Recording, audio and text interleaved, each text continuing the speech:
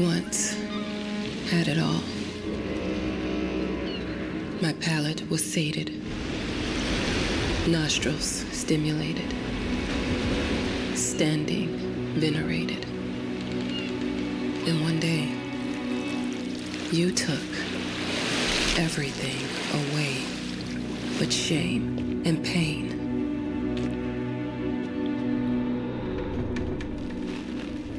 I'm still not sure what game you're playing,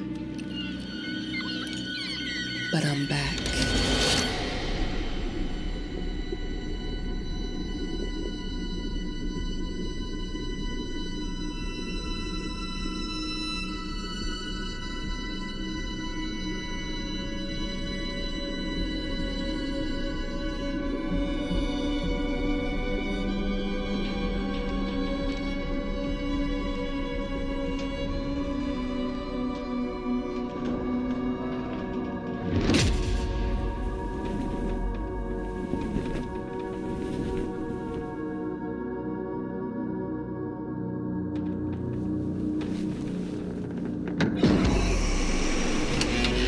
I'm taking what's mine.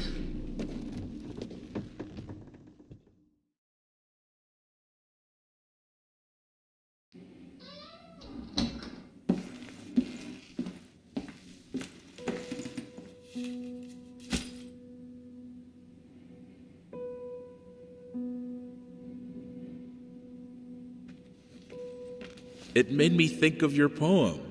Congratulations.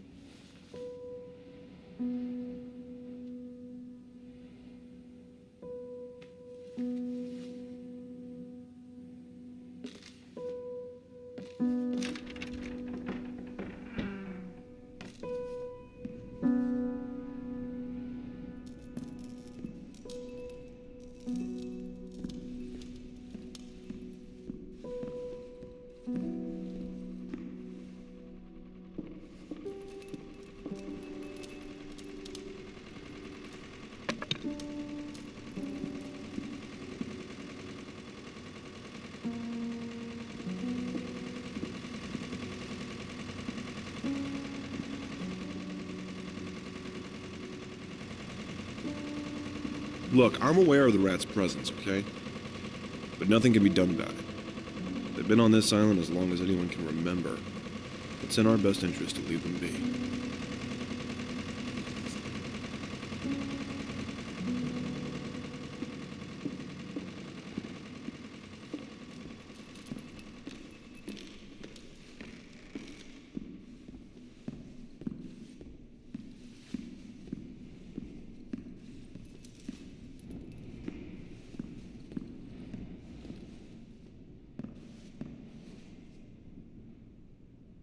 Dear, congratulations once again on winning our competition. Let us repeat, your submission astonished us, and we are delighted to welcome you in our hermitage. Make yourself at home. The whole lighthouse is at your disposal.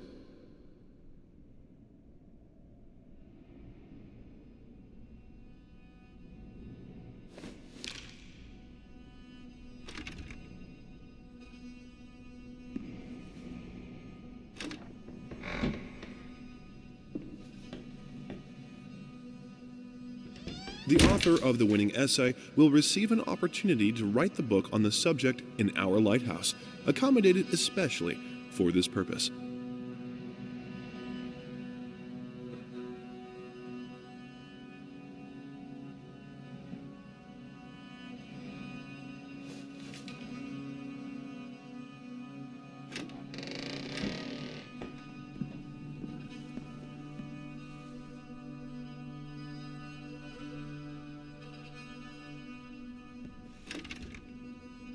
Huh? Whole lighthouse is at your disposal. My ass.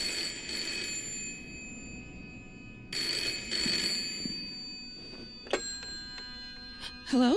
I received the word that you came to the lighthouse. You find everything to your liking. Well, that was fast. Yeah, I'm here. I'm very pleased to hear it. Now, are you writing? What? You must understand, Mrs. It is imperative that you start your work as soon as possible. I will remind you that you signed a contract. Now, it is very specific on the timeline. I would advise you abide by it. Goodbye.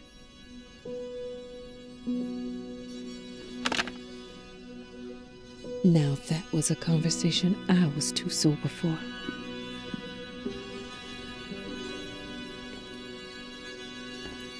I'm an adult, Mama. Crippled or not, I can take care of myself now. It's time for you to focus on yourself. I can't wait to read that book. Love you. Yours.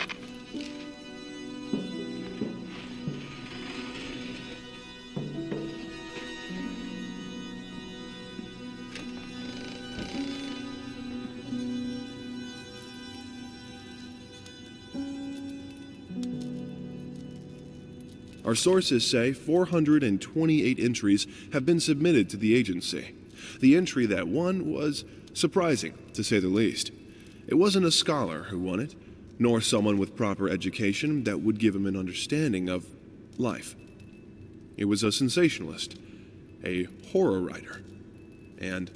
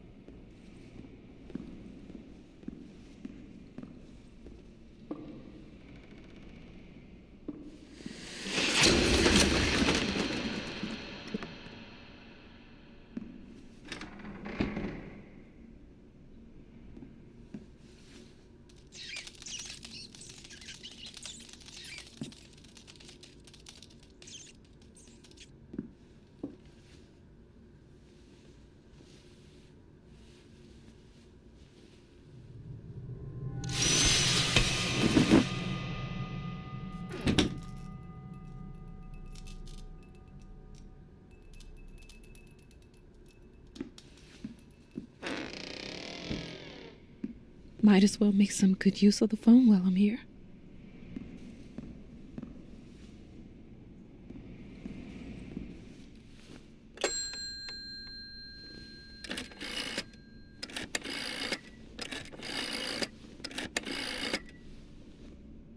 Hello? Hi, darling. I'm calling to let you know I'm here.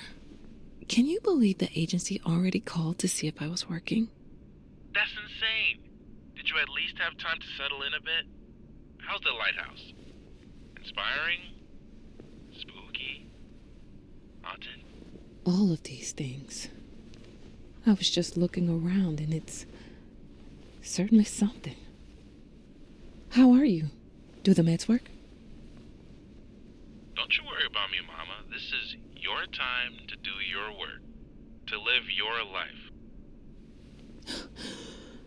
Well, maybe you're right.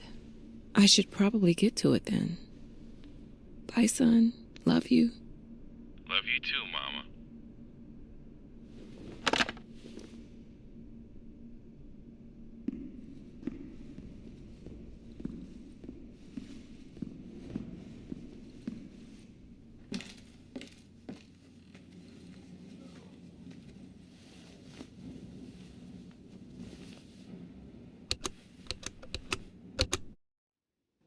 I know how you must feel.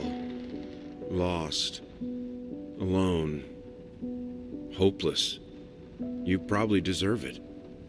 But even for you, there is still a way to bring it all back. The one precious thing you ever truly desired. Finish it.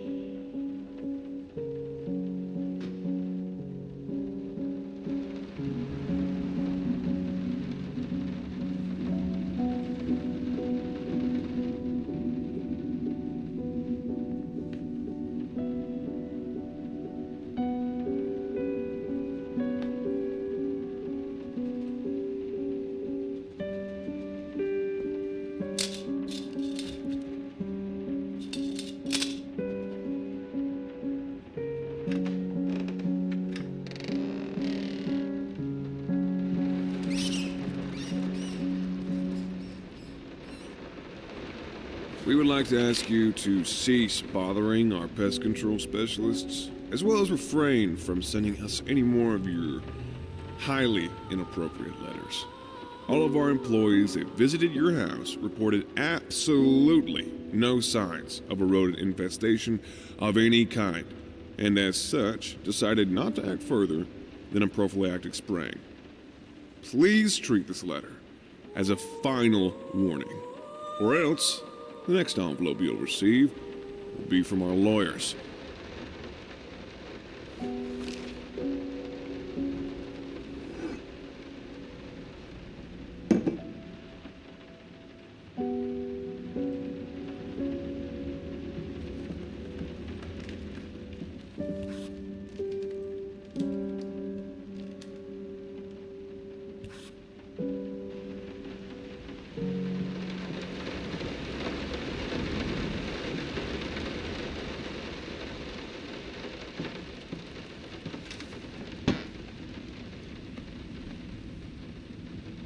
Figured you'd be up all night, so I made you a little treat.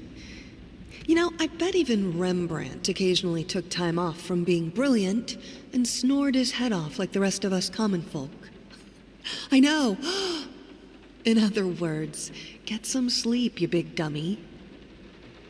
I love you.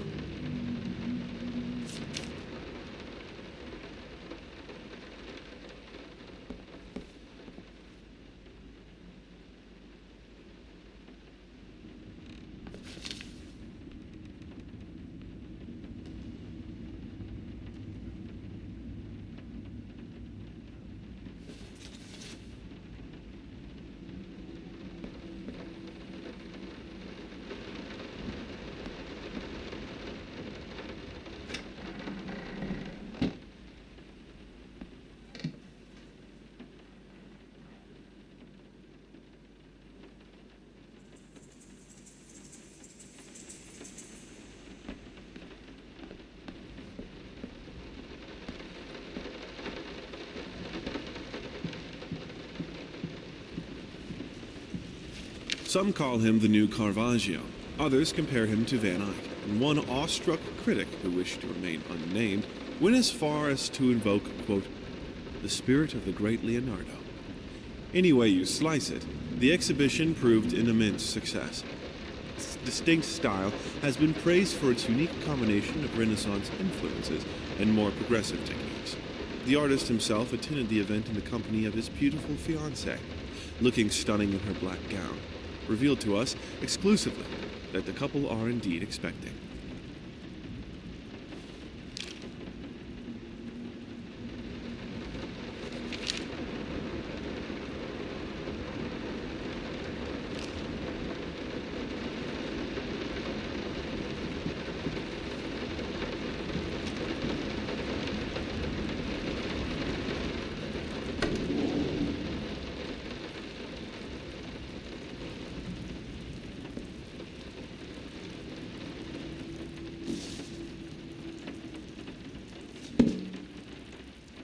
How did they fuck up the length?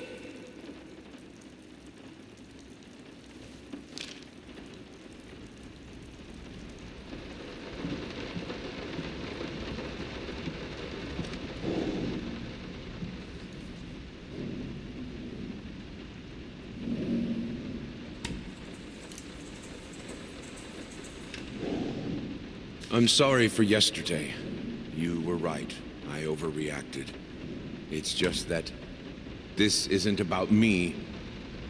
It's about her. Everything I do with her best interest in mind. I guess I've always believed that in an imperfect world, it's worth it to strive for perfection. Now I'm starting to sound like my father. I will work on my temper, though. Promise. We'll talk later.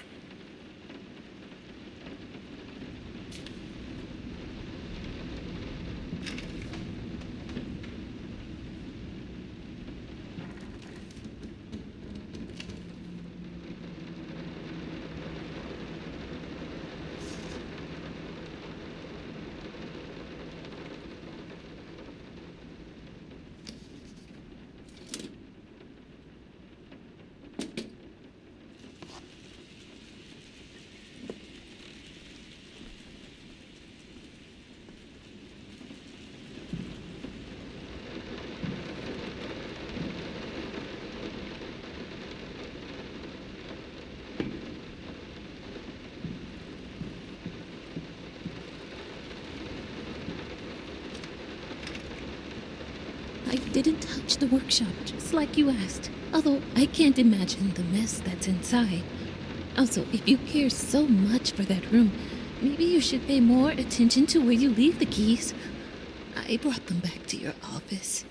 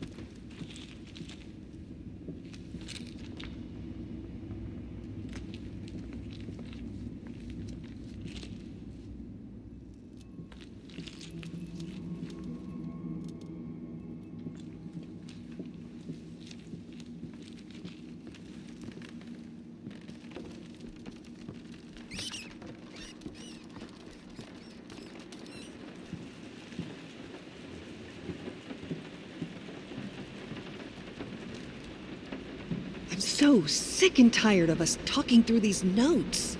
We live in the same house, for God's sake. Come talk to me when you're done, before you go to sleep.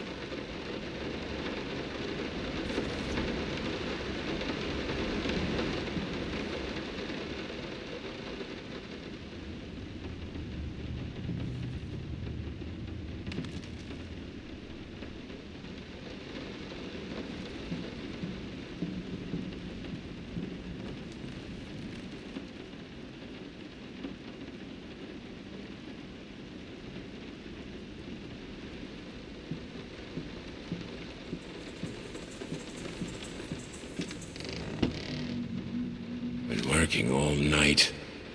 Don't wake me up.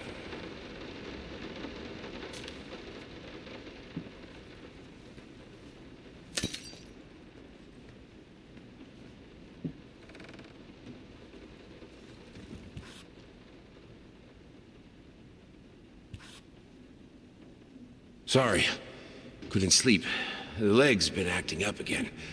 Figured I might as well do some work. I love you.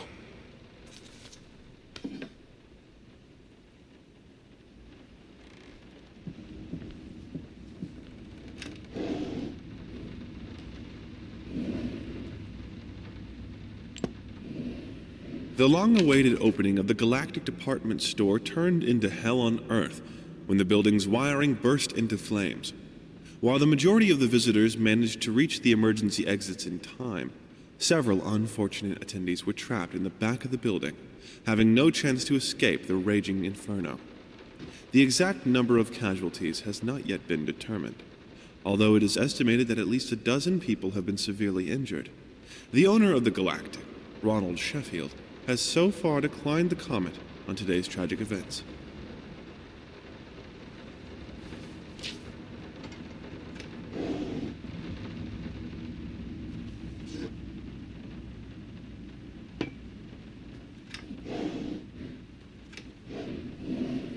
Might not be a household name yet, but just give her time. The incredibly talented multi-instrumentalist gave an astounding performance last night, winning over even the most ardent naysayers. Quote, "She was simply astounding. I haven't seen such passion, energy, and skill in years," stated famed pianist Daniel Richter. He was not alone in his praise. It seems even Anthony Giles, one of its harshest critics, has finally seen the light. Giles had previously made disparaging comments about the artist, stating, quote, "There's more to performing music than enthusiasm in a pretty face." When asked if, after witnessing last night's performance, he regrets these words, Mr. Giles gave us a look that can only be described as a mixture of awe and embarrassment. Pressed for an answer, he simply said, "Yes." We caught up with the star.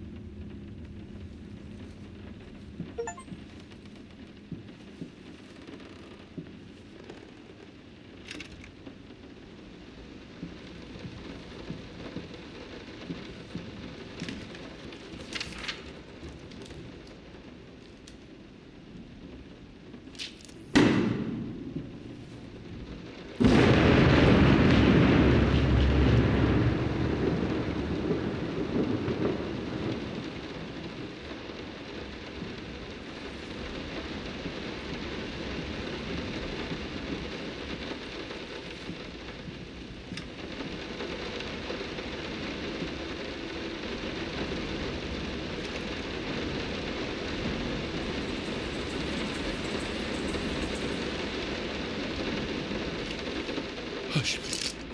Daddy's here.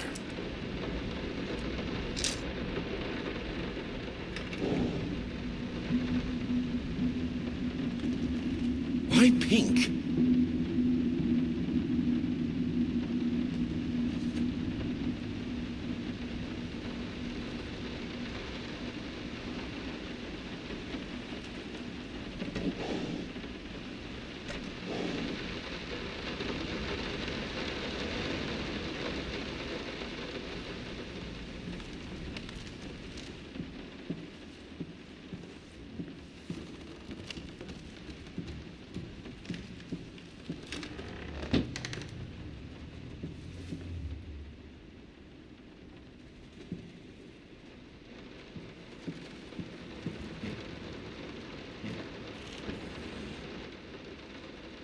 Let me ask you one simple question.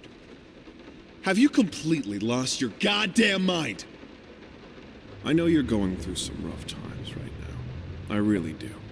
That's why I've agreed to let you do those illustrations in the first place, for old time's sake. I even deliberately gave you a trivial task, because I expected Little Red Riding Hood to be something you can draw in your sleep. What I didn't expect is to get this demented nightmare fuel you submitted for a kid's bedtime story. There is no way in hell I'm using this, and I already regret agreeing to a payment in advance. Please, get your shit together.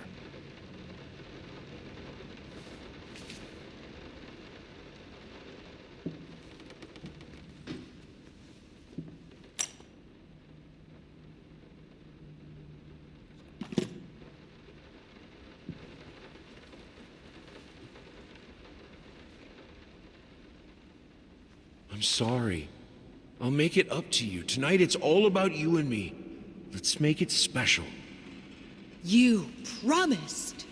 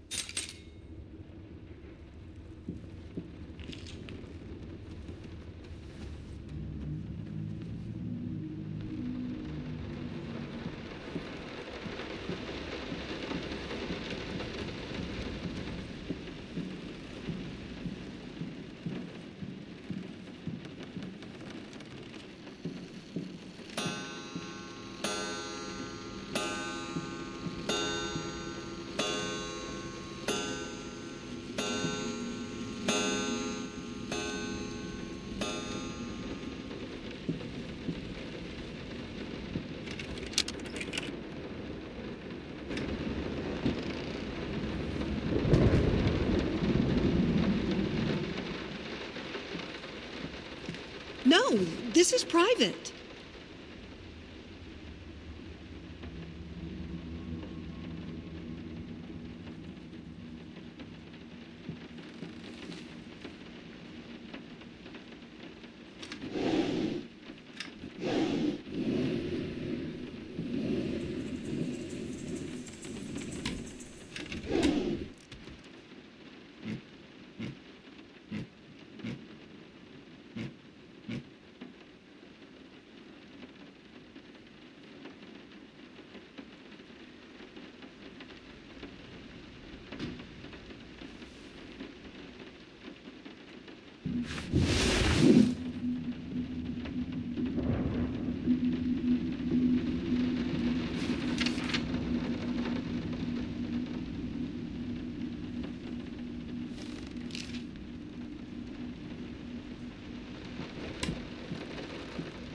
Two souls, so passionate, so talented, and yet they wanted to build something so ordinary. A home, a wife, a family, peaceful life. Betrayal of everything that made them both artists, and yet they clung to it.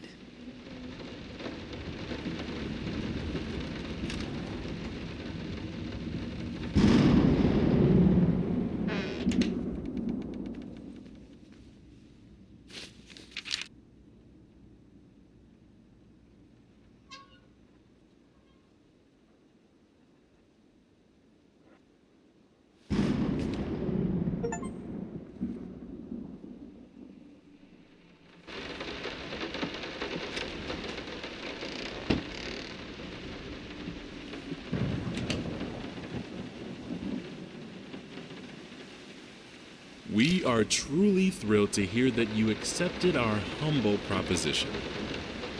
After discussing dates with my colleague, we find this date the best time to open the exhibition. We need time to set everything up. Getting a piano to our gallery will be no small feat.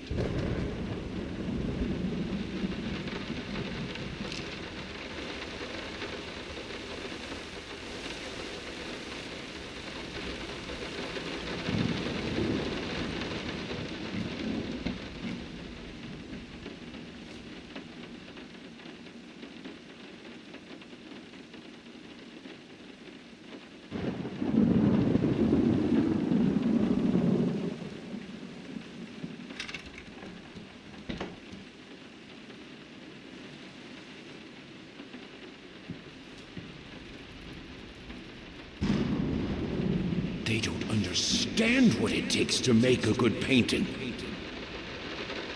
The work doesn't start with the brush, just like family doesn't start with marriage. It starts with canvas.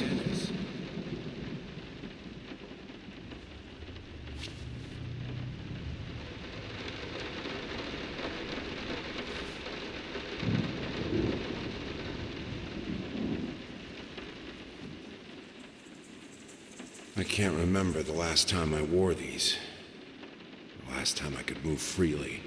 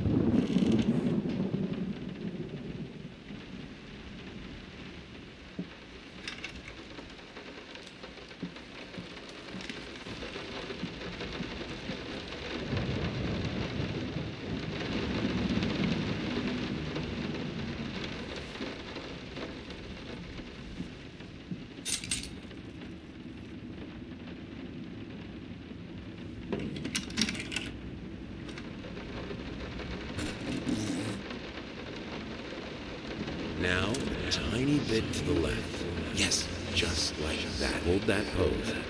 I want to get all those just right.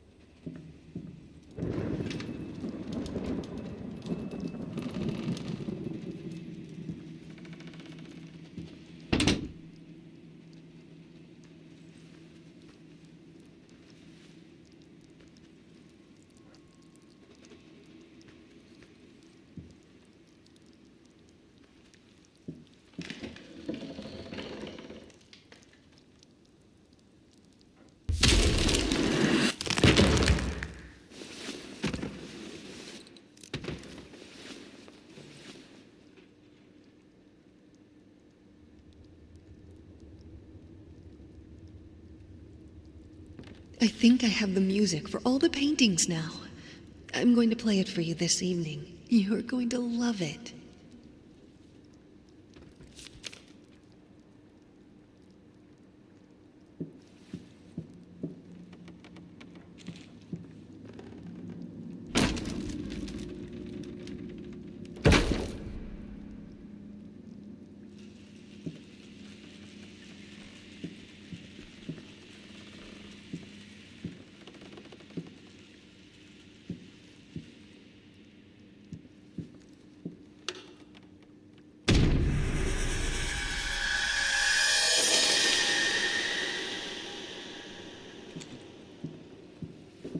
Must be sharper.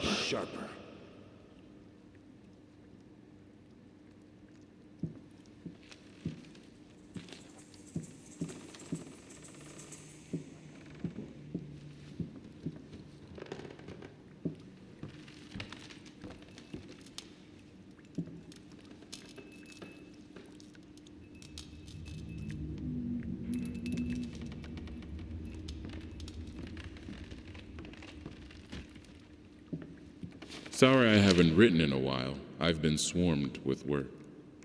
I gotta tell you, your last letter was troubling, to say the least. I just can't believe she would set fire to your old paintings. Why would she do that? The lady in black especially? That was your tribute to her, wasn't it? I don't know what to tell you except to get her some professional help pronto. You could probably talk to someone as well. With all that's happened, I'm sure it would do you some good. I probably don't need to tell you that the buyer was sorely disappointed with the news. The new pieces just aren't selling as well as the classics. Anyway, I'll keep looking. You just hang in there and focus on your work. I know you still have it in you. I believe in you.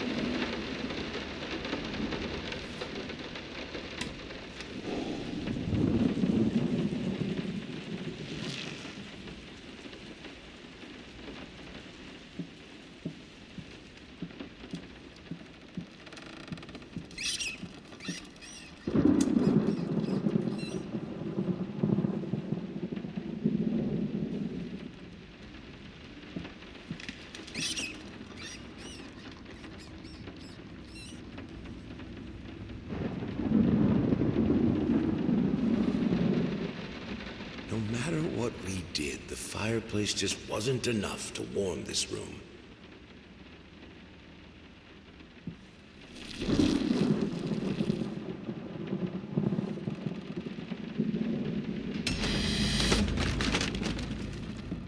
Don't be scared.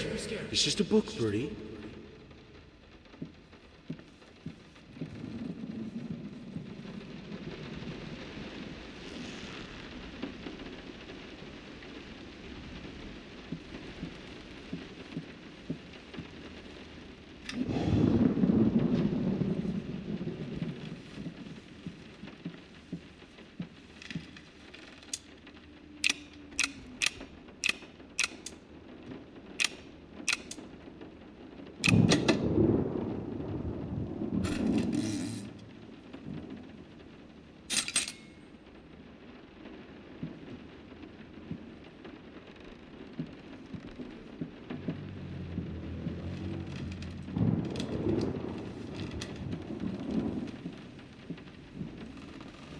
This is fine.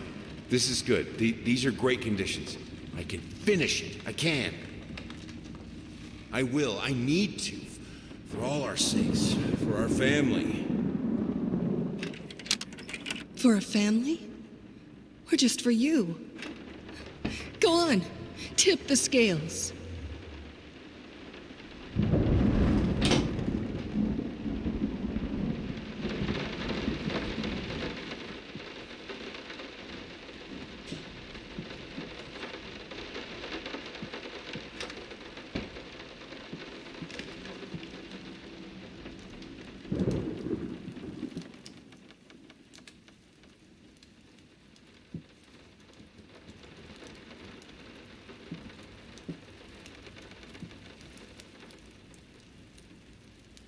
The green of her eyes, the red of my paint.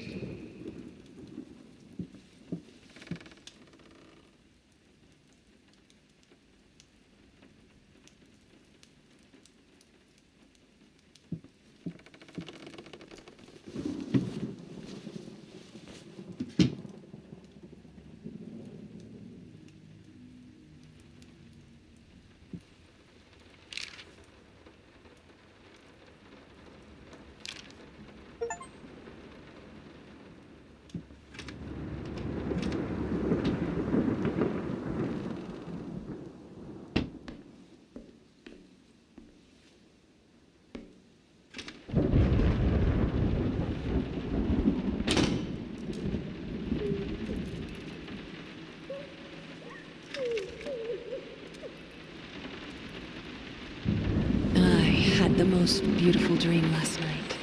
I dreamt he came to me, embraced me, loved me, as he once did. But we both know that while I dreamed my silly little dream, it was you he really lusted for.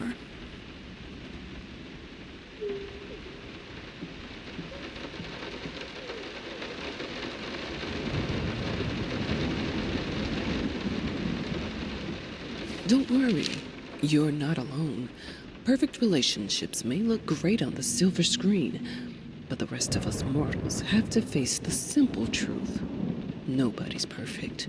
And you know what? That's fine. In fact, many loving couples struggle with day-to-day life in a relationship. This does not make them any less special. It just takes some work. And we're here to help.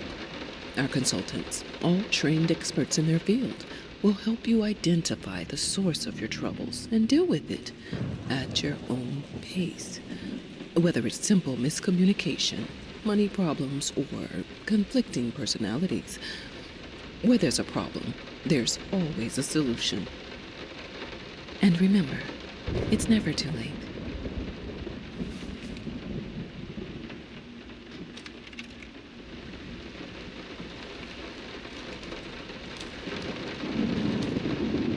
I think we should drop the toccata here. People won't be able to concentrate on anything but your music. It's about our family, after all. About both of us. I'm sure Thomas would agree with me.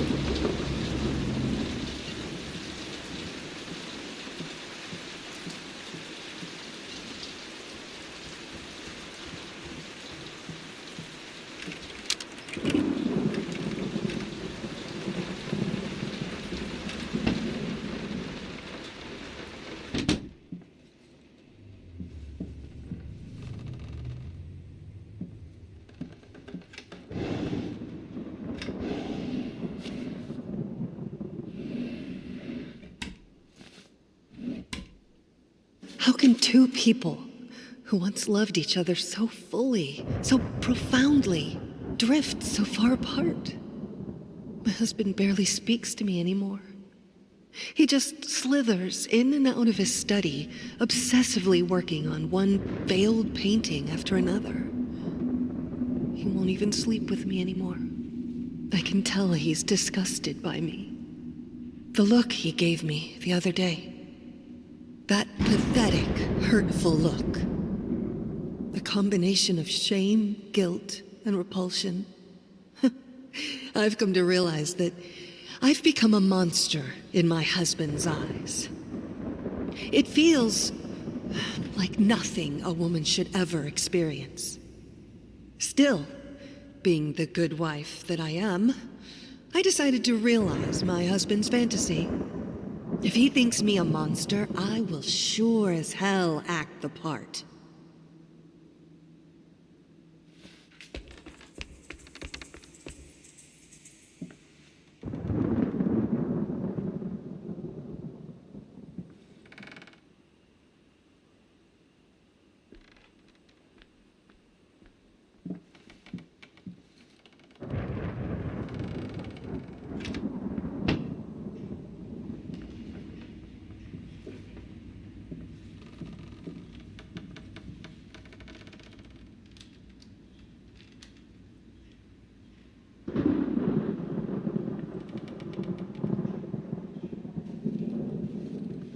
Watch him drown.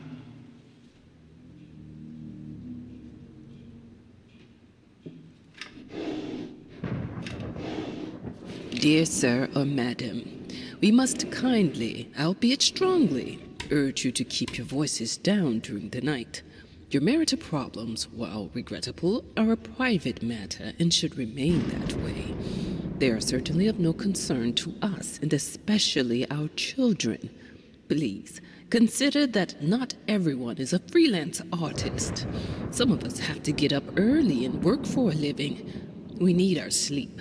We must also warn you that if things continue the way they are now, we will be forced to call the police.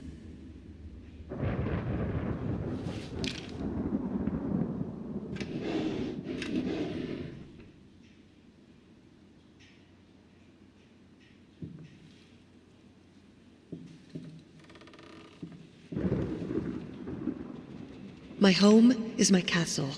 Locked inside, I am safe.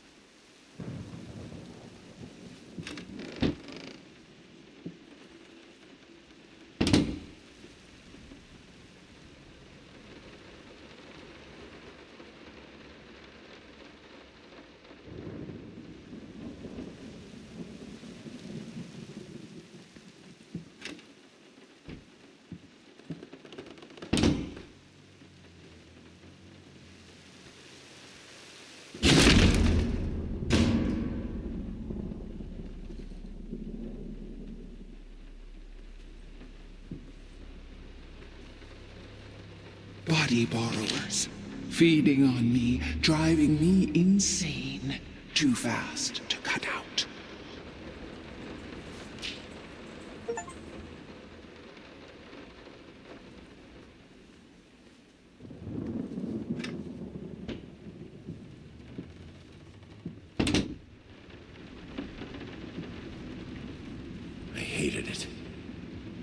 felt as if it wasn't my hand that wrote the letters when using it.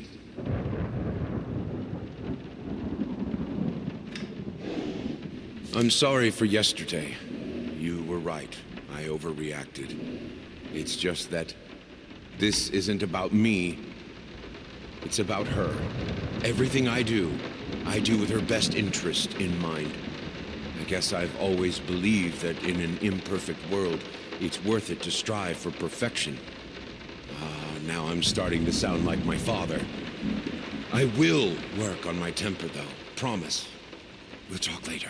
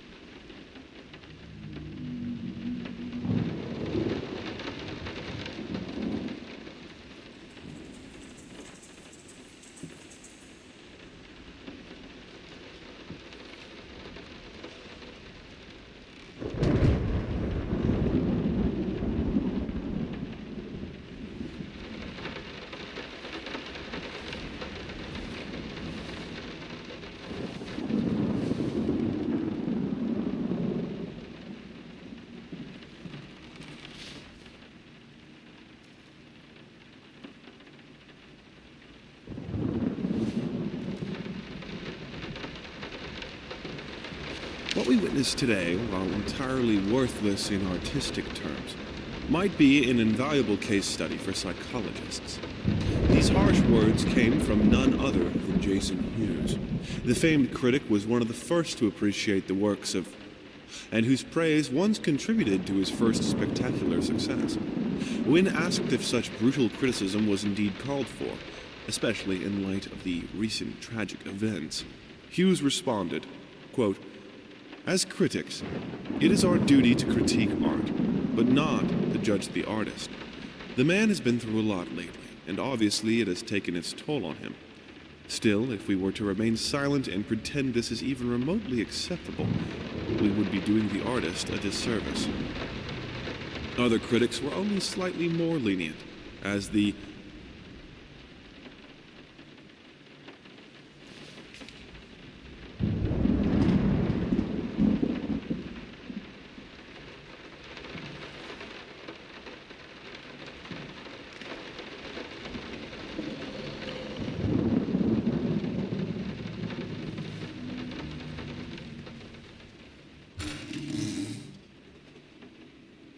The thought alone that the most beautiful piece of art doesn't have my name on it is killing me. So, will you marry me? in an unexpected experimental streak in his usually conservative endeavors, Thomas Caldwell hosted an extraordinary exhibition opening in his gallery.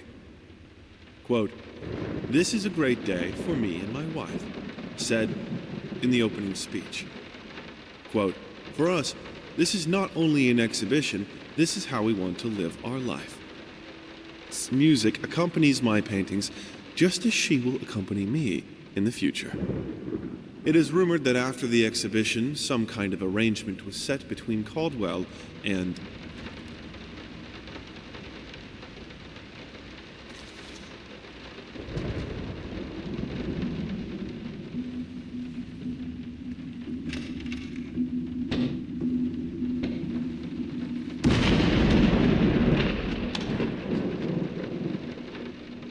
have a responsibility. Finish it!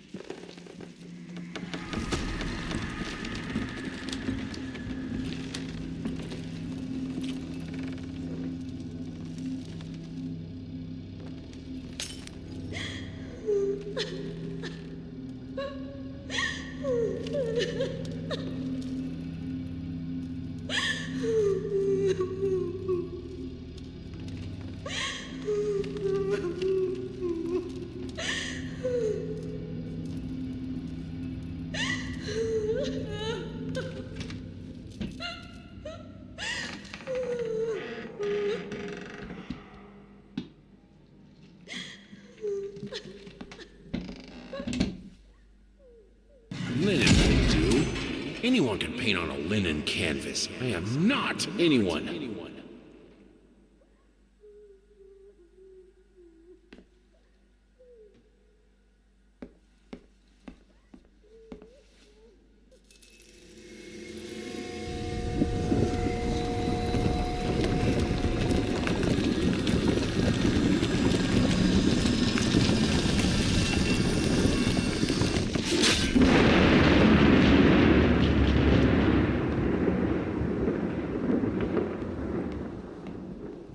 First, I looked for a canvas.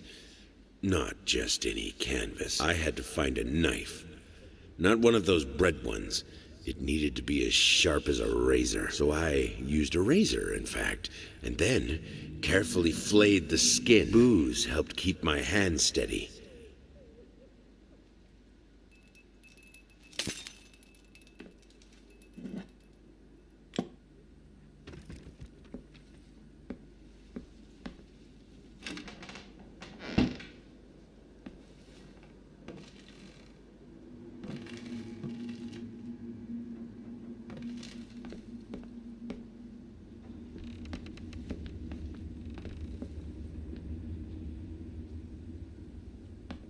Figured you'd be up all night, so I made you a little treat.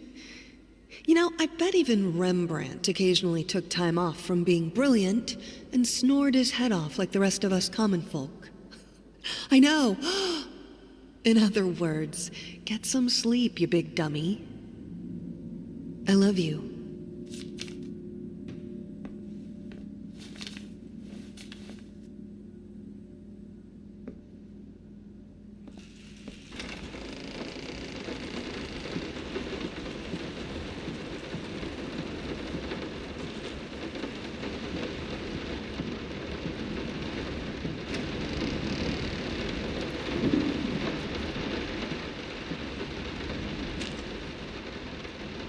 No, this is private. I had the most beautiful dream. How can two people?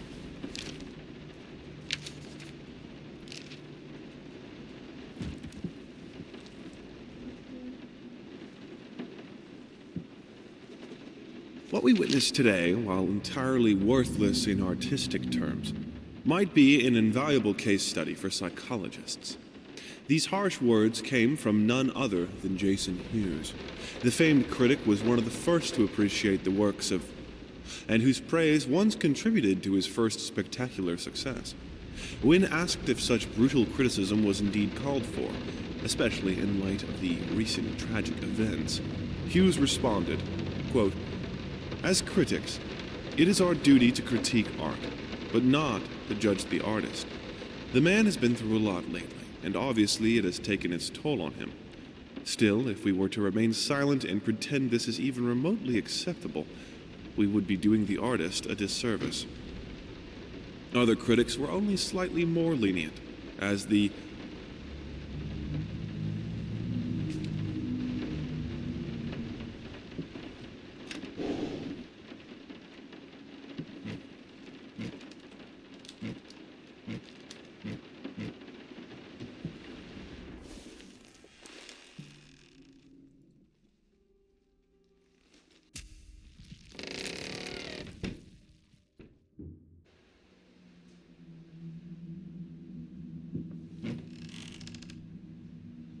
It must be sharper. First, I looked for a canvas. Not just any canvas. I had to find a knife. Not one of those bread ones. It needed to be as sharp as a razor. So I used a razor, in fact, and then carefully flayed the skin. Booze helped keep my hand steady.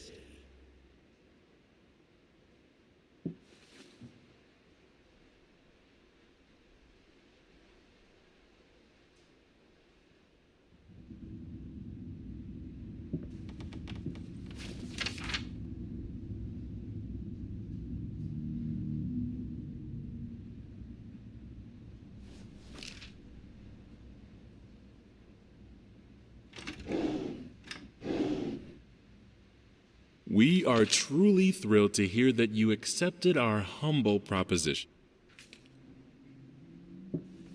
Moths, drawn to the fire between them, no matter if the flame was desire, despair, or hate.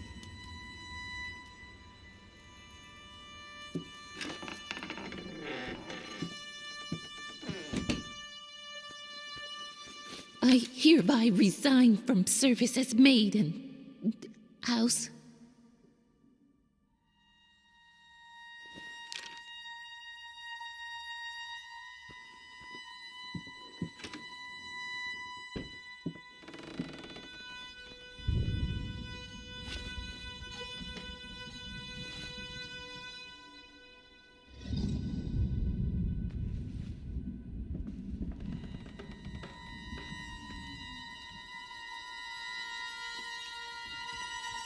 I can't stand seeing you like this. You're not well. You were sweating and shaking all night, and now there you are, locked in your workshop as usual. This whole tortured artist nonsense has got to stop.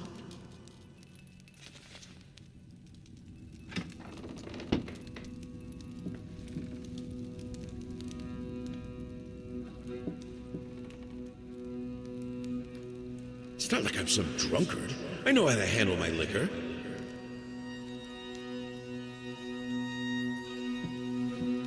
You keep the fire in your office just to stop me, don't you? You hate me that much?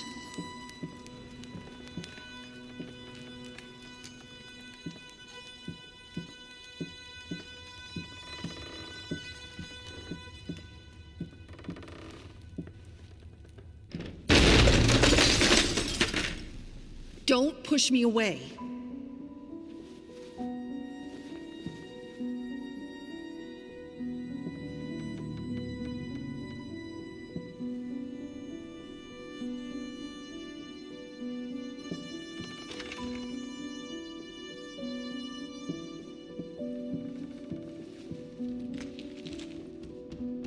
All I asked for was an edible meal. At least one that had any taste at all.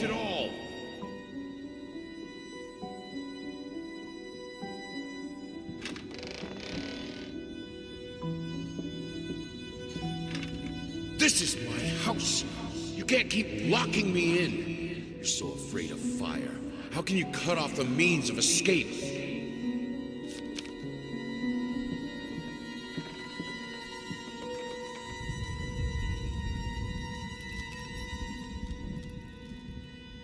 Suddenly, everything I find relaxing is a fire hazard.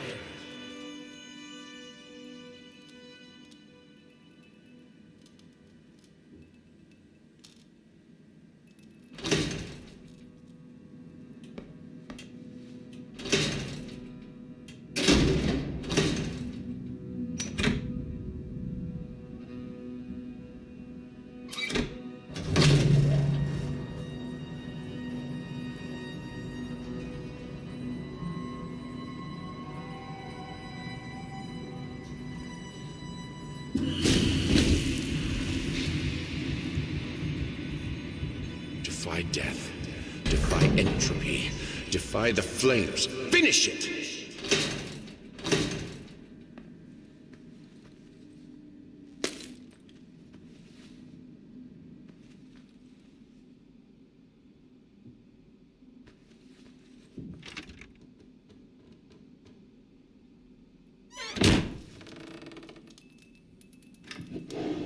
Here are the calculations you asked for.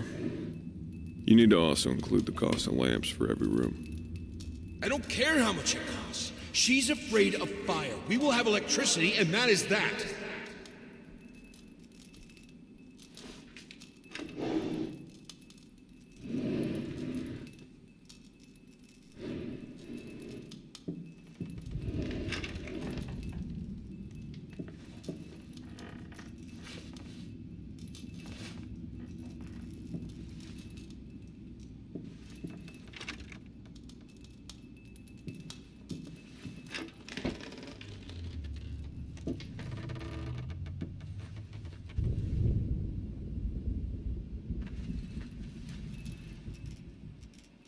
Let's talk about the symbolic aspects of your work.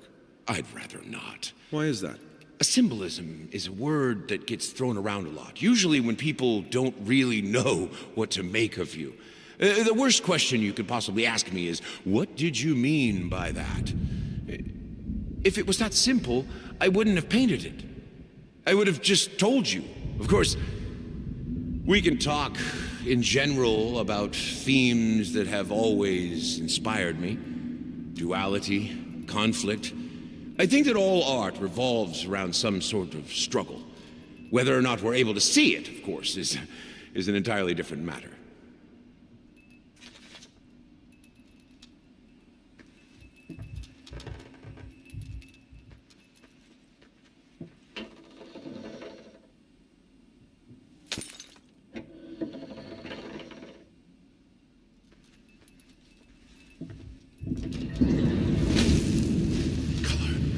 The life of painting, the soul. I need it. I need it to be perfect, striking, vibrant life. Life, fire!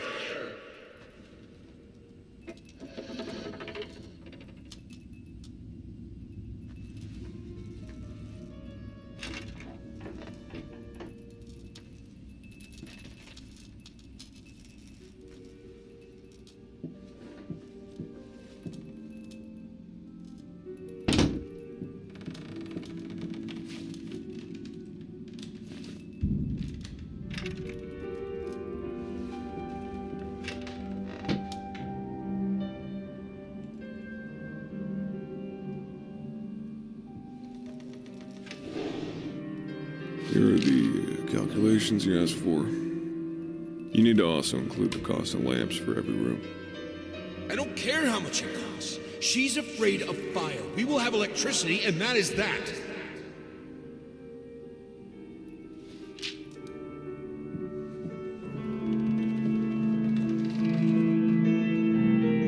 Why did you stop? That tune was perfect. Honey, please, just a little longer. At least until I finish painting this one part. Oh, don't make me beg.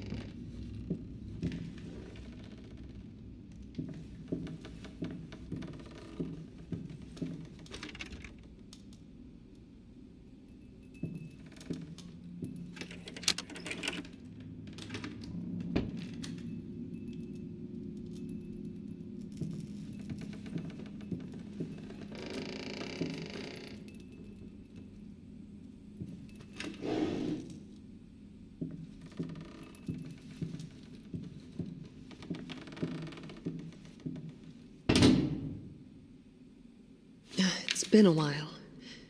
It took me 6 months to be able to hold a pen again. 6 long and painful months. But I finally did it. It still hurts, but the pain is just bearable enough for me to jot down a few lines. Oh, the things we take for granted. Wow, that's deep. I think I better rest some more, before I put ancient philosophers to shame.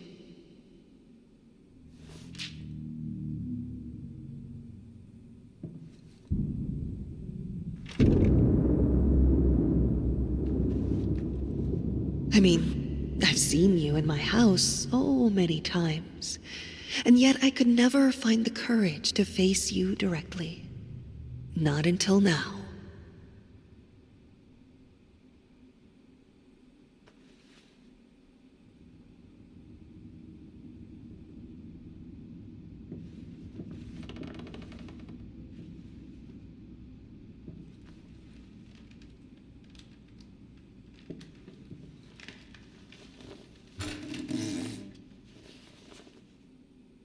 Lice, mice, bald, bloody spots, hair, not mine. Where are the scissors?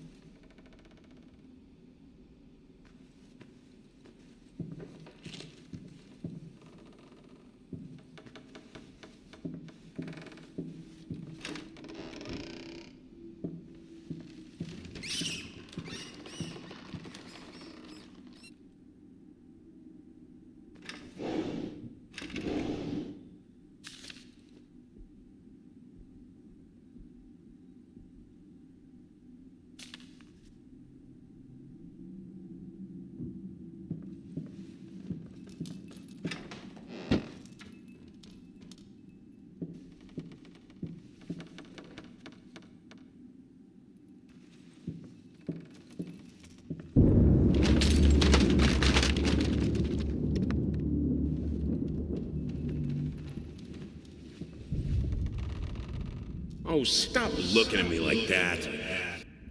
It's just a little something to help me focus on my work, that's all.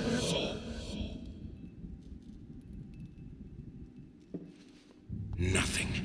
They're getting smart.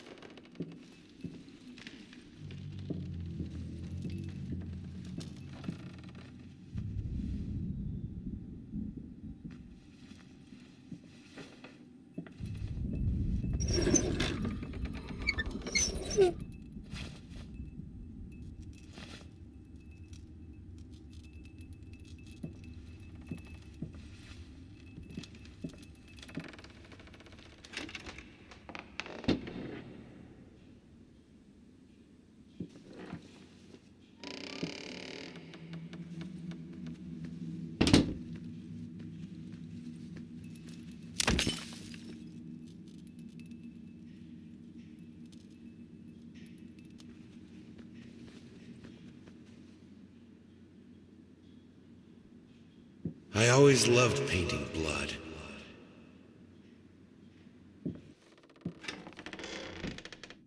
Is this the right door for you? You've always wanted to have a huge garden. Green calmed your nerves, you said. Is this the right door for me?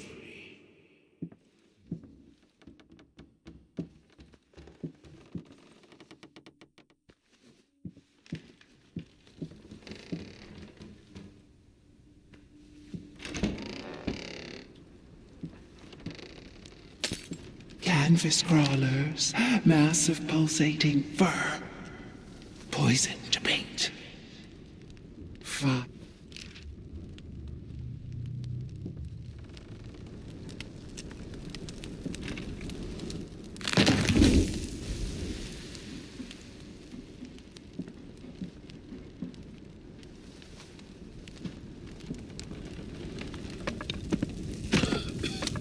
No excuses, no accidents, no weakness.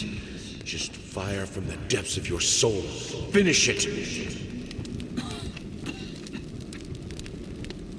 I need to fight the darkness.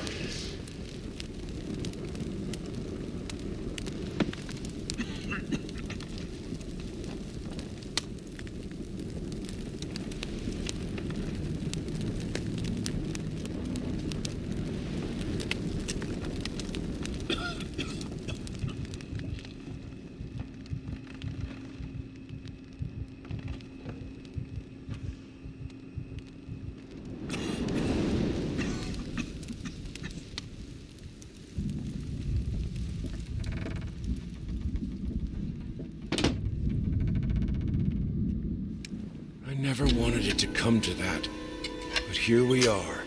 I will protect myself.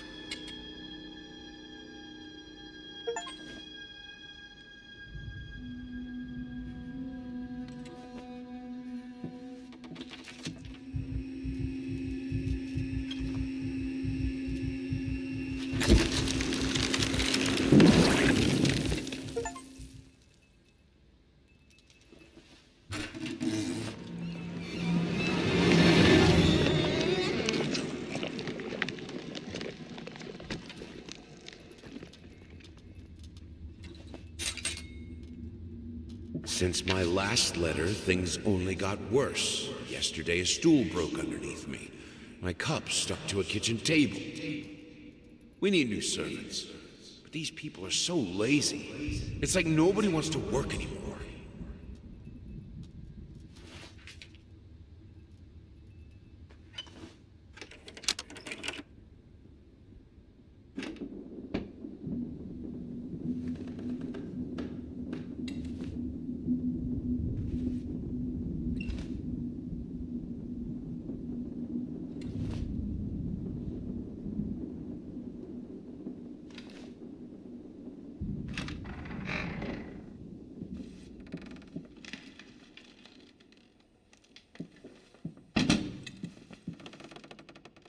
As of today, I'm resigning from work at this house.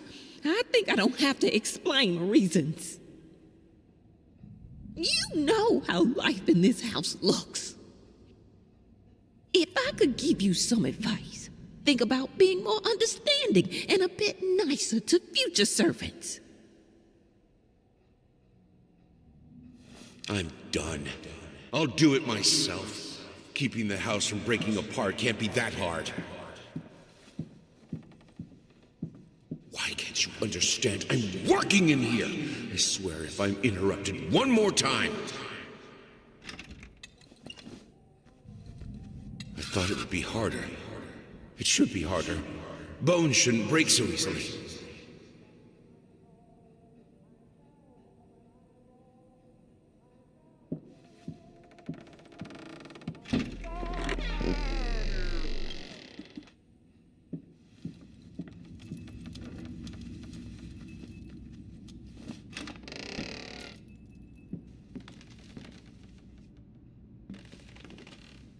He looked so delicious when the flame burned him out.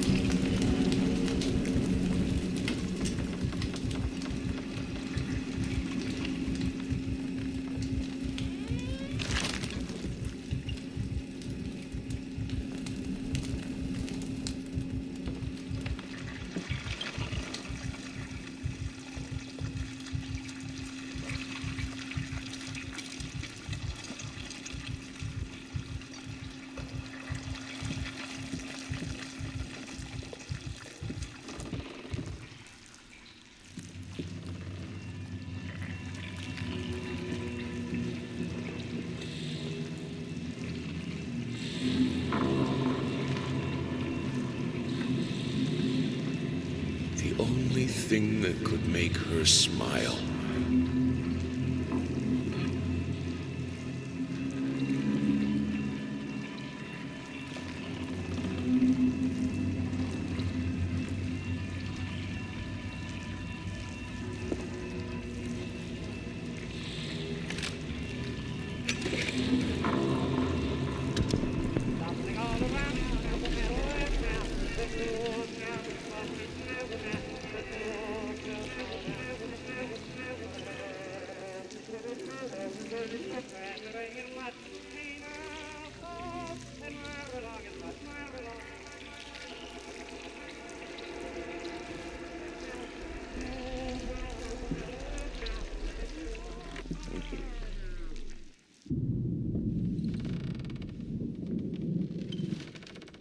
Honey, what in the world are you doing? What did the doctor say about straining yourself? Leave that thing alone. It's not going anywhere.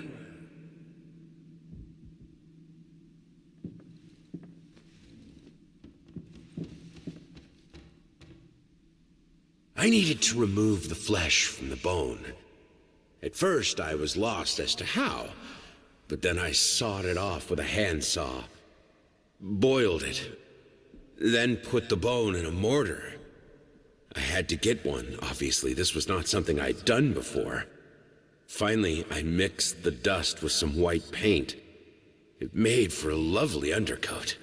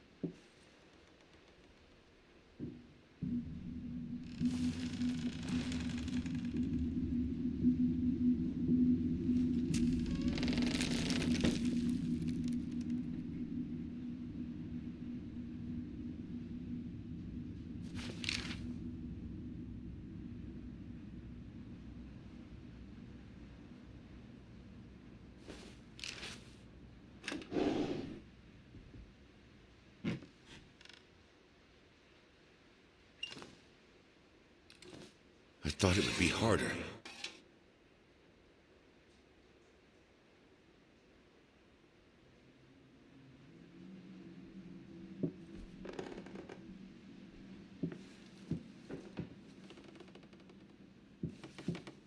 Their life started to fall apart. Everything he touched turned to rot.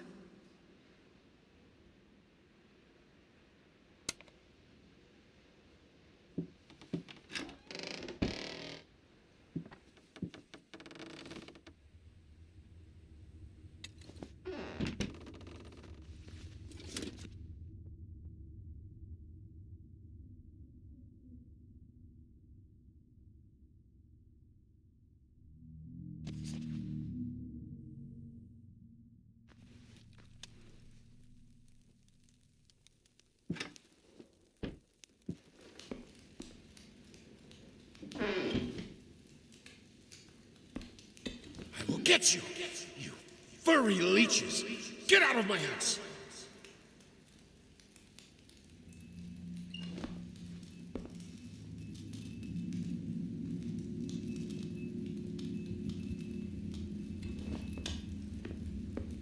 Look, honey, it's your favorite. Come, sit with me, like in the old times.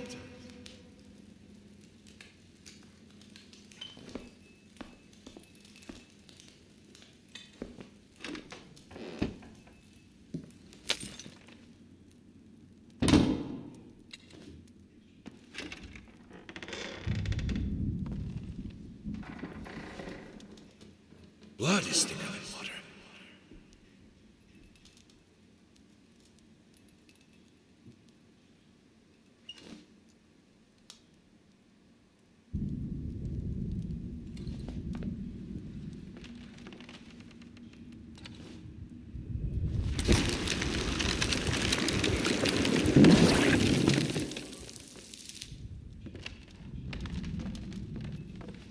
Good, solid undercoat. A primer that will hold it all together so it doesn't rot.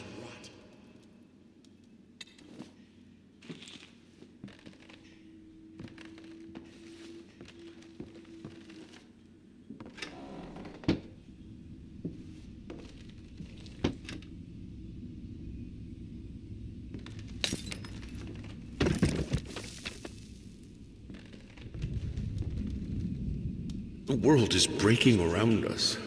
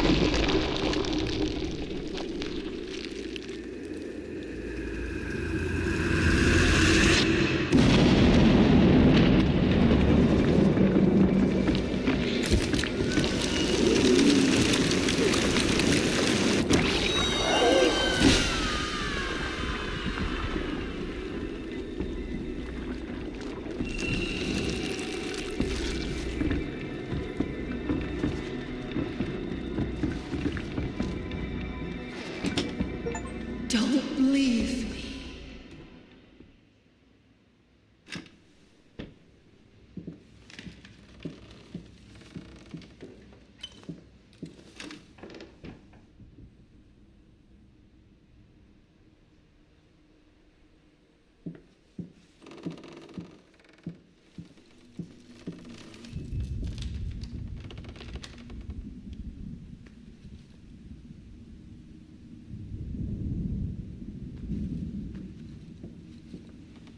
Damn ash!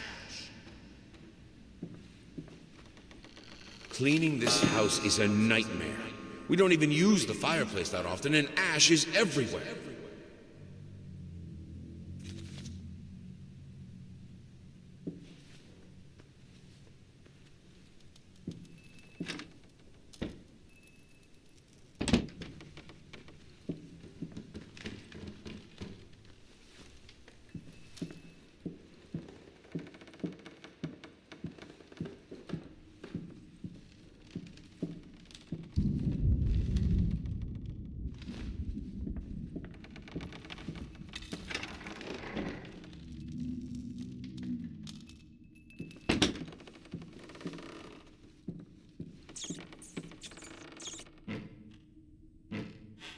Plague breeder, abomination.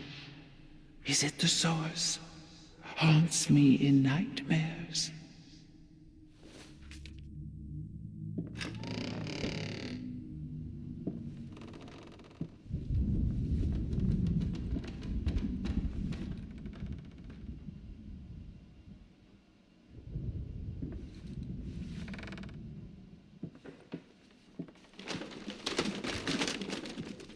This house is a mess. You're still a lady of the house, remember?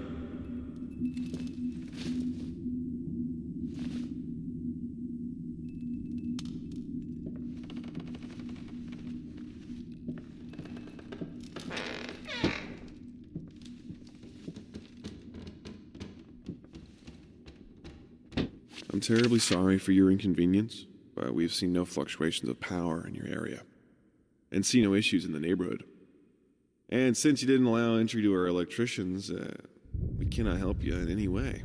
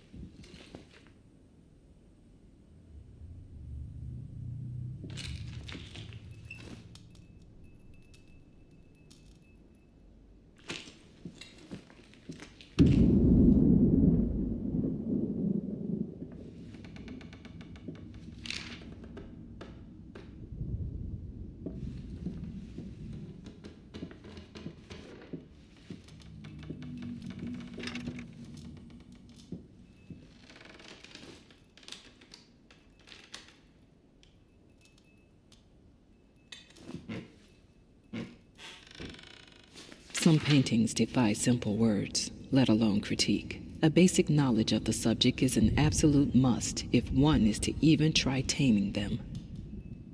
Babyface is one such painting. This art anomaly draws tens of thousands of mediocrity enthusiasts and Sunday abstraction aficionados.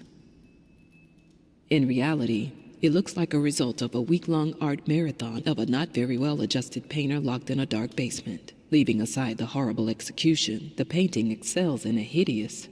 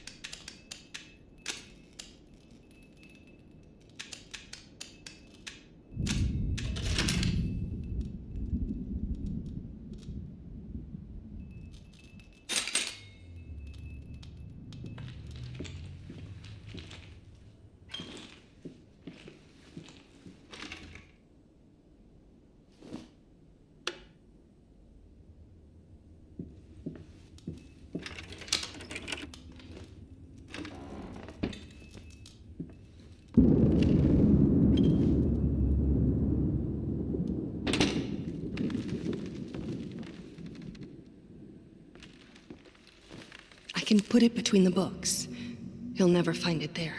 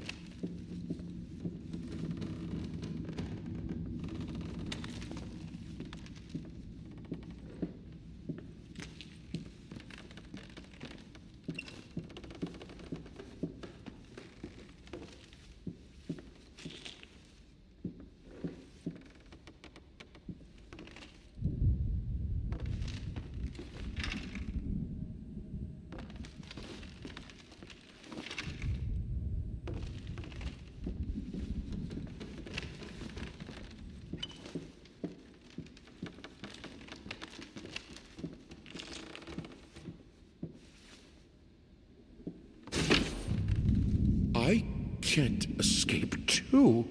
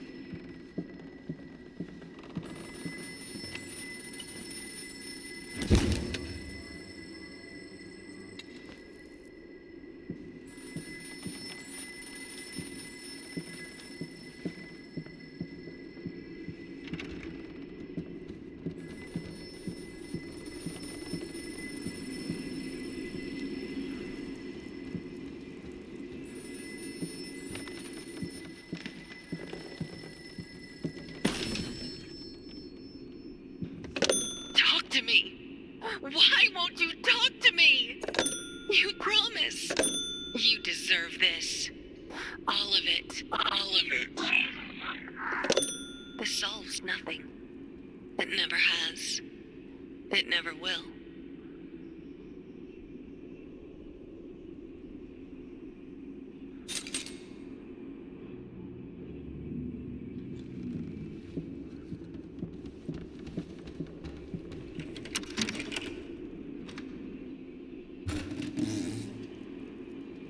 Silent floaters. They clog the drains. Fur in the water. No baths for me.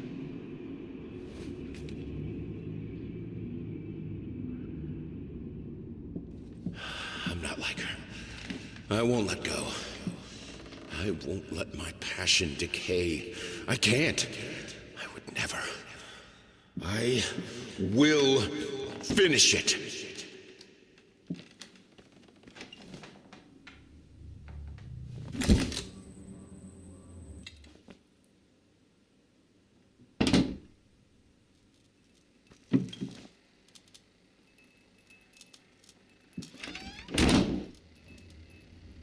If I am to be honest, I can't say your letter was unexpected.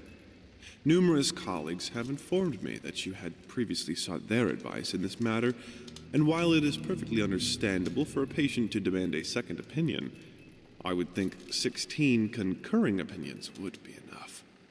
Still, out of respect for you and your wife, I have examined the case thoroughly, and I have to concur with my colleagues. Involuntary muscle spasms are not uncommon with patients who have suffered burns as severe as your wife did. What you refer to as a freakish grin or an unnerving yelp, though many would find such expressions hurtful, could indeed be manifestations of nerve damage. The other symptoms you mention do not seem to be physiological, but rather purely psychological in nature. Traumatic events can lead to severe stress, and that is nothing to be ashamed of. As to your demand that we fix your wife, you have to understand that what she went through cannot be undone with one simple procedure.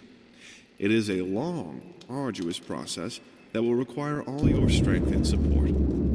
Please feel free to contact me or my colleagues should you wish to discuss a long-term rehabilitation program.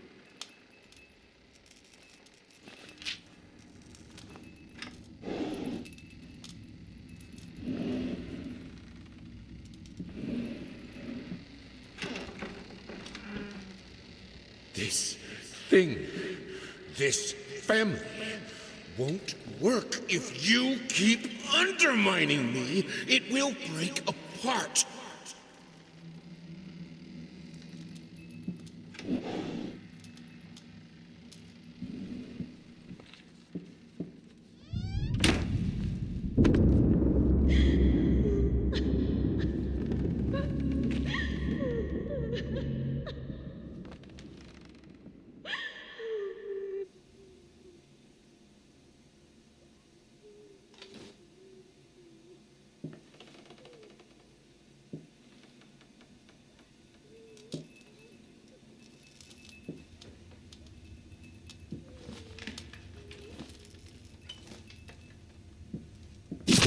Your fault.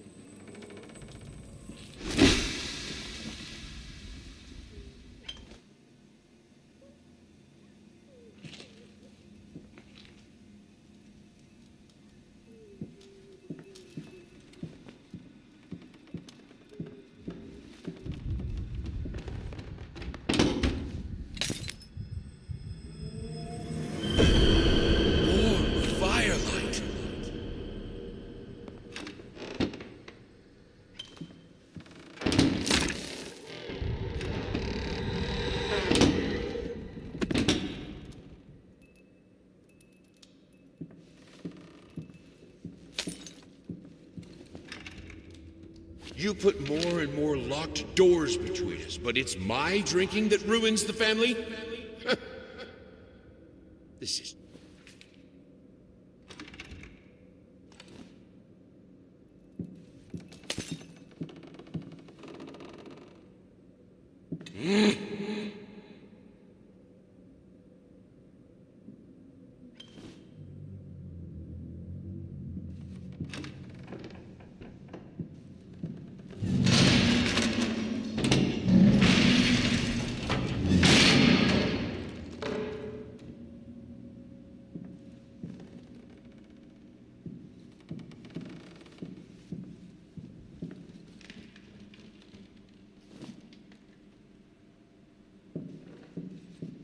The thing she could do with the piano.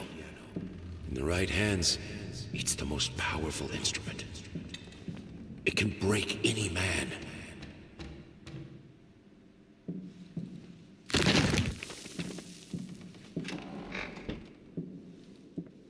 I need the fire. The lamps are so cold.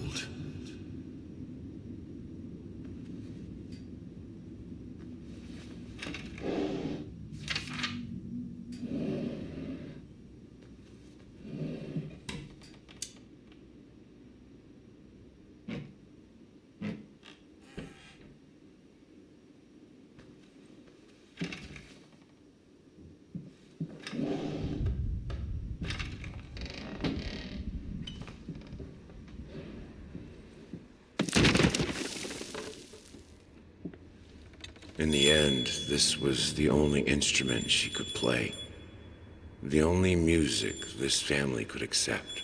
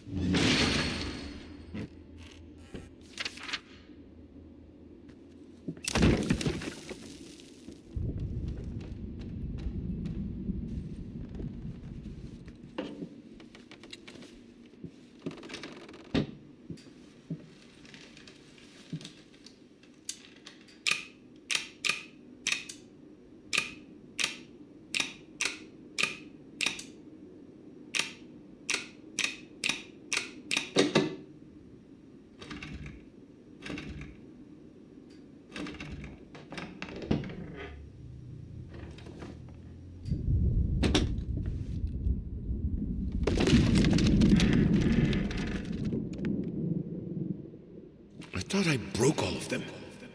Oh well. Cold, merciless light is still light.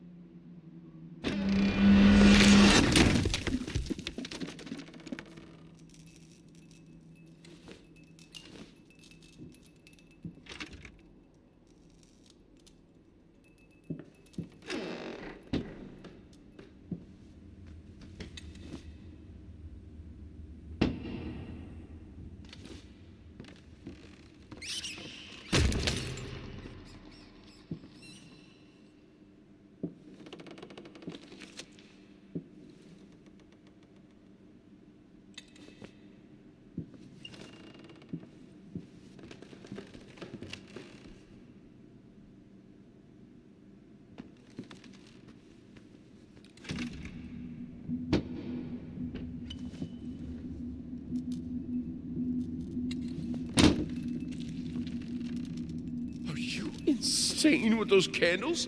You will burn! We have electricity!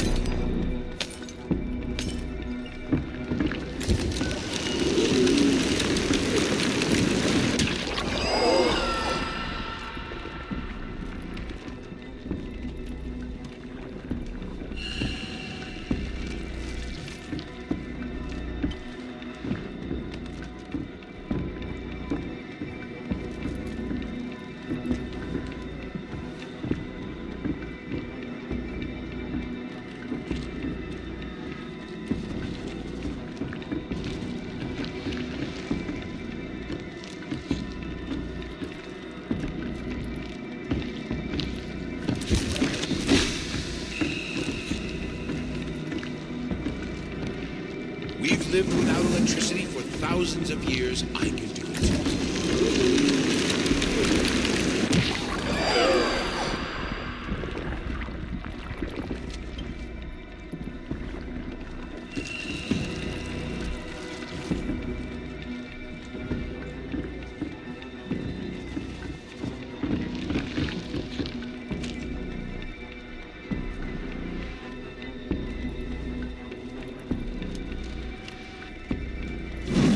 That fire is...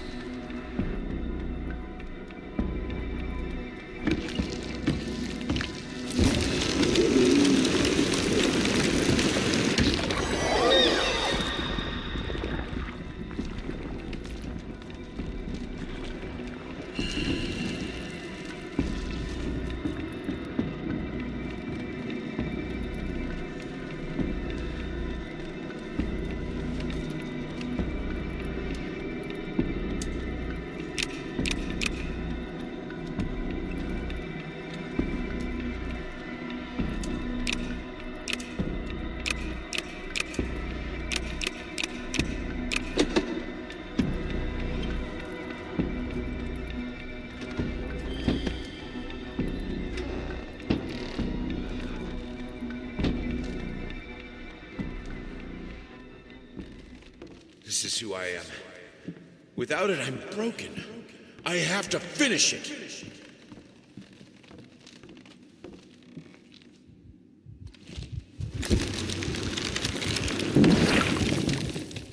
All right, let's try this again.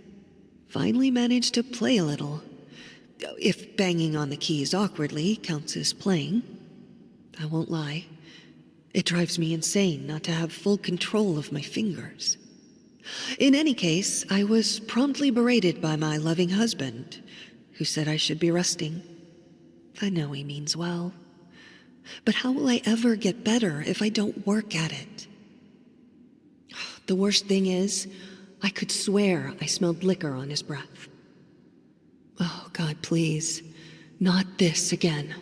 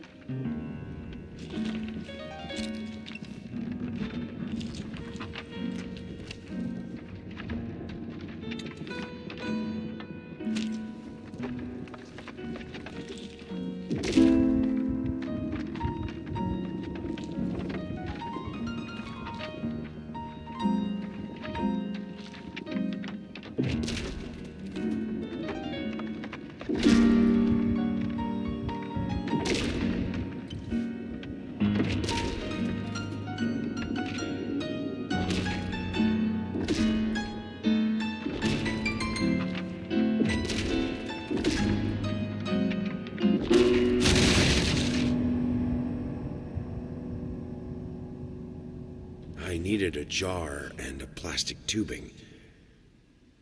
I siphoned gas before. I knew how it was done. I stuck the tube in a vein and sucked on it until blood filled my mouth. Then put the tube in the jar and it just kept coming. A taste of copper haunted me the entire night. Why didn't I think of a syringe?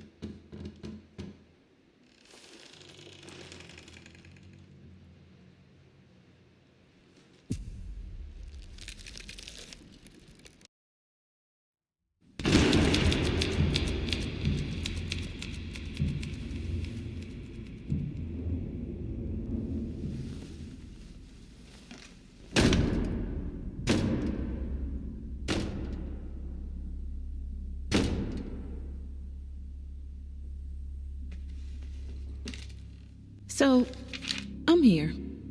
For a place belonging to a posh-ass agency, this is weird. If they wanted to have a decor that corresponds with story, they succeeded. It's dark, there are rats, and it's weird paintings. Not gonna lie, I felt like it was some fucked up experiment, especially since the man called to check if I'm working soon after I entered. I heard a strange noise when I was about to start writing, but it turned out that it were only rats, I think.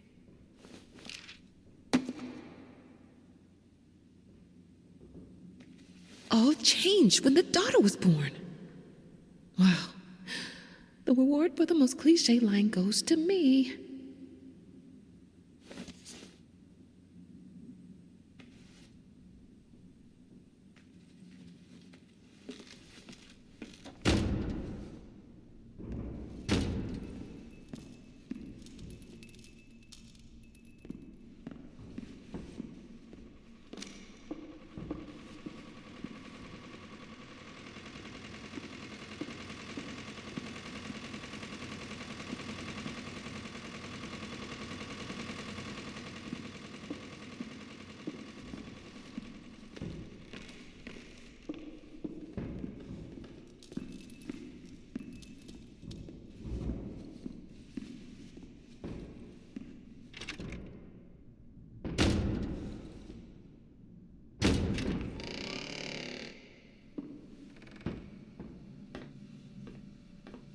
Children change Reach for your own experience. I know what it is to be a parent. What changes with the child? Channel it.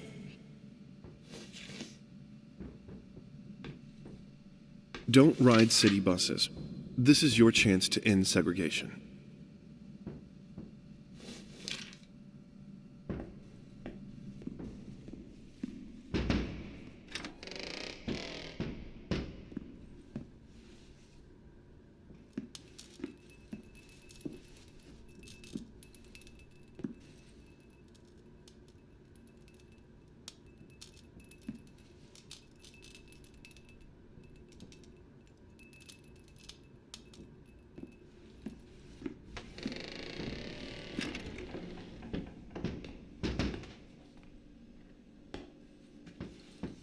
We had an agreement, a deadline that you prolonged for the third time now.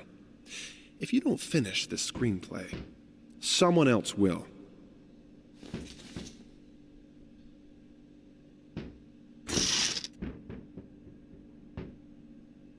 The most painful and most useful tool in a person's arsenal.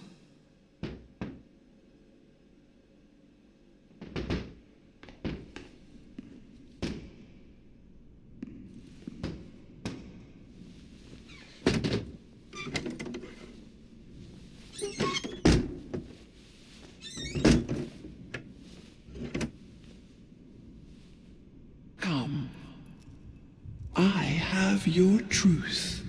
What the fuck?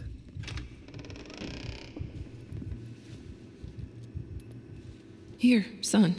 It'll help with the pain. Come on! What happened to you when your daughter was born? Tell me!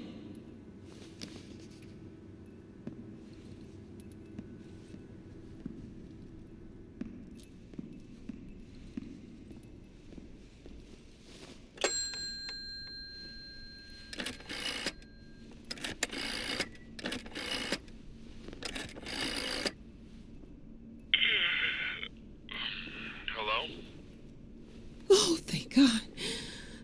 It's me. Mama? Did something happen? I don't know.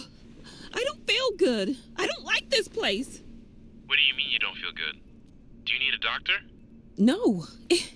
It's dark in here. I'm scared. Mom, it's night. I think you just had a bad dream. Everything will be okay in the morning. I imagine the lighthouse gets lonely, but come on. It's you who wanted to go there. No, you don't understand. It's dark. It's awful, and I can't write. Everything is... Hello? Hello?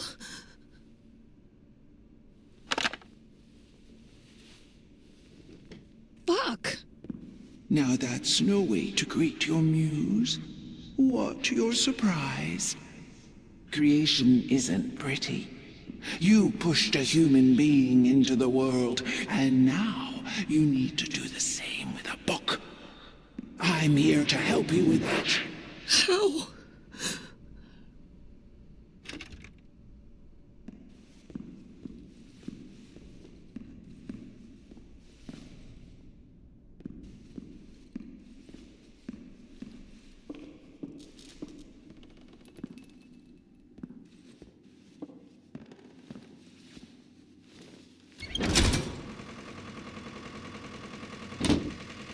How? She asks. The same way I helped the painter, the musician, and the actor. All you have to do is choose. Your voice will be heard. It won't. It never is.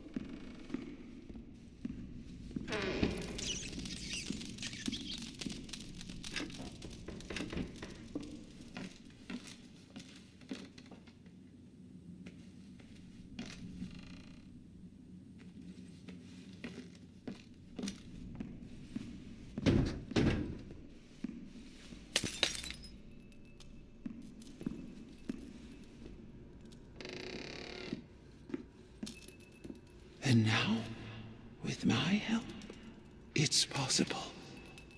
Do you choose to use it? Say it. I do. I choose your help. Then it is done.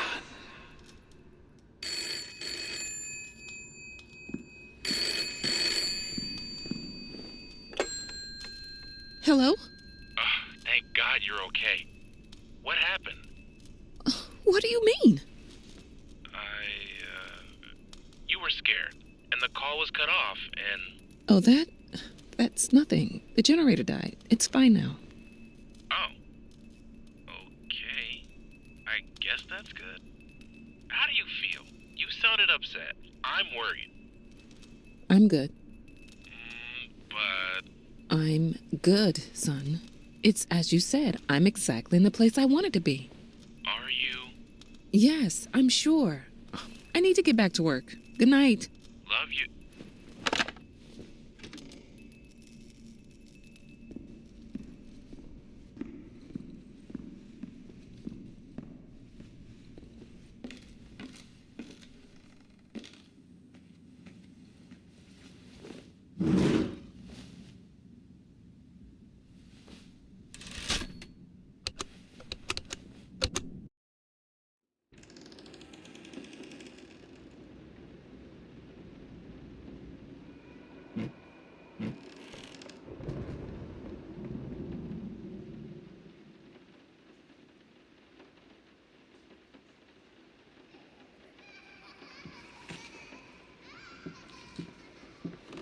He tried to pull himself together.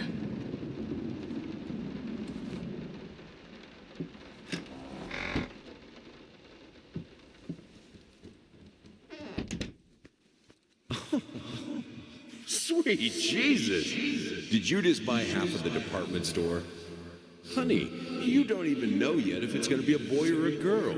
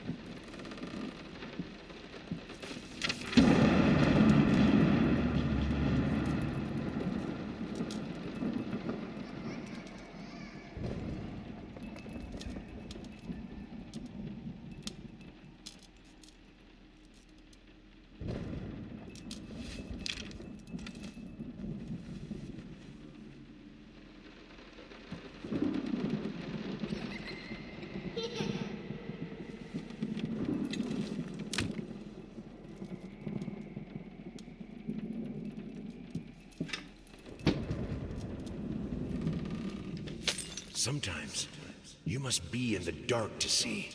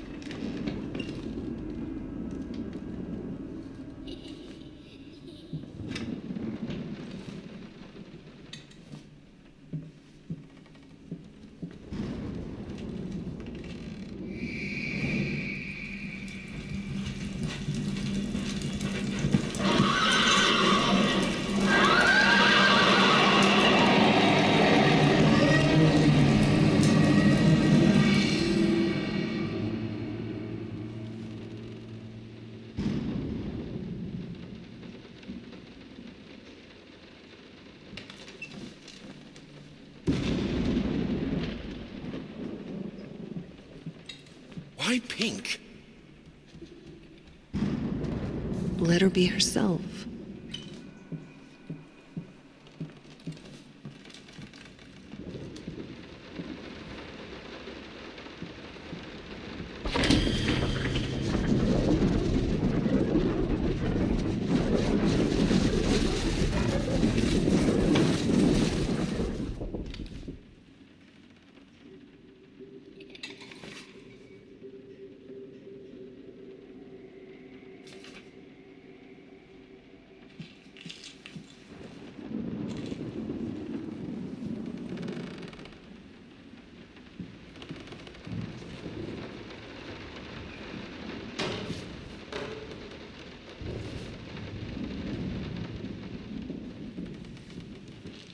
God, I am such an idiot. To think that someone like me could ever compete with you in all your sublime beauty, everlasting, immortal.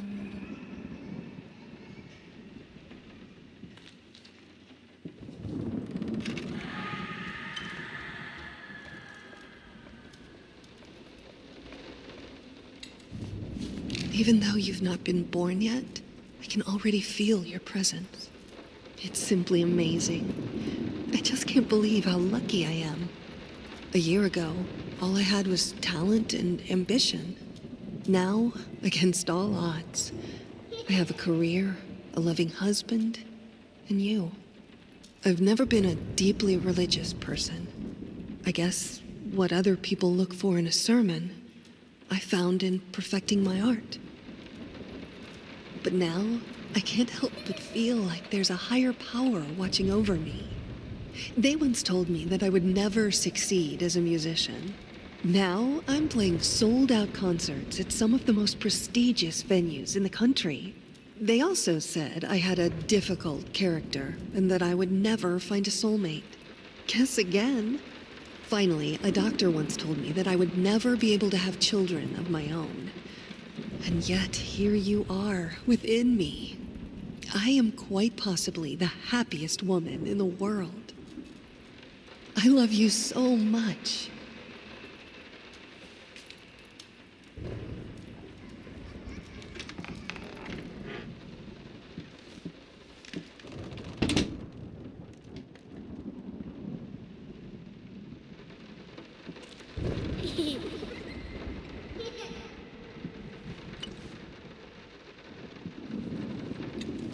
As for your question, my sister tells me that Anne Blackwood is an extraordinary childminder. From what I saw, she deserves such praise.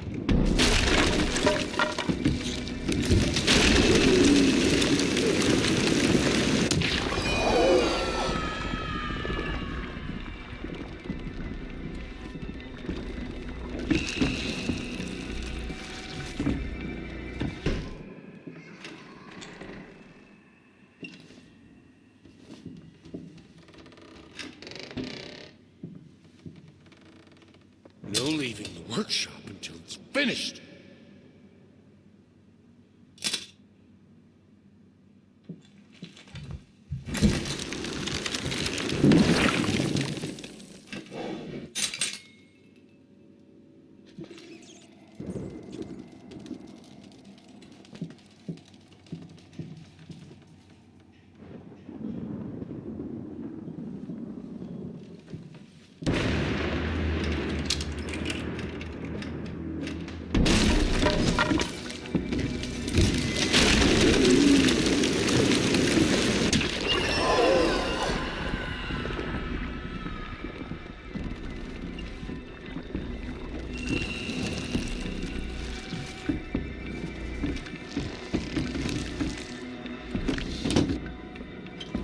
Why would you help me?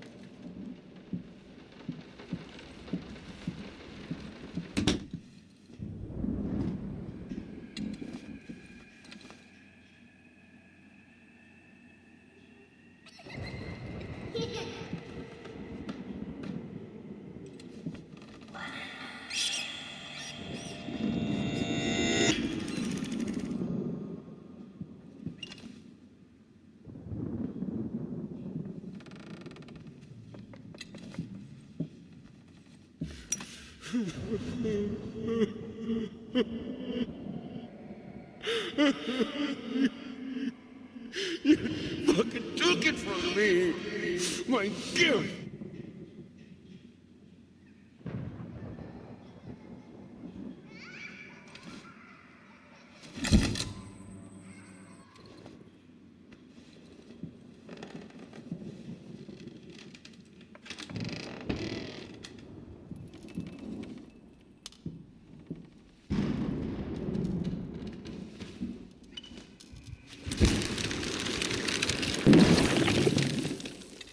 I had to move most of the dolls out of her room. It was getting ridiculous. You can't just throw gifts at her whenever you feel guilty for whatever it is you feel guilty for. She needs a father, not another useless distraction.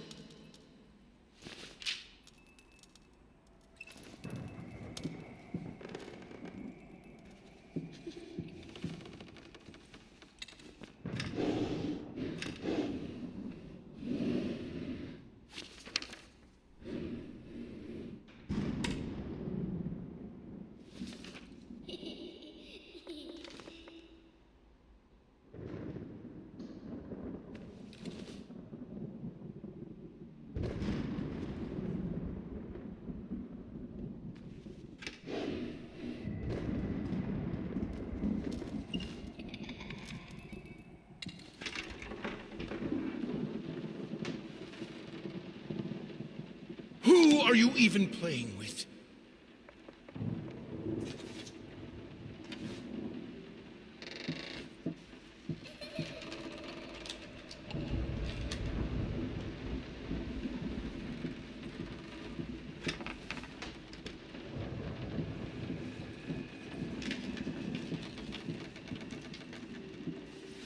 What do you stand to win?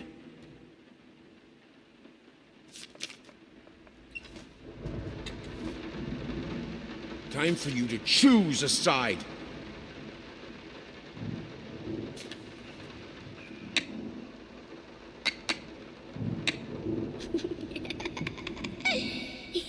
What? What's so funny?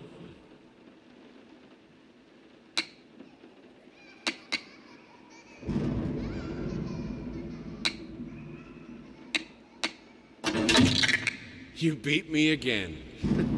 Sometime my little bird loved this game.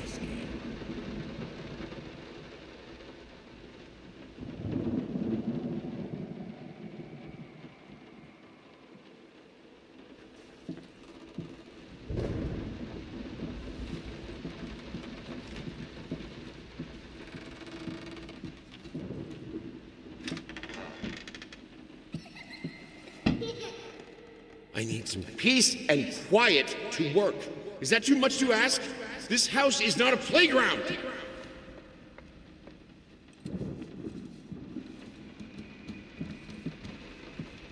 Your child is barely 2 years old. It's absolutely normal that she doesn't talk yet.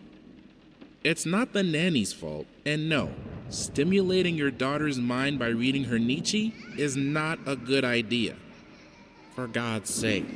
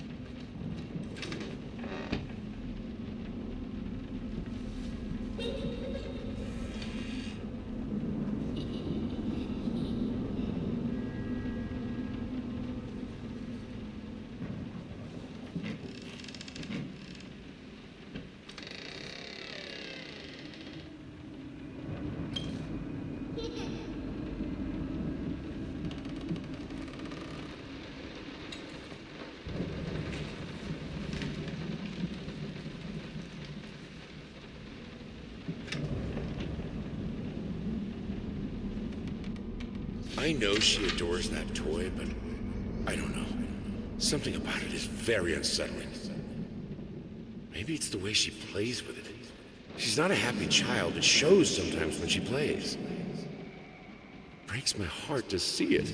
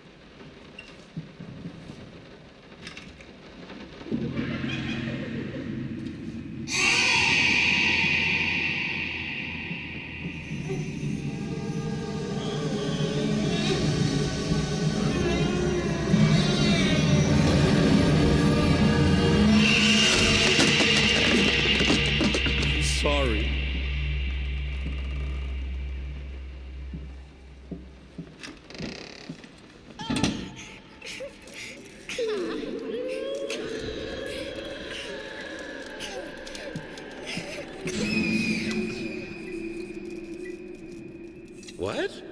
No, of course cutting your hair doesn't hurt, Bertie.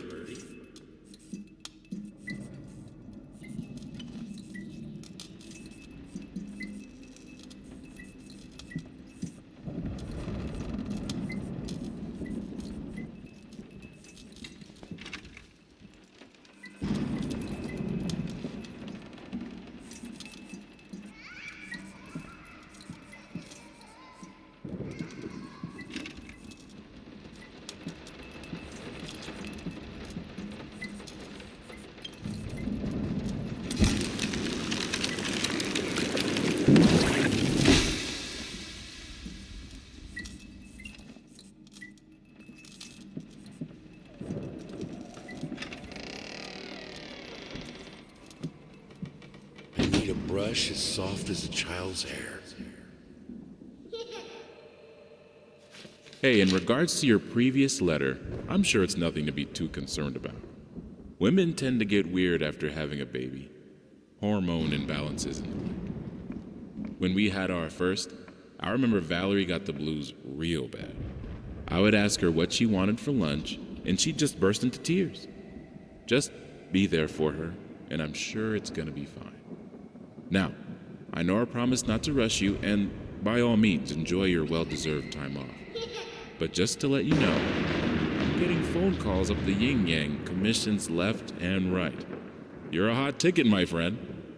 Maybe we should strike the iron while it's hot, but, of course, the family comes first.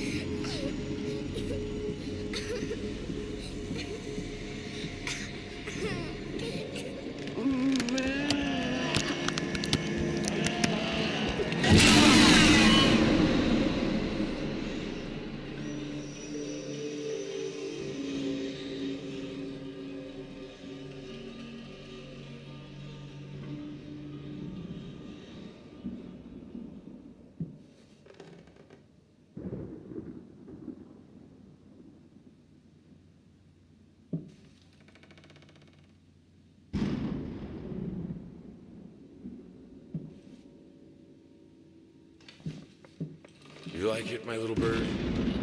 Okay, we'll buy it. It will look great on the fireplace, don't you think, honey?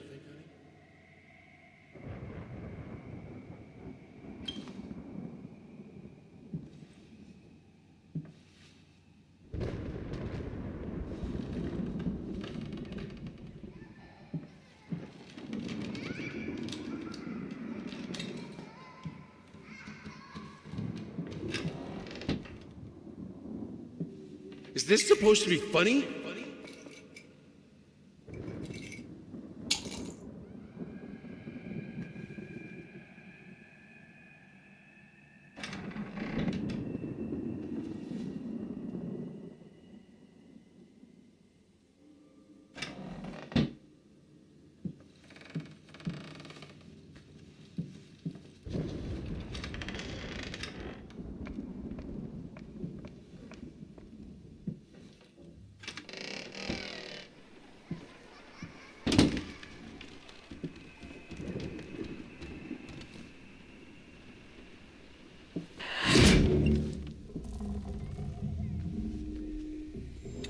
If she really endangered your child, I should have let her express herself.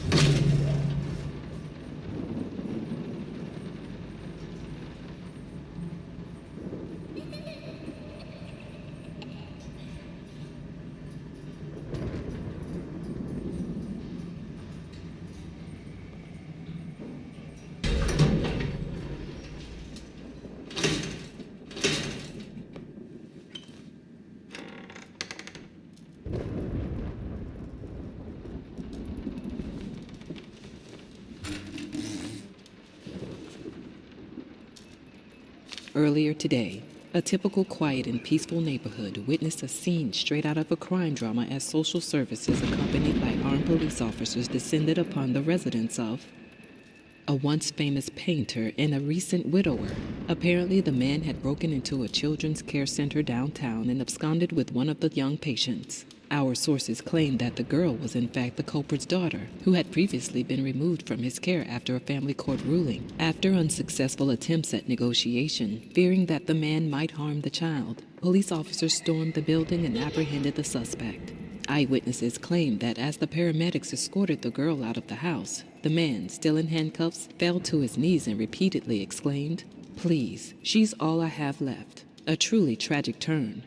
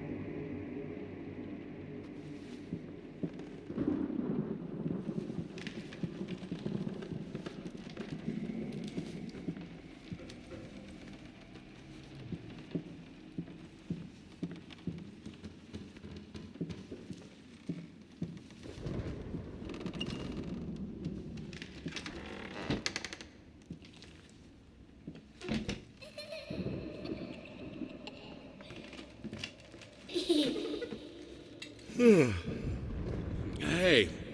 what is that? Wait, what day is it? It's Sunday? You mean well, why didn't you come and get me? God damn it! You know how I get when I'm caught up in my work.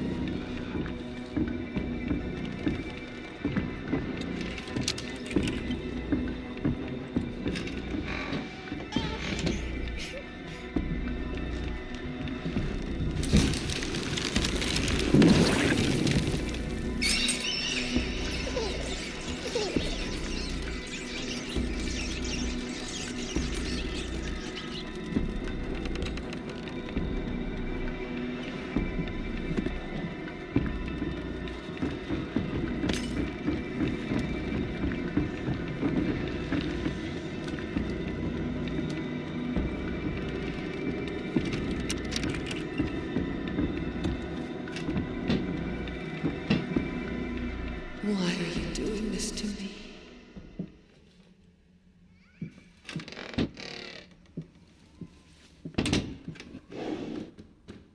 Near the blueberry bush by the Emerald Creek.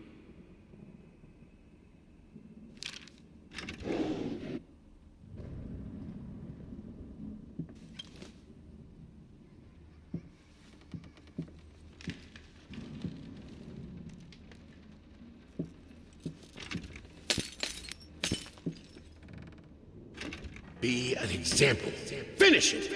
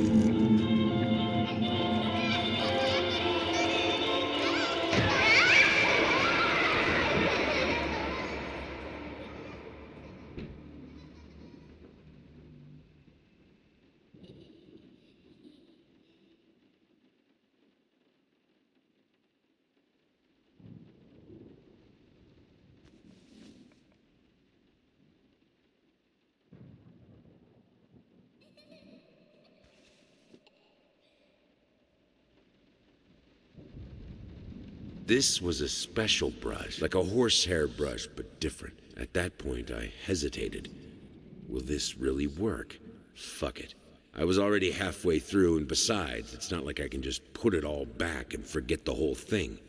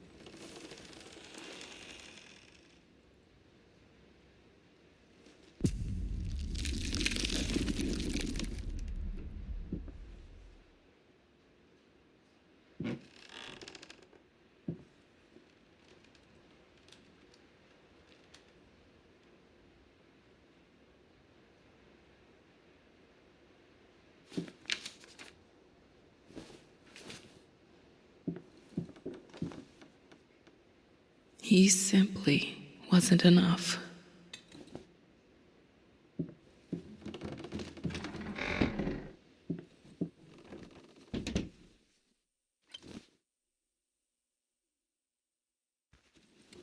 He comes to me at the bottom of the bottle, the horned master of cubism.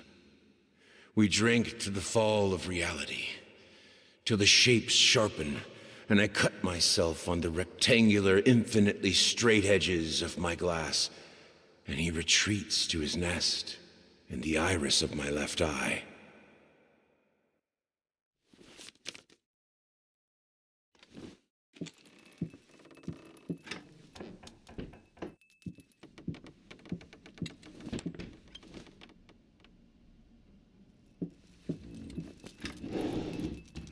It's hopeless. I just can't take it anymore. I might as well try to paint with both of my arms broken.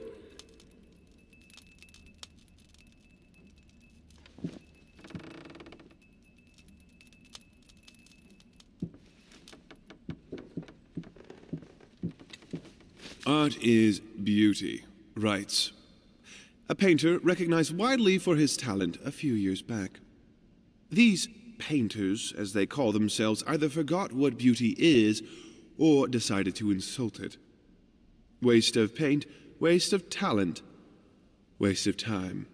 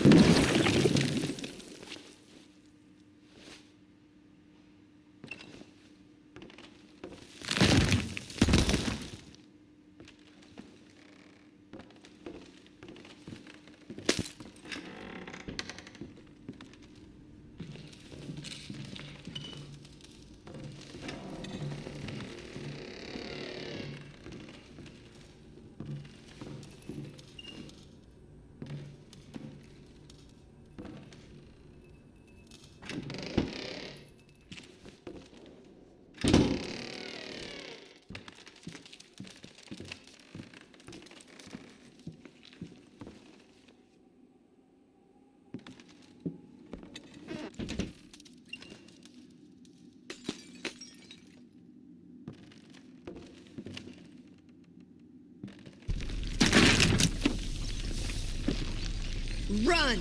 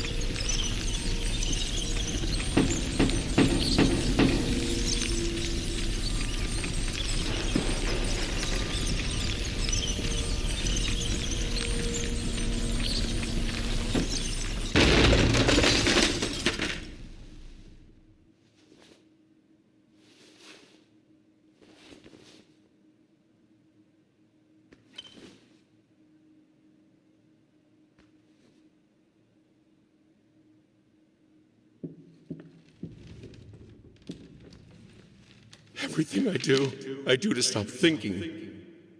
To stop the questions. Is this really the house I know? Where am I? What is behind that door? What is behind me?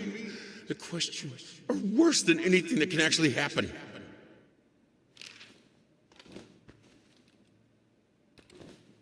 Screeching arsonists, echoing screams. They stop at nothing. I won't go down easy.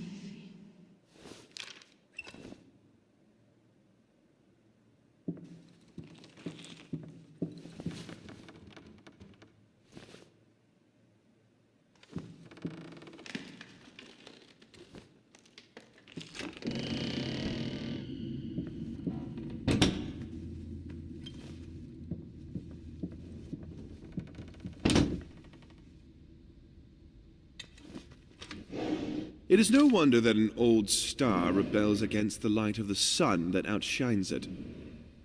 Truth is, his paintings have been bland and overly conventional for many years now. They don't evoke feelings. They don't say anything important.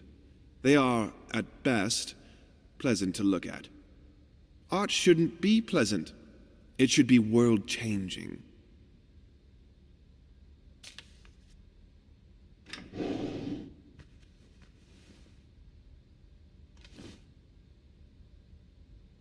I loved him the most when he lost himself. Fucking mutt won't shut up! Hey! I can do that too! See? But can you paint? No? Well, that's all right. Neither can I, apparently.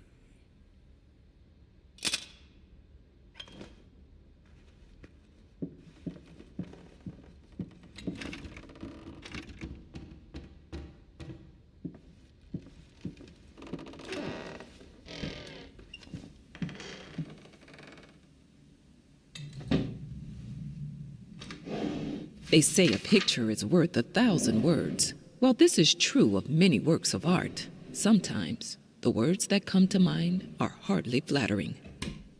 Babyface is one such painting. This artistic anomaly continues to inspire thousands of mediocrity enthusiasts, when in fact, it is little more than a sideshow attraction. Frankly, this is hardly even art. It's merely a doodle. It's what you get when you lock a not very well-adjusted painter in a dark basement for a week. Even putting aside the flawed execution, the painting is still deplorable.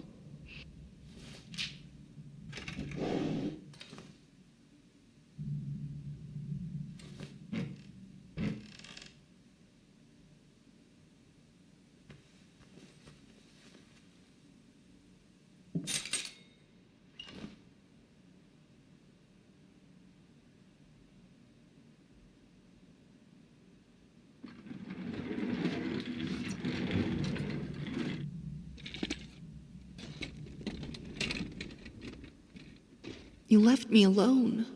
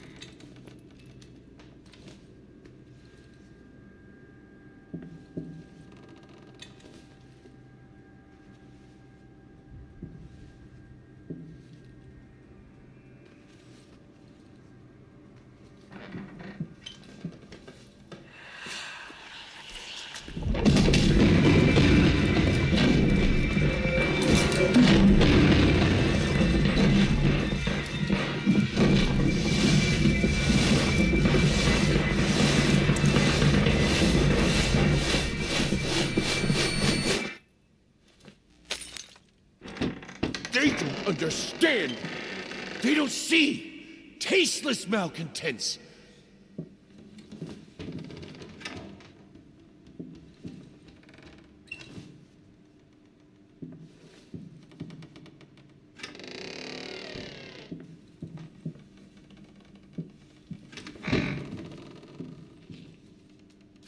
Judging by the silence that has now fallen over the house, I can safely assume that he's finally passed out. Undoubtedly surrounded by empty bottles and tattered pieces of canvas that have become his preferred bedfellows. Every time it happens, I pray it will be the last. I pray fervently, passionately. Our Lord in heaven, let him crack his head open and the rot spew out, Let him cut his wrist on the glass and the red bile flow. Let him choke on his own vomit so that we may all find peace. For if you don't, one day I will find the courage to walk down the steps and end him myself. You of all should know. It's not the lack of will that stays my hand.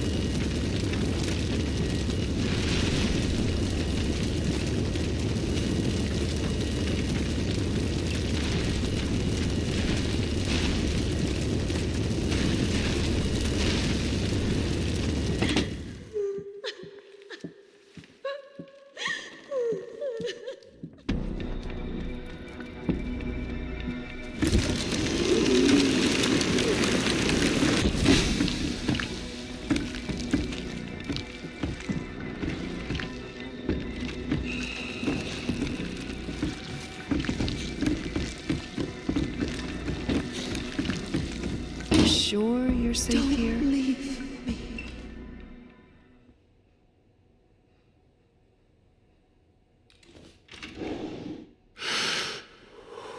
Deep breaths. Deep breaths. Remember, you're a professional. It's just the first few strokes. Then you're over the hump. What's so hard about it?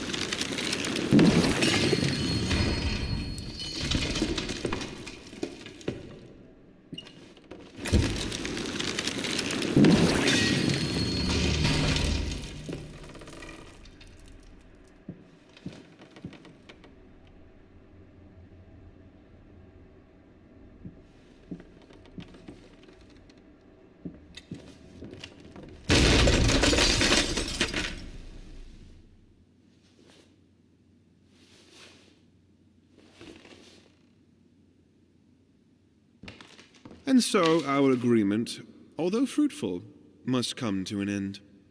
We seek someone who understands modern art a little bit better, who is able to engage with it. And you, sir, don't seem to be that person anymore. Your reactions to other reviews and letters from our readers don't encourage further collaboration.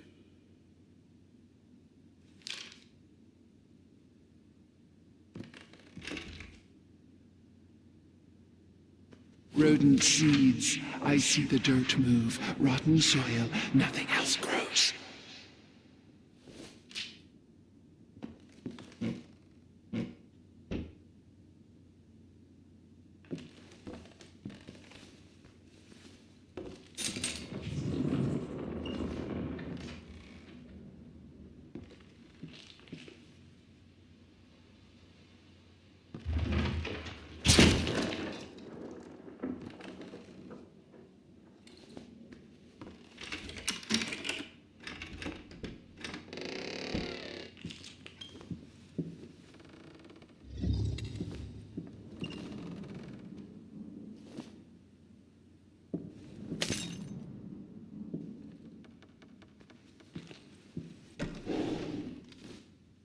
That's a good question, Peter. In fact, that is a very common misconception.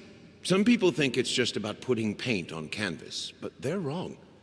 I believe that every detail must exist in the mind of the artist before the first stroke is made. The process itself is more about following these preconceived steps rather than just going crazy with the brush. Personally, I have always perceived it as a ritual. A ritual? Sounds ominous. Not necessarily, though I will admit it carries a certain risk in order to create. The artist must first deconstruct himself, figuratively speaking, of course. If the artist succeeds, what most people see as mere tools of the trade will become the implements of his ascension. Holy artifacts. I wouldn't go that far. Art is often quite beautiful, but the process behind it, rarely so.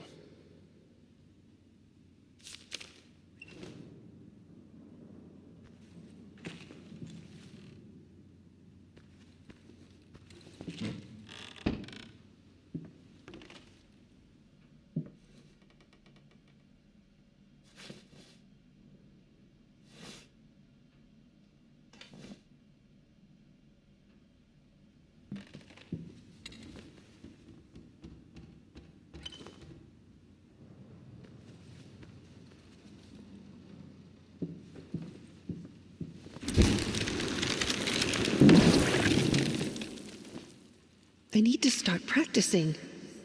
I don't care what he thinks about it. I'm not myself without music.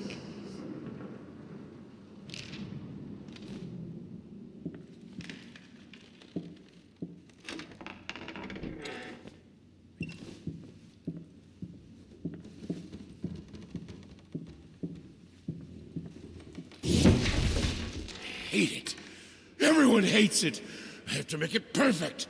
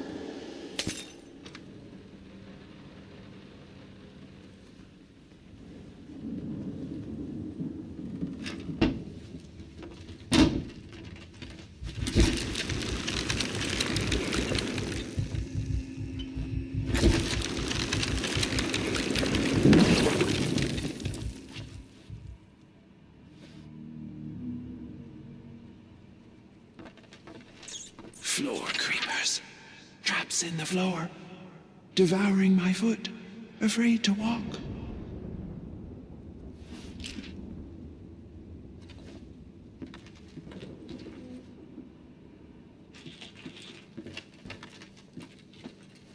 Chop, chop!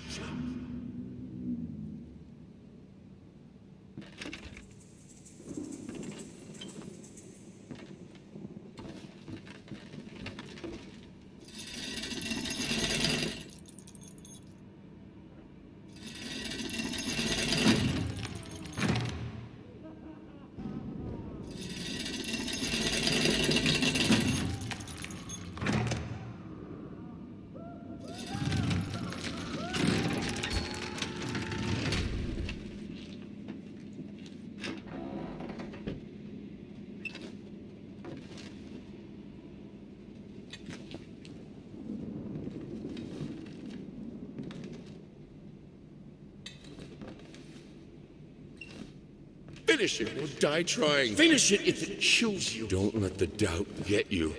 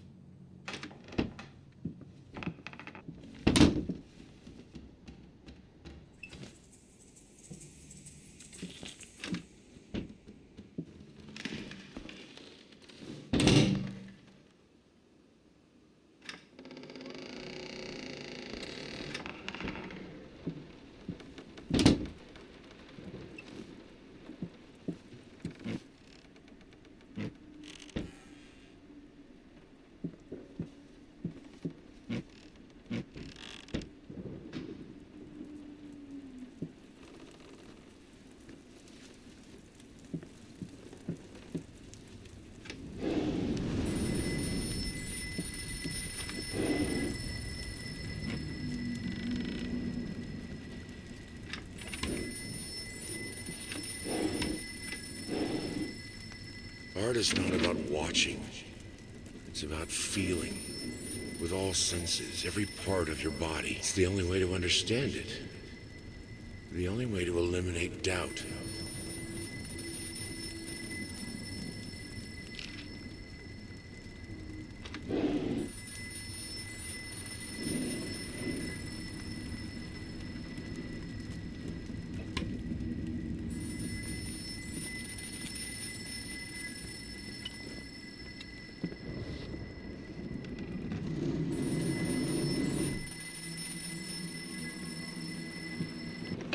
Talk to me!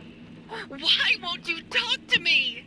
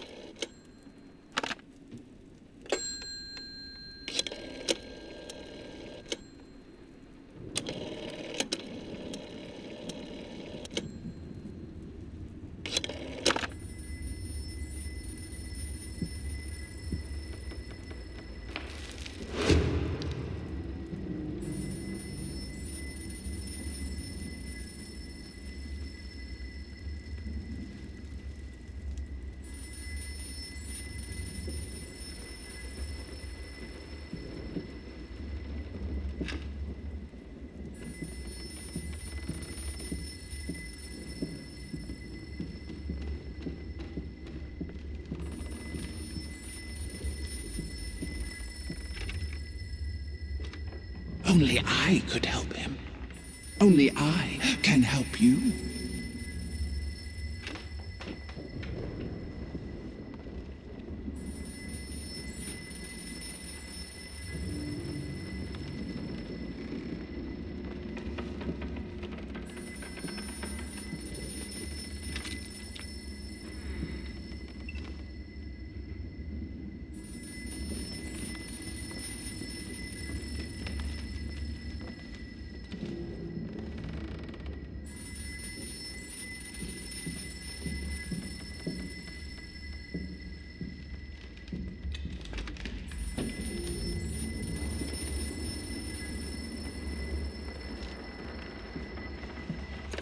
You promised.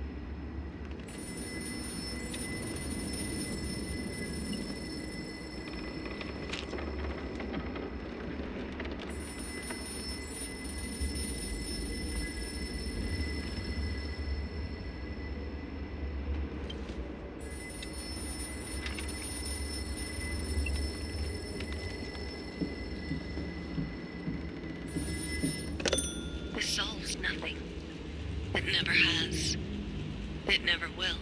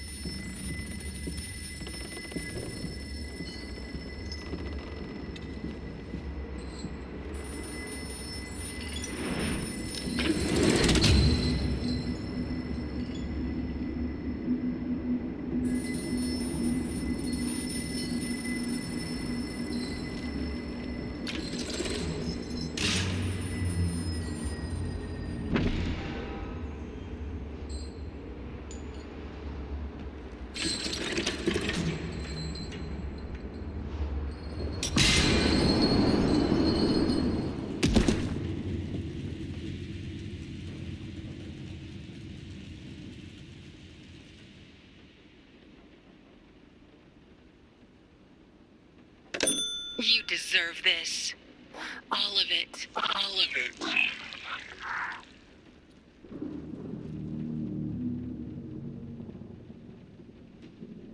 I needed something to add the, how should I put it, final touches. A finger.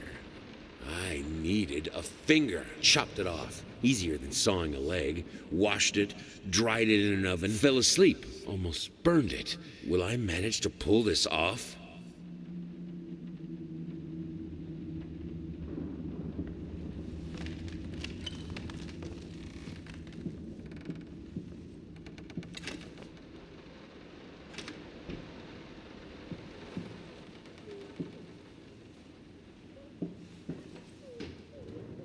The thought alone that the most beautiful piece of art doesn't have my name on it is killing me. So, will you marry me?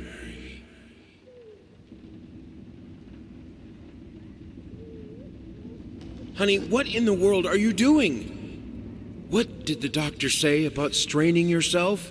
Leave that thing alone. It's not going anywhere.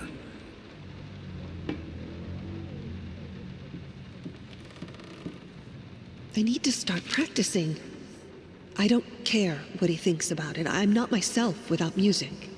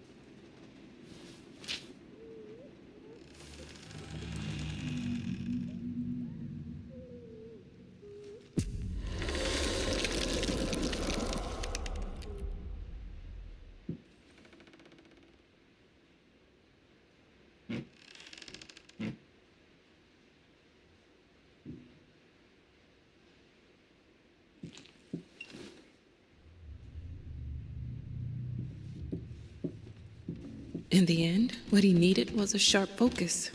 He had to finish it.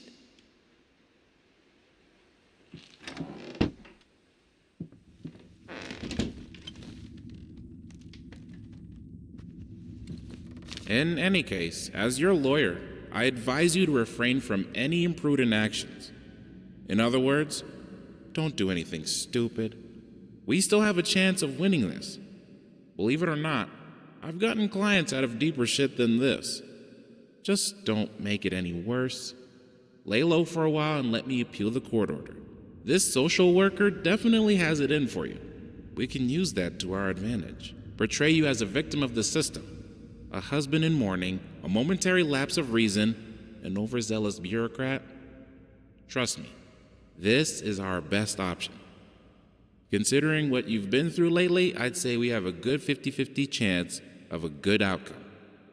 But not if you keep trying to convince everyone that you've gone completely insane.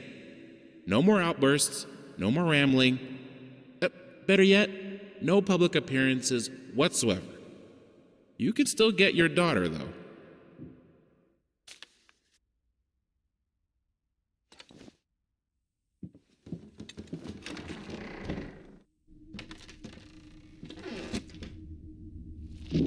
Home sweet home.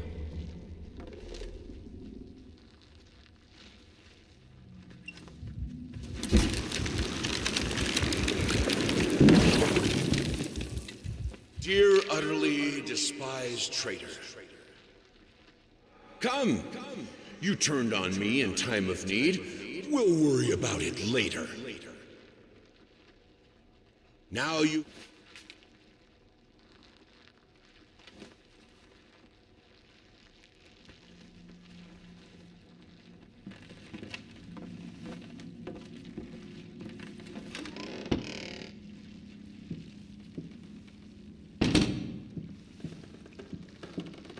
Auditorium is ready.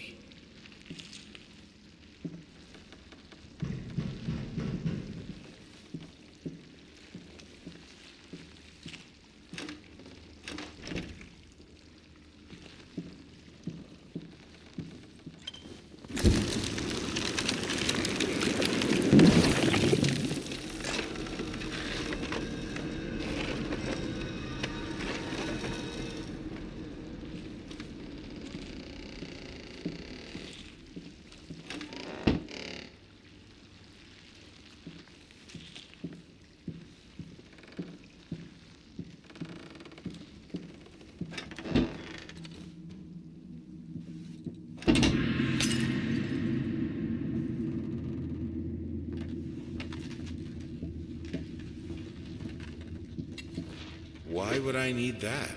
Are you insane?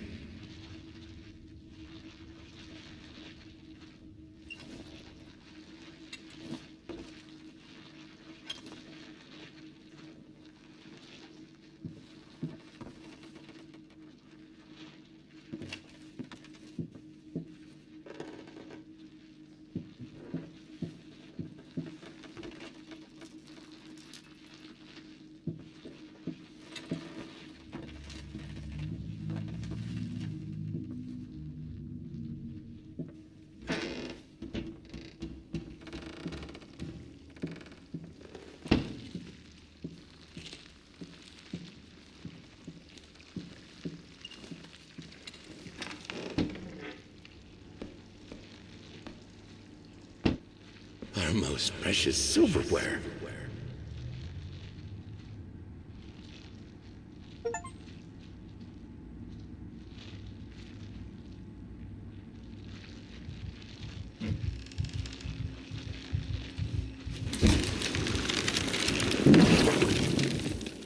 June! Don't forget.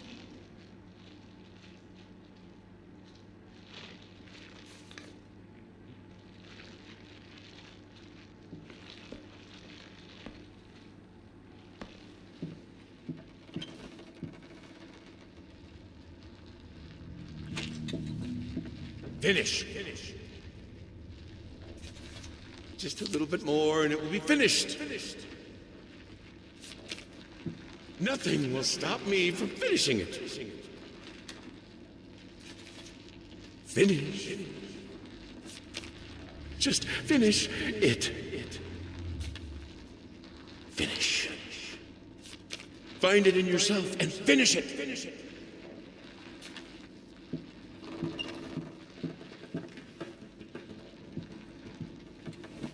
I always strive to be the best friend I can to you. I still do when I say, I won't come to this event of yours.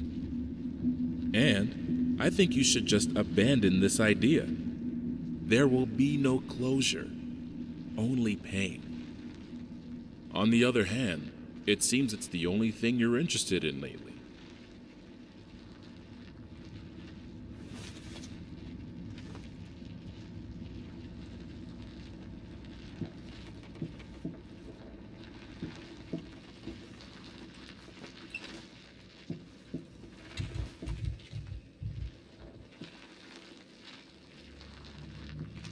Finish it. There is no other way.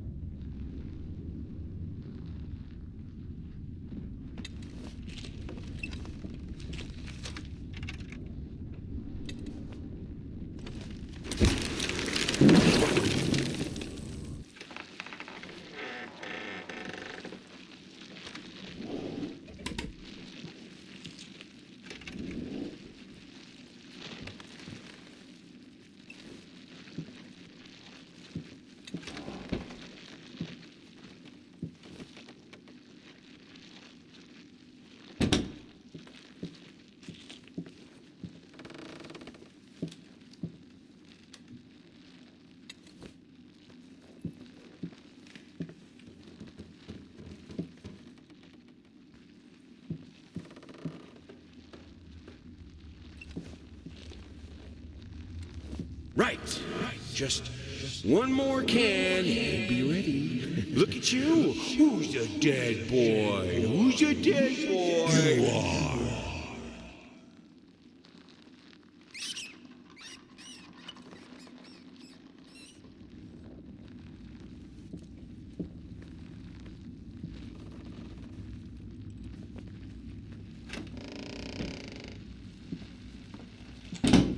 You mind explaining this to me? I know what it is. Care to tell me how it got in my workshop?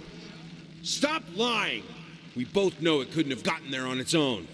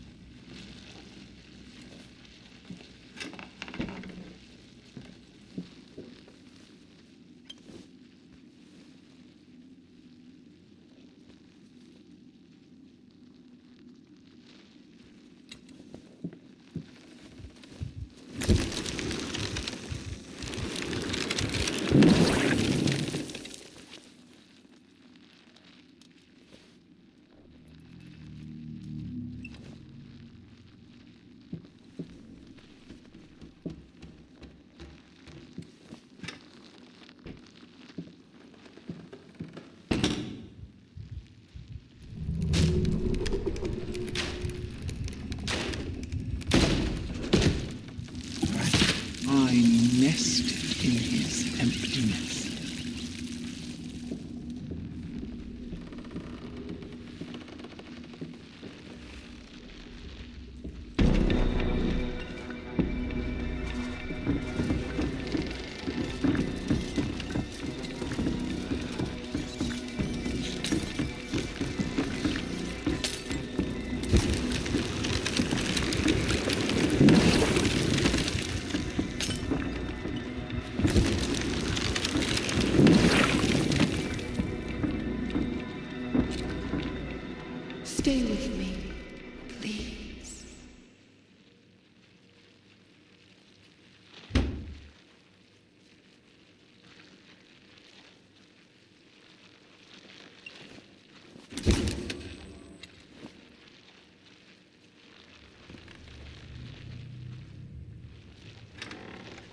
to kill to be able to work. I will! I need to finish it!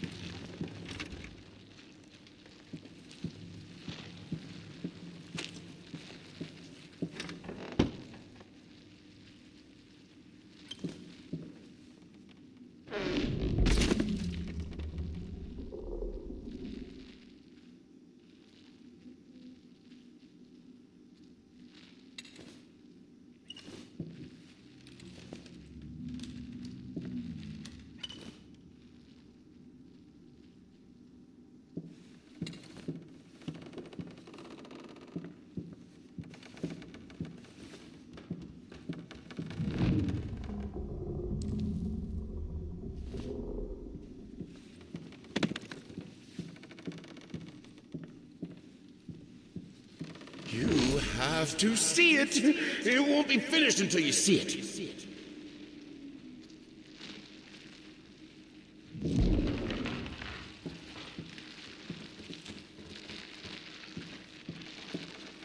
To create is to reach into chaos, and chaos is darkness. Warm, soft, swarming. He understood it in the end. Will you?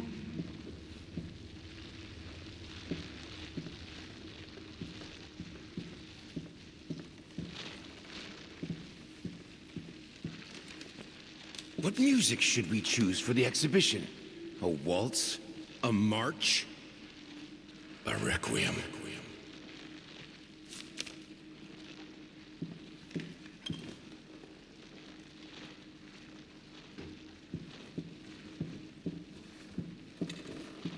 I shouldn't try to contain my art in the workshop. The world is my canvas. The work is never finished.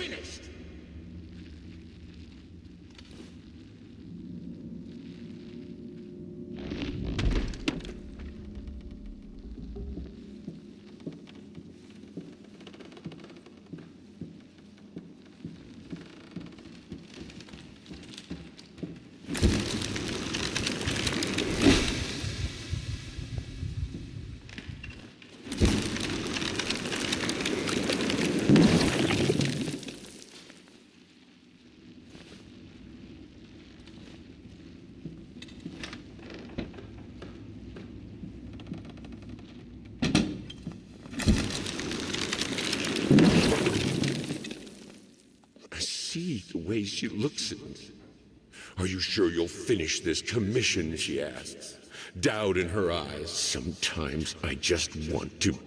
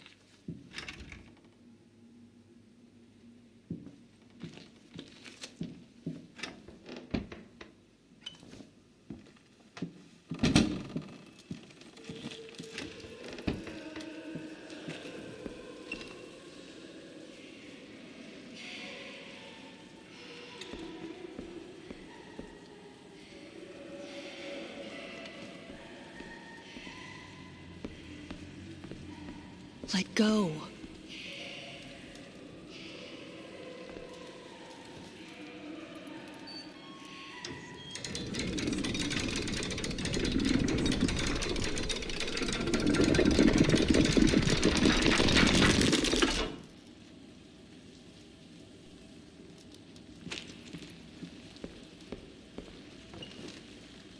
This isn't you. Let go.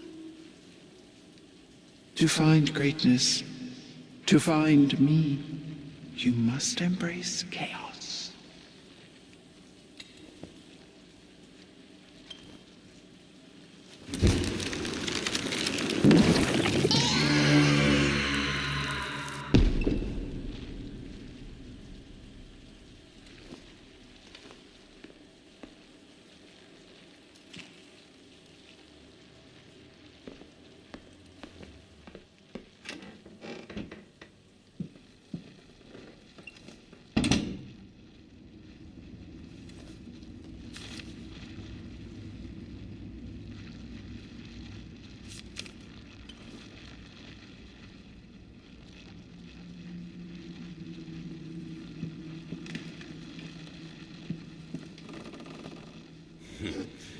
Hickory dickory dock. The mouse ran up the clock. The clock struck one. Horde ran down. Hickory dickory dock. Why don't you answer me? I need something, anything. Some old notes will suffice. I know you're dead, but we both know you're not really gone. Without you, it won't be finished.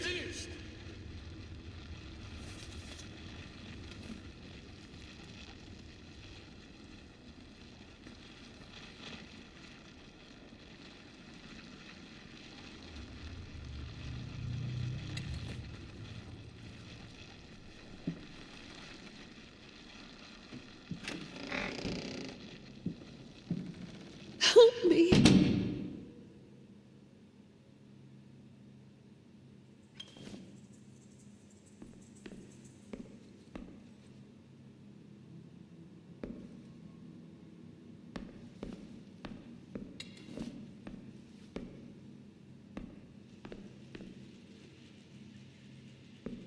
Why won't you help me?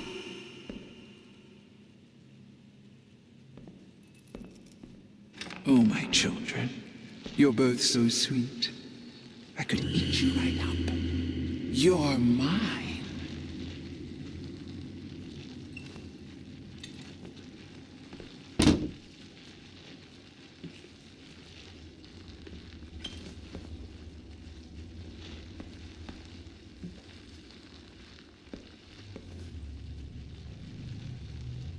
Vermin growth, cancer of the house. Oh, foul stench. Oh, God, the sounds.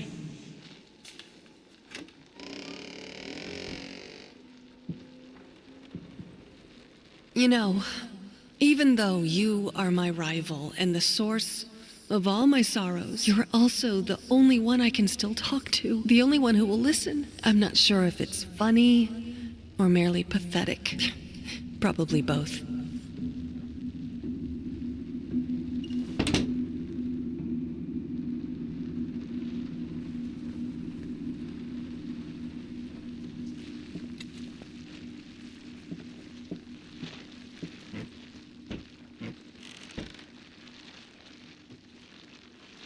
I had the most beautiful dream last night.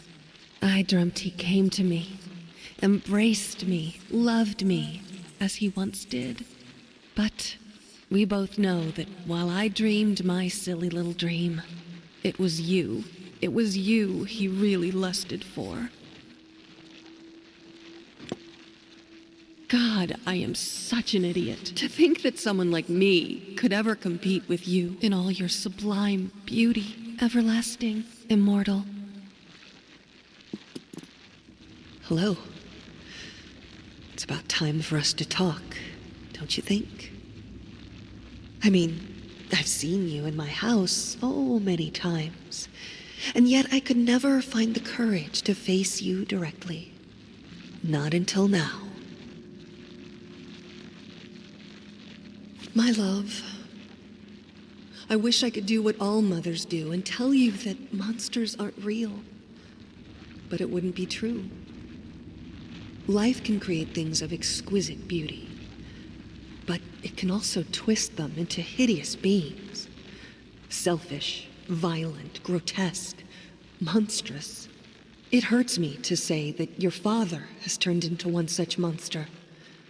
And I'm afraid the disease that afflicted his mind has taken hold of me as well. It sickens me to think what we've put you through. There is no excuse. I only ask of you, though I know I do not have the right to do so, to try and forgive us. I despise what your father has become, but I love and pity him all the same. I only hope you can find it in your heart to feel the same about him, about me. I wish I could see you blossom into a strong, beautiful woman. I wish I could be there for you. But I can't. This is the only way. Goodbye.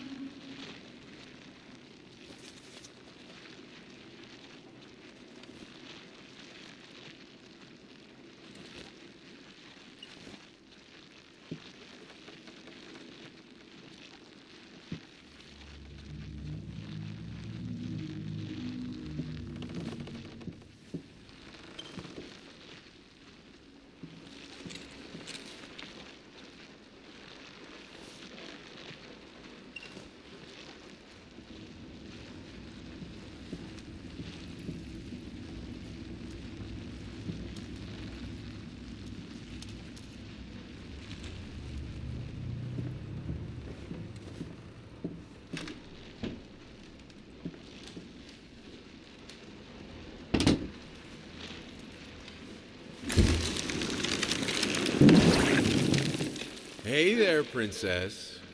What? Oh, this is Daddy's medicine. Whenever Daddy's hurting, this helps the hurt go away. No, don't touch that! Oh, God. Wait. I'm sorry. I'm sorry.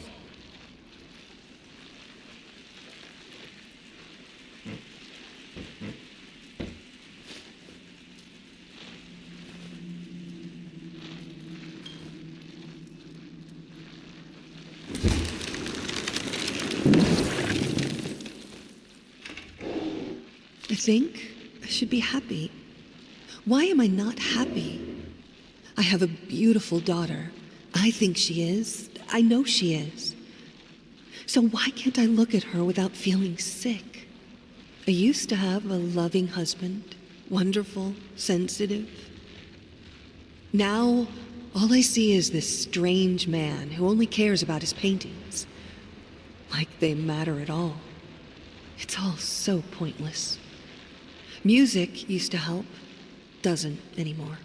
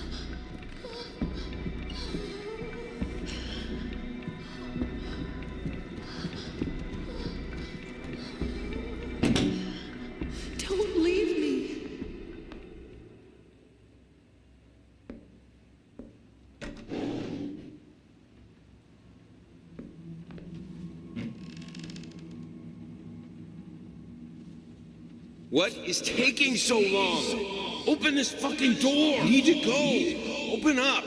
Hell is... Oh, God. No. No, no, no. What have you done? No!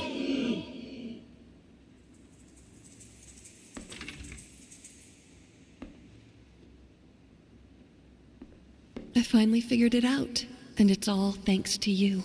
You've showed me that there's no other way than now. Your sad smile confirms what should have been obvious. We will not speak again.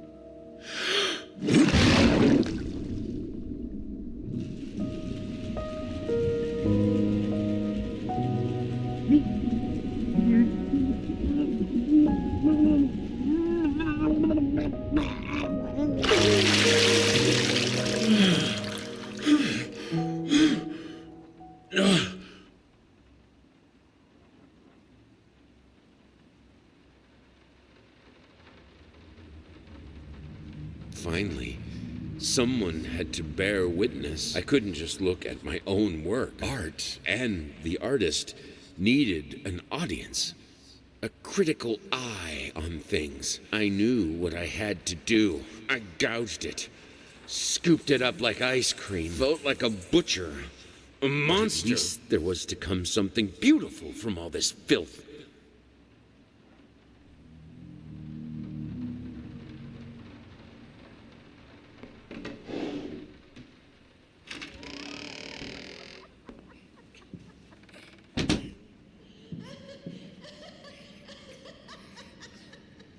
I'm sorry for yesterday. You were right. I overreacted. It's just that this isn't about me. It's about her. Everything I do with her best interest in mind. I guess I've always believed that in an imperfect world, it's worth it to strive for perfection. Now I'm starting to sound like my father. I will work on my temper, though. Promise. We'll talk later.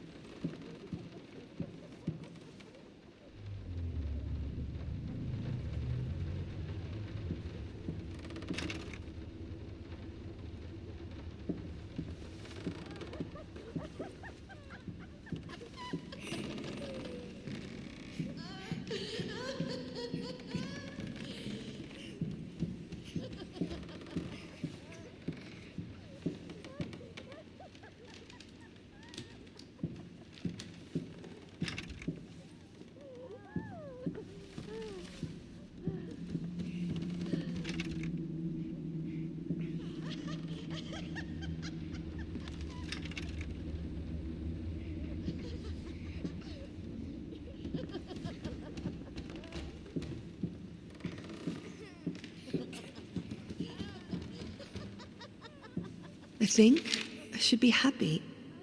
Why am I not happy? I have a beautiful daughter. I think she is. I know she is. So why can't I look at her without feeling sick? I used to have a loving husband, wonderful, sensitive. Now, all I see is this strange man who only cares about his paintings. Like they matter at all. It's all so pointless. Music used to help, doesn't anymore.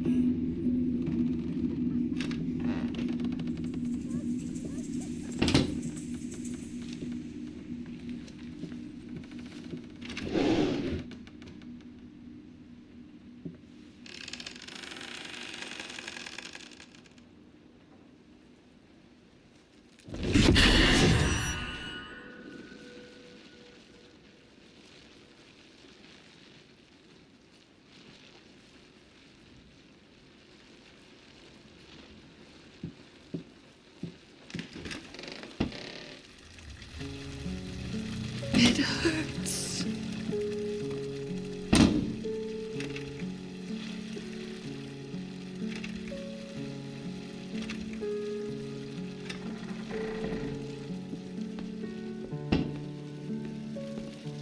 Except for the damned rats. I would see the signs. I would. I know it. It's all your fault.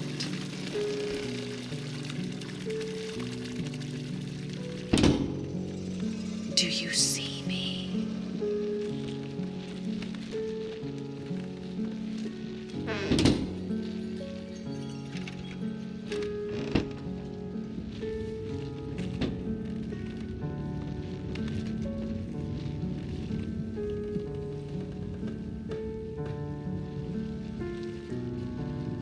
It was just too much. You drifting apart, my art failing me, the plague breeders haunting me in my nightmares. Are you really that weak?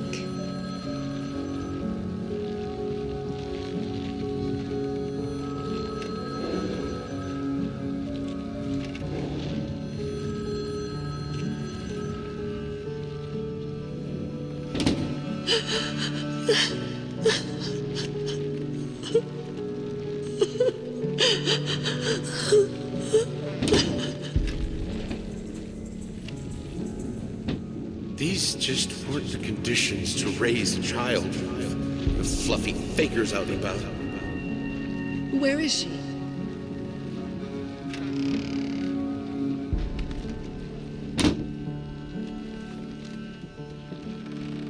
Where are you going?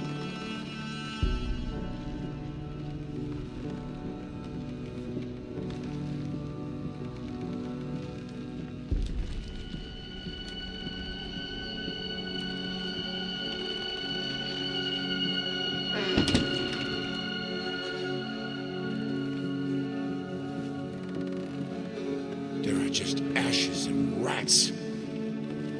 I'd rather burn out in a blazing glory rather than slowly smolder day by day like you. Put it out. Put it out. Put it out.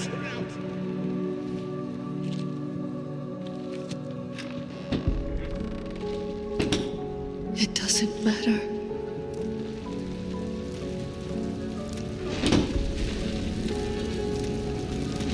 Maybe we should have fought fire with fire. That'd fix you. Maybe these damn canvas crews will at least go away. That fatal fire.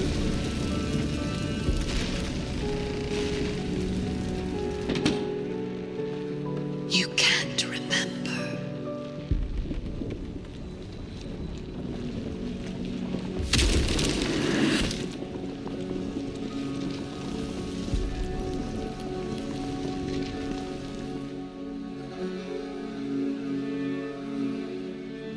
Screaming. Squeals. The corruption they've brought. They devoured us alive. You destroyed us.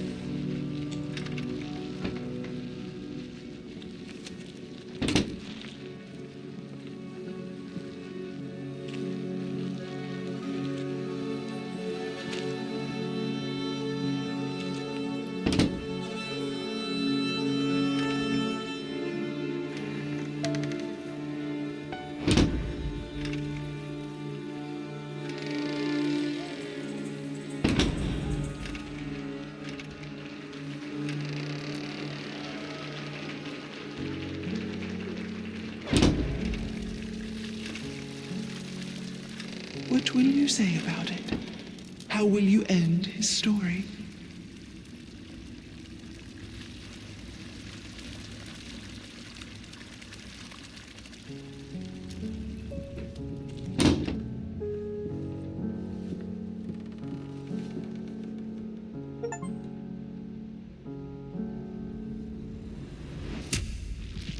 Yes. That's it. Now I see it.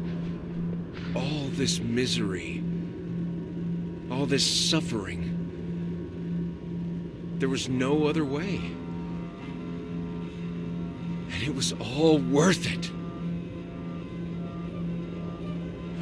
Perfection. Immortality.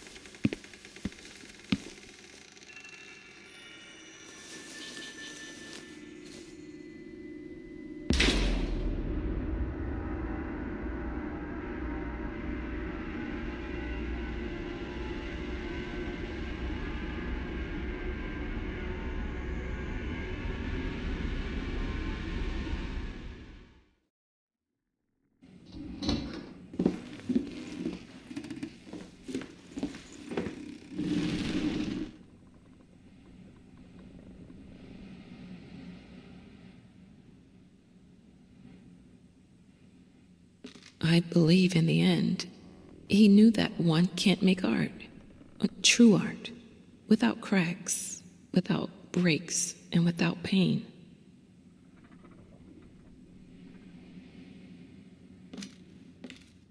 I don't know what happened. I struggled with the part where daughter enters the scene. Too close to home? No, it's this place, this fucking island, this lighthouse. I was afraid and called. The generator died. I went to restart it. I know it happened. And then maybe I was high, or I actually saw my muse and had a conversation with her. Called later, but I didn't have time for it. I knew what to write. The block was gone. I knew how to finish this book.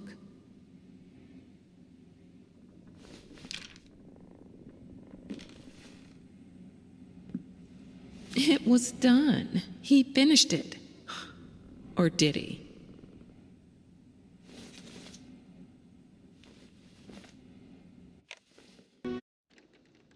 When I was a child, I used to lay in bed late at night, staring at the ceiling, listening to my father scream. Scream at my mother, scream at yet another failed masterpiece. Finally, just scream out into the darkness. It became my lullaby. And even when they took me away, the screams followed.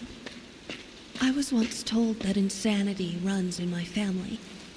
It's time to make it stop.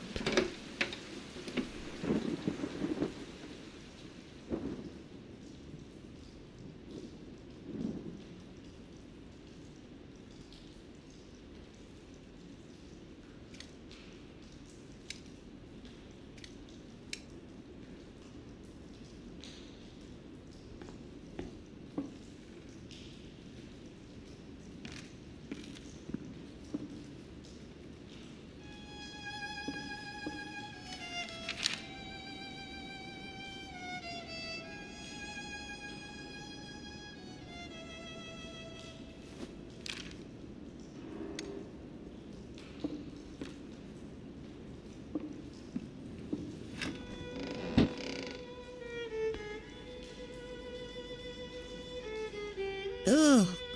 Ugh, it reeks in here.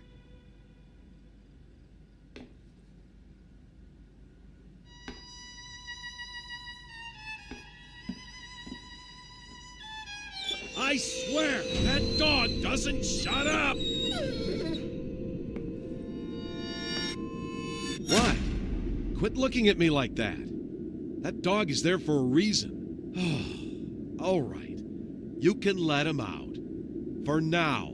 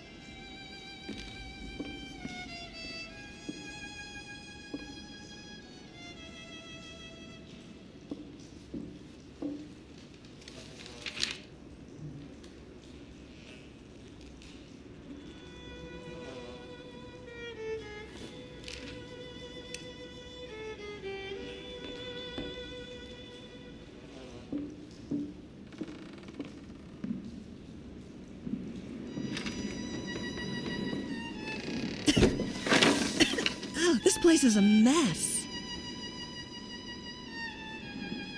I can hear you in there.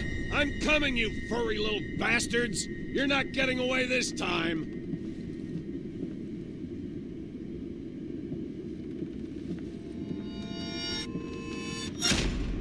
What the hell are you doing in there? Get out!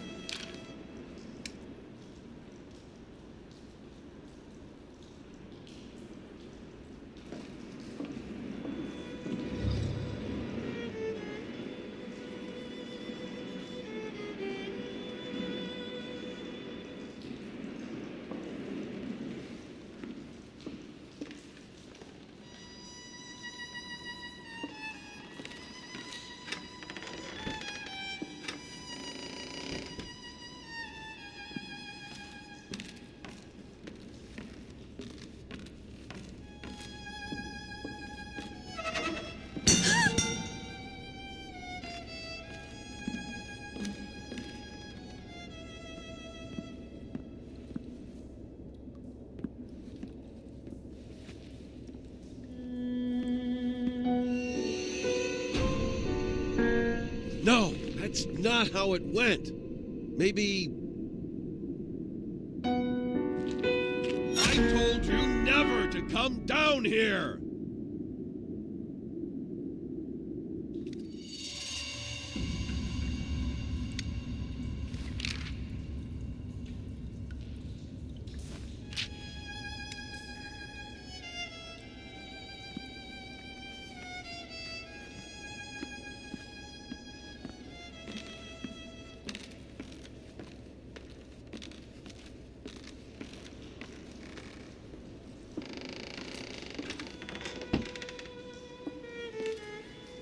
I wonder when was the last time this place saw sunlight?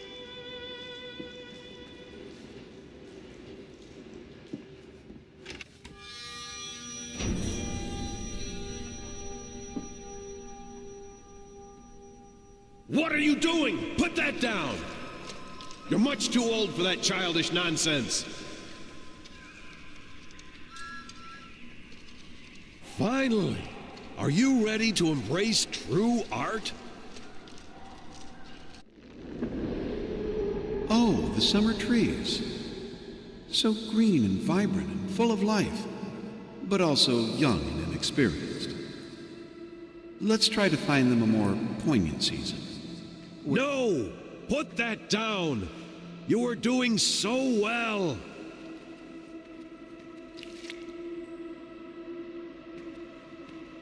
Brilliant! Let's add some more of the same color!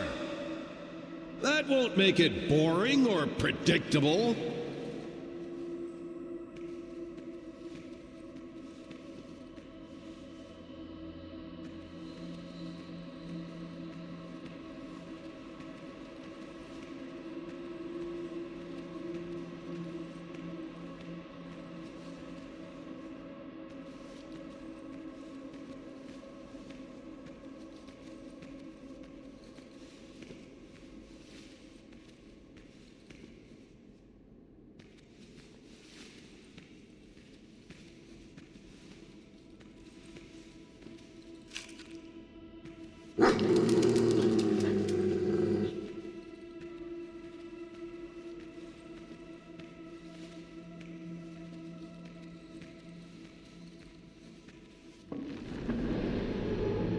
Yes, the autumn of life, when man seeks shelter from the elements.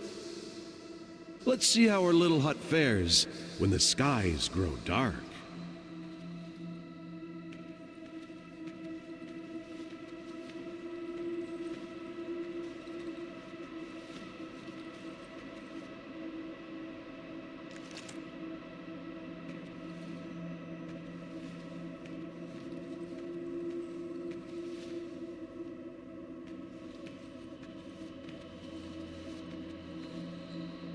No! Put that down! You were doing... Which part of dark skies did you not understand?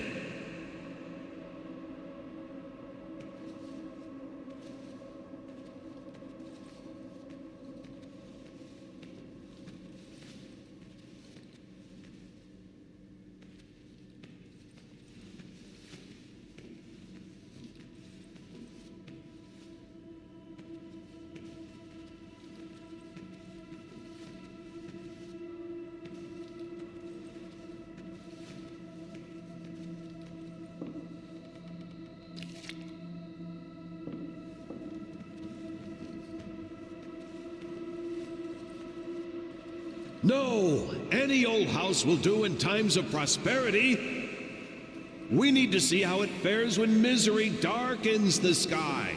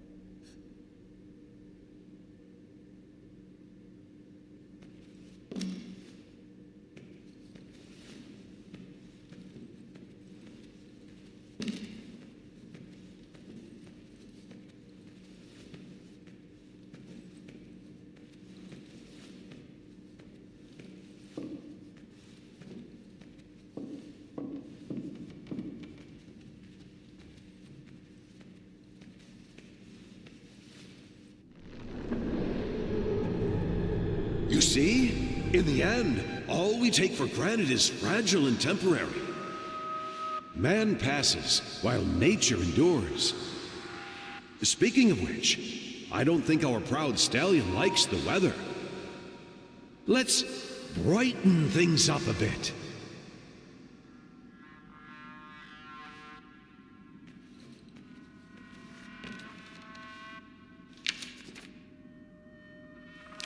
No! Put that down! You were doing so well!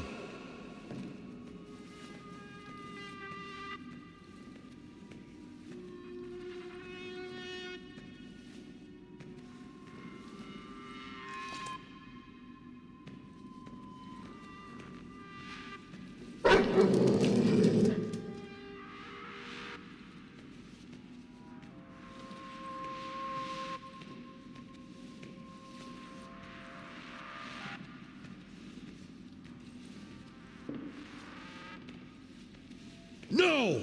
A wet rag won't do us any good!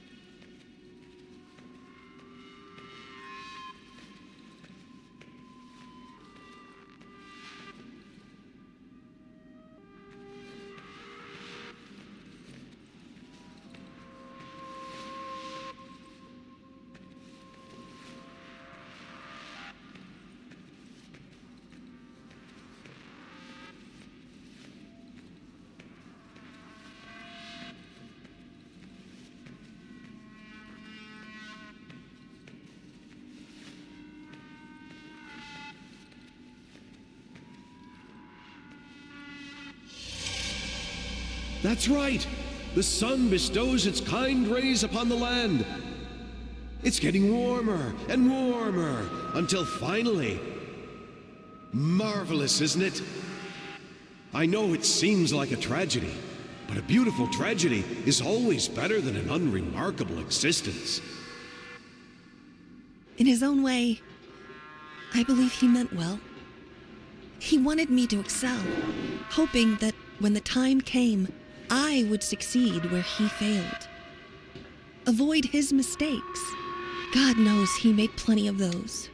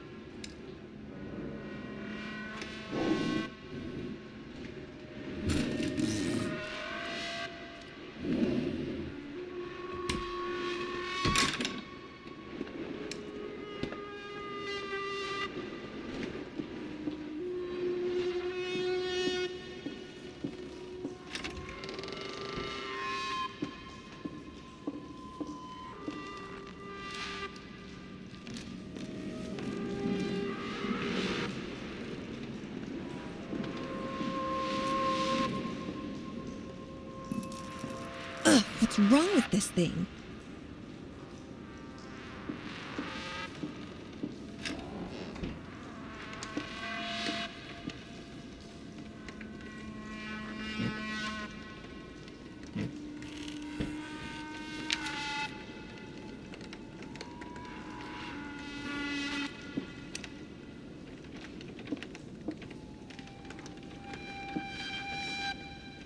Huh.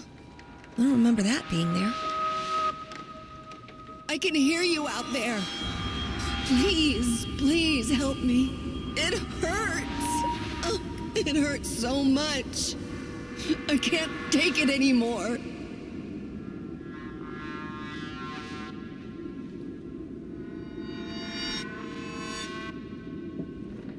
Why won't you help me? Oh, you're just like your father. You don't care about me. You probably wish I was dead.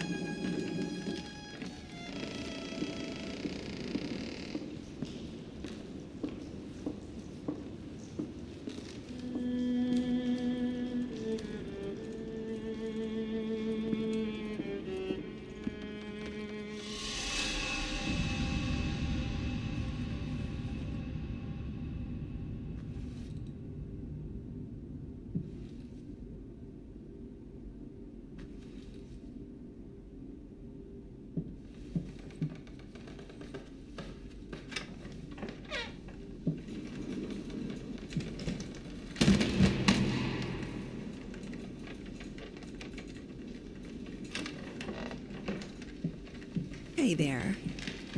Oh, come on, don't be afraid. It won't bite. Here, try for yourself.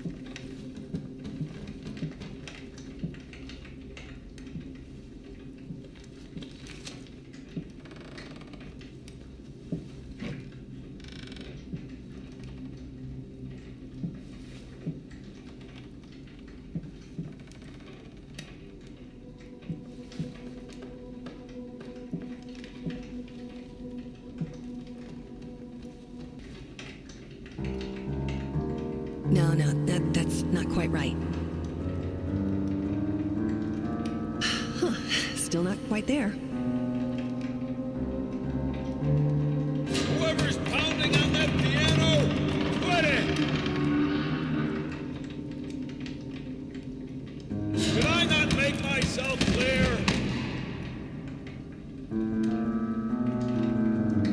You know what? I have an idea. Go get your crayons.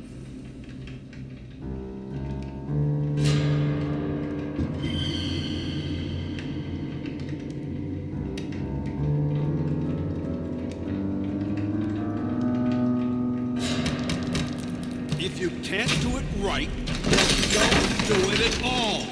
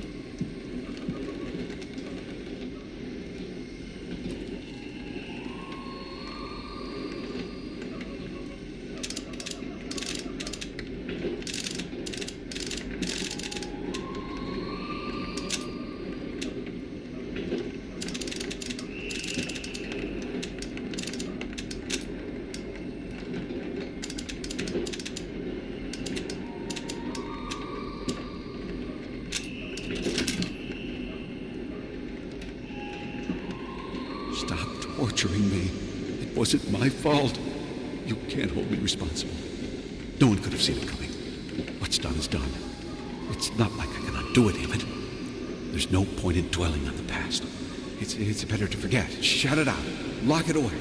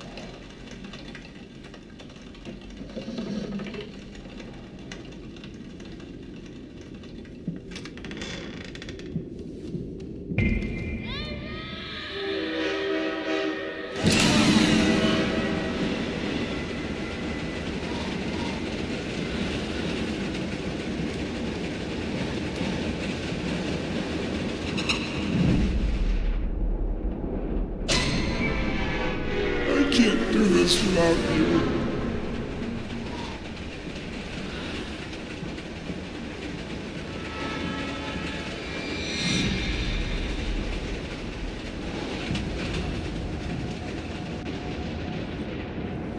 Ow!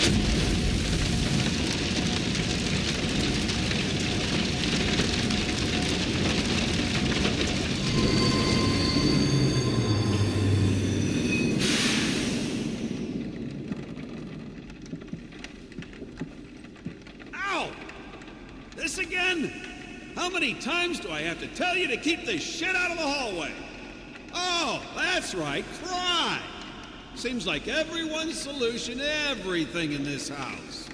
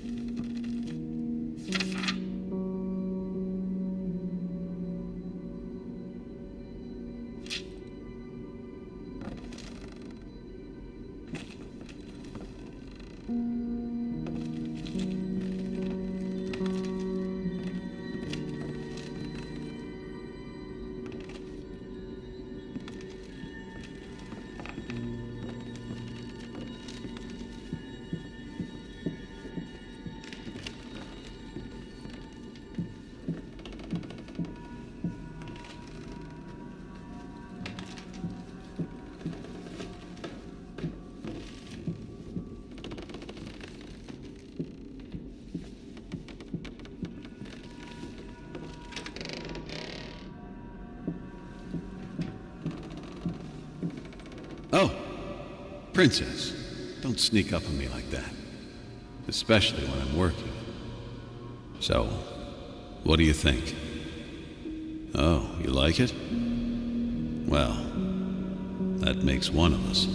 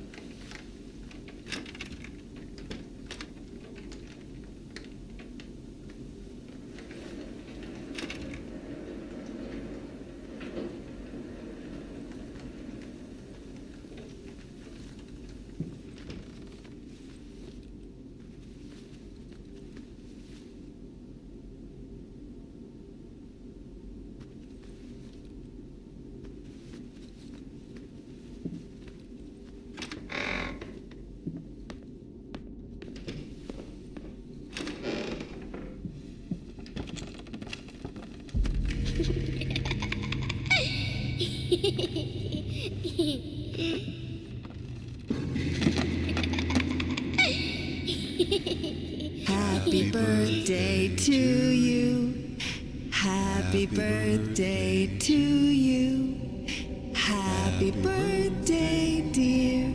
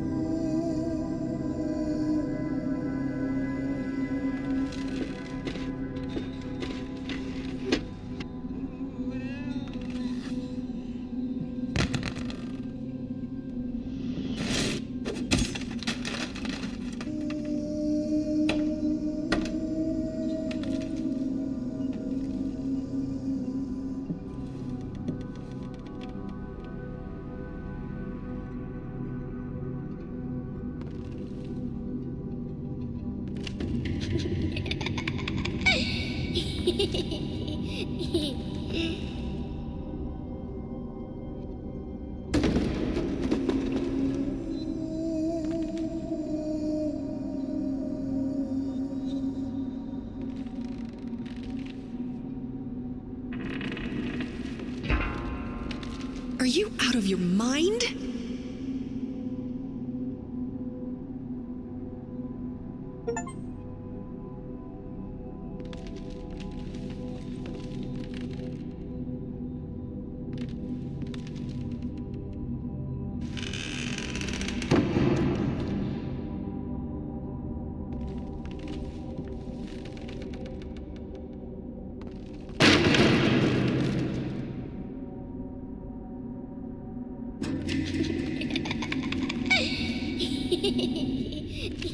This one's gonna be perfect.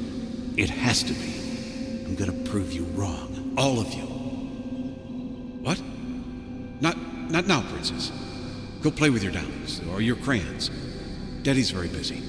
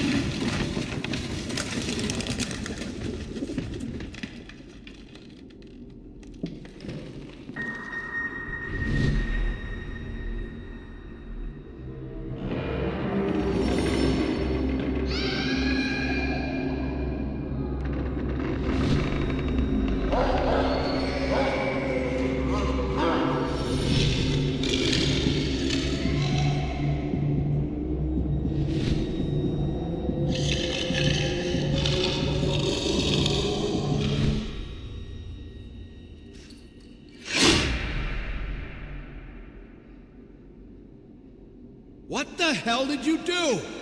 Oh, you didn't mean to. Well, that makes it all better, doesn't it? It'll just magically unbreak because you didn't mean to. Go on, get out of here.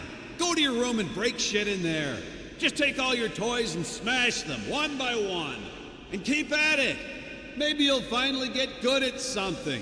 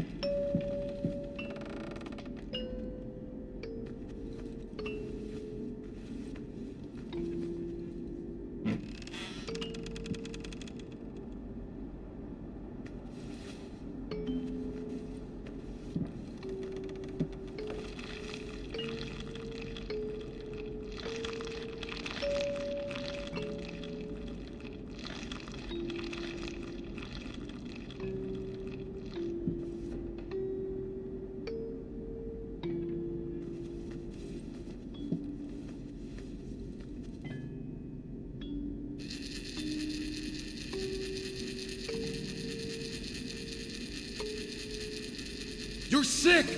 You're insane! You're not thinking straight! You're right. I am sick. I'm sick of you not being there for us. We need you. I need you. When was the last time you slept with me? Christ, when was the last time you even touched me? Do you know what that does to me? To know that my own husband is disgusted with me.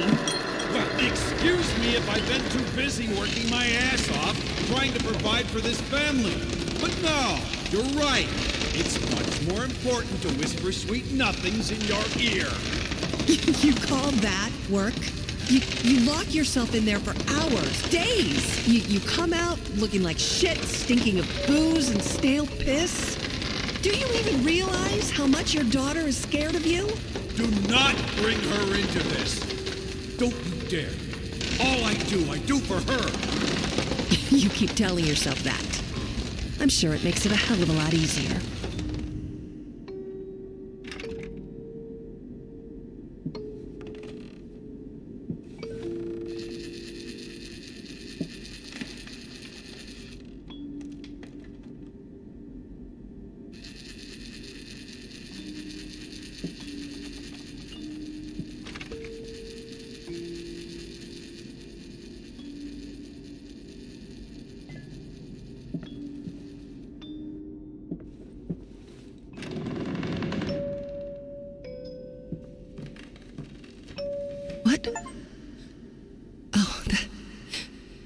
It's all right, honey. Something got into Mommy's eye, that's all. You be a good little girl and go to sleep. Daddy's working, so we can't disturb him. Mommy has to go downstairs and take a bath. I love you. More than a wife, she was first and foremost his muse. Her beauty and talent drove him. After the accident, she became a burden. A disgusting monster screeching out from her bed. An anchor weighing him down.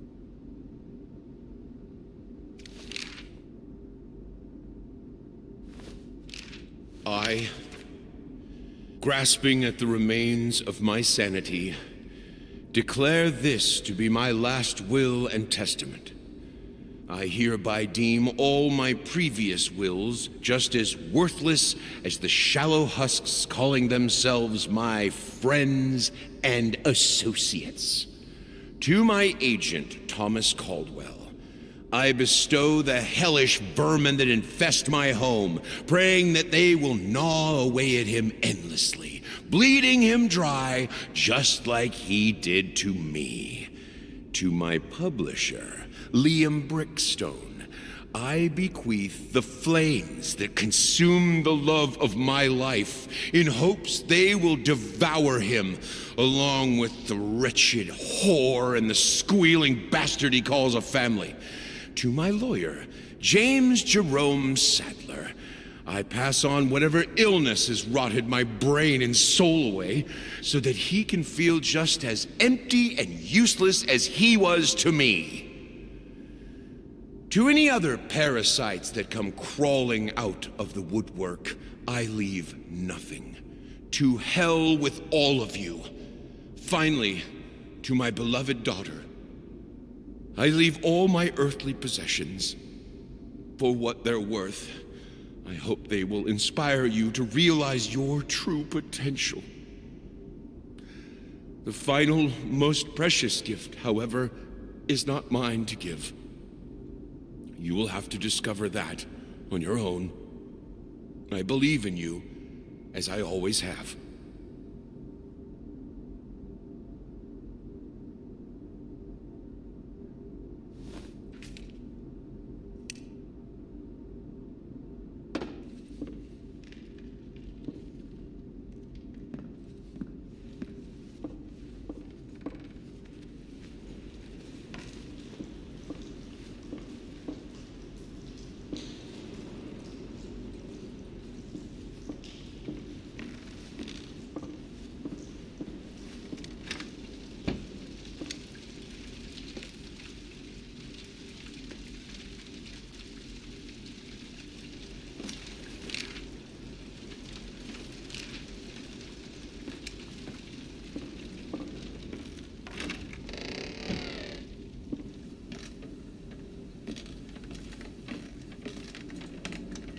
All right, young lady. Shall we continue? Right. Whatever happens, just keep looking at me and listen. Now, where was I? Ah, yes. The princess was all alone in the dark. And yet, she felt that the evil witch was lurking nearby. As her eyes adjusted to the darkness, she saw something moving in the corner of her... Princess, keep looking at me. Look at me!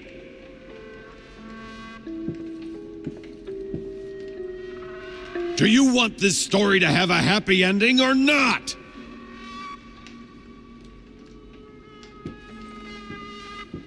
Oh, God damn it, not again! Fine, because the princess wouldn't stop fidgeting, she was set upon by the evil witch's minion and dragged off into the darkness, never to be seen again.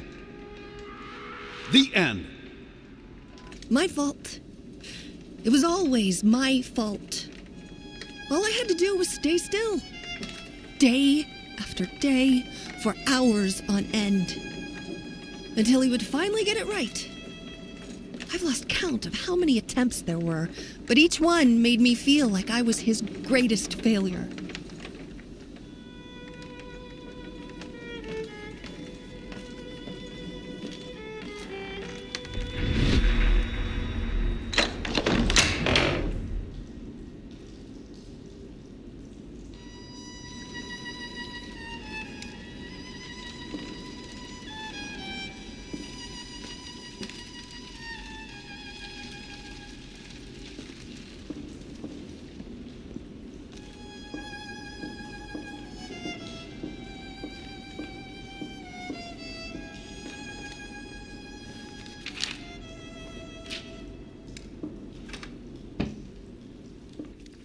know. After all this time, after all I've been through. Stay here. Your mother and I need to talk. This is all you have for me? And of all places, you chose this room. You think I don't hear that? Stop crying! Don't make me come in there! So many memories. This one room filled with more memories than I can count. I thought I told you to be quiet! Oh, the lovely memories. I imagined him standing there, all smug and pleased with himself, thinking this piece of canvas was somehow going to fix everything. I imagined what I would say to him, what I would do. Why, Daddy, you shouldn't have. You really shouldn't.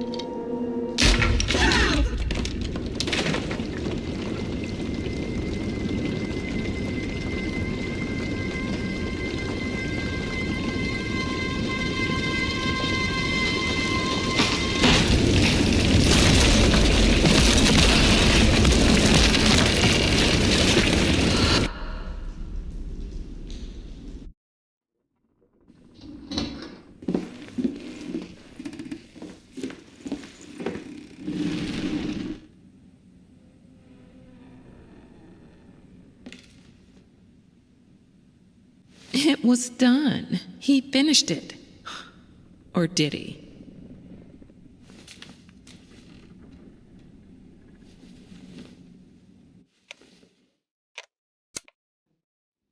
My very first memory is that of hitting a piano key. My small, chubby finger, the cold, smooth ivory under my skin. And then, acceleration, pure joy as I heard the immediate response to my action. The sound that appeared just because I pressed that key. I'm not gonna let it go. I won't be imprisoned.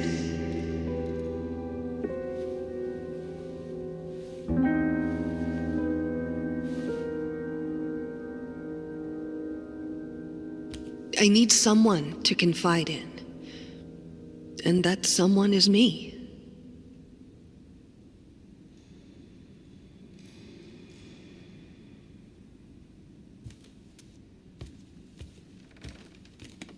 You mustn't give up. You had everything any of us ever wanted. You still do. Your talent, your marriage, your daughter. Neither of these went away. The only thing the flames changed was you. You have power over yourself. Live your life. Reclaim it. Don't let your body be your cage.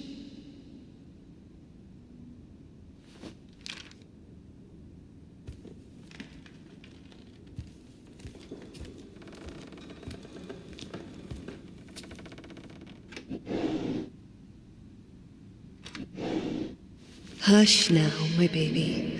I'll tell you a tale. There was a man whose world wasn't pale. There was a woman who made the world sing. And they found love, the most beautiful thing.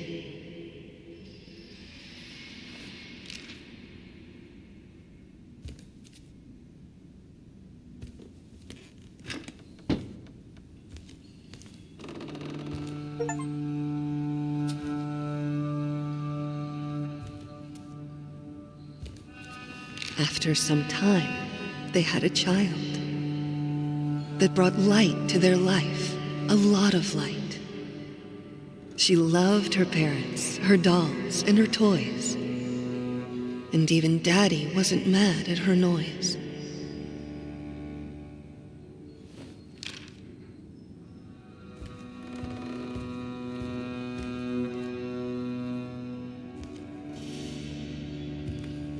Then, one day, there was a fire. It took from Mommy all her desires. She didn't know what to do with her life.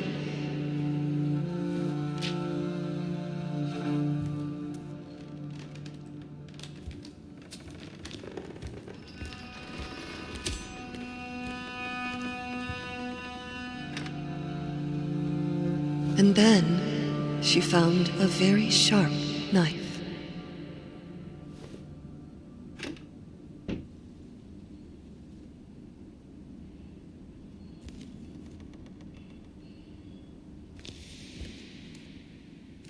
Is this how I looked?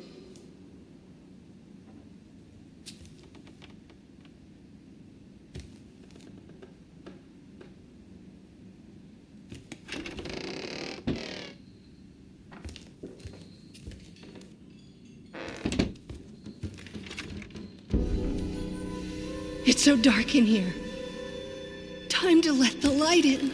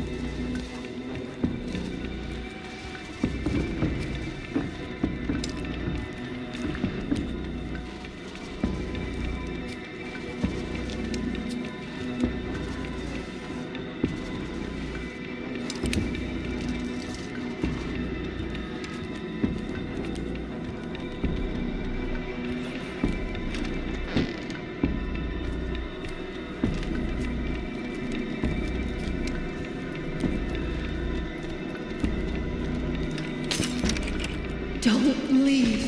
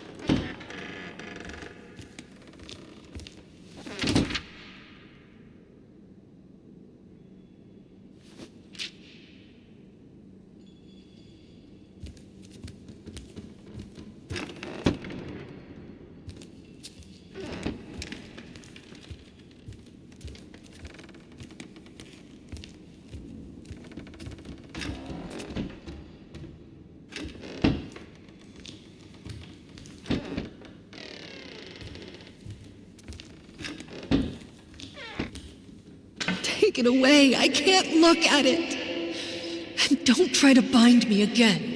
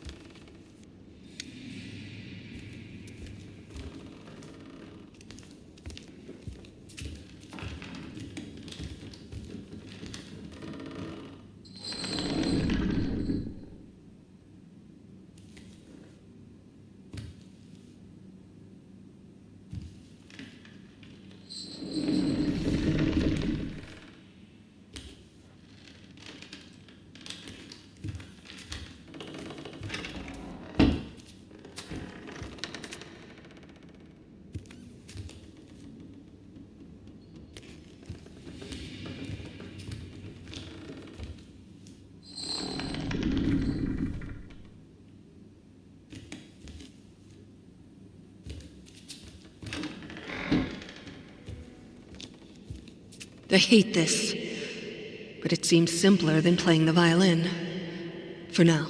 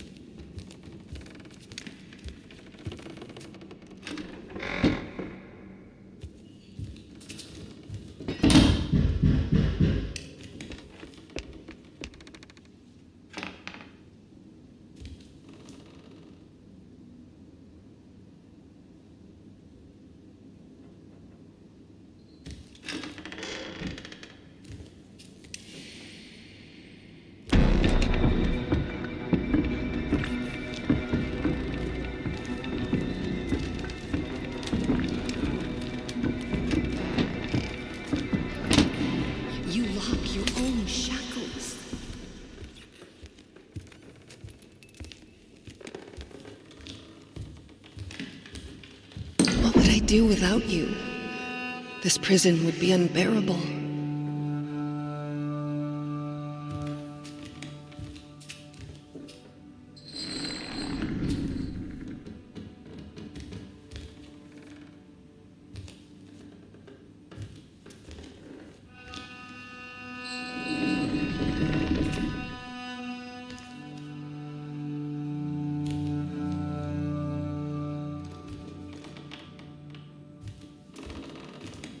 What are you doing?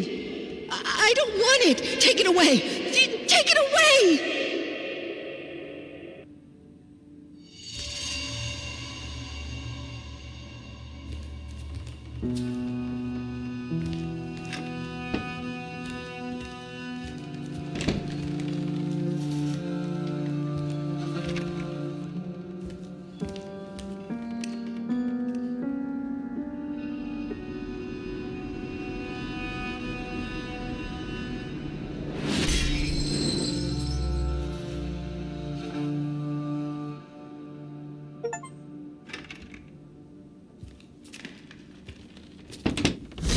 Go on like this. I need to break free.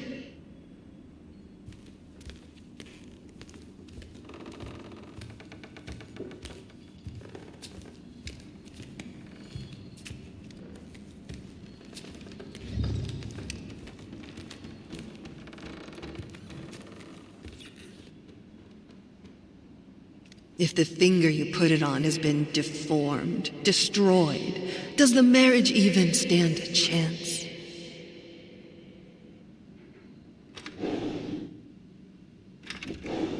Luckily, I can take refuge in music. The That's when my shackles get lighter, if only for a little while. Even the gramophone helps sometimes. I feel much better after listening to some vinyls. Also seems to think it helps.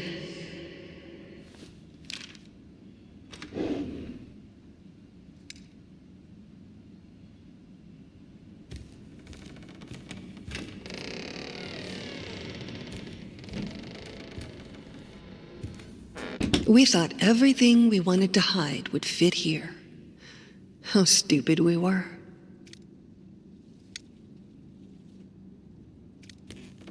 Today, a lock jammed in the bedroom door. I started screaming, begging anyone to open.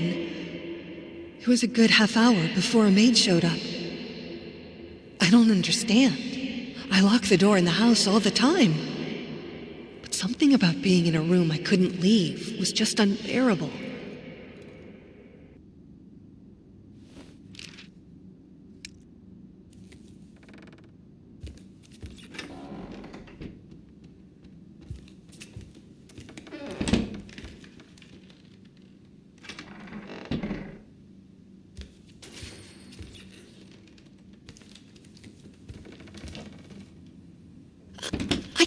Breathe in here.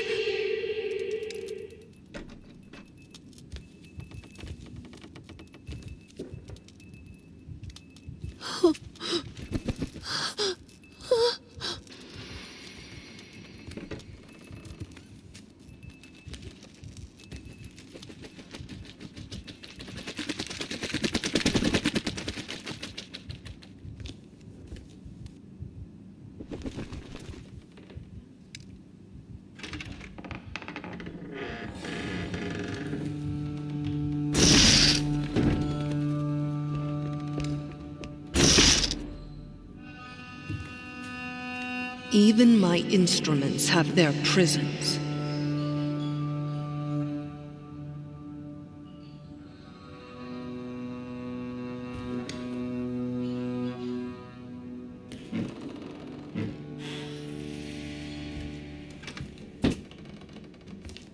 Do you want to stay with me, little bird? It's safe here. Suffocating, but safe.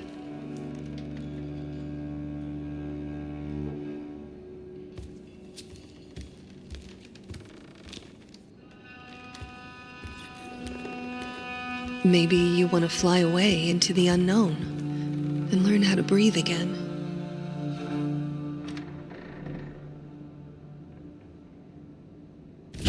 Will it be better outside?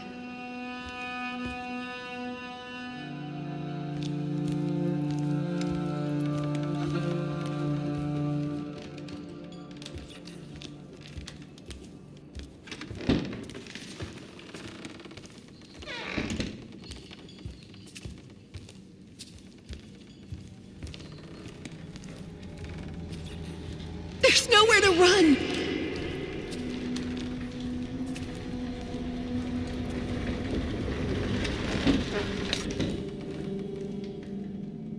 I know it now. I'm measured. My room is shrinking every day. He paints it at night, and every morning the walls are this much closer. My prison grows smaller every day.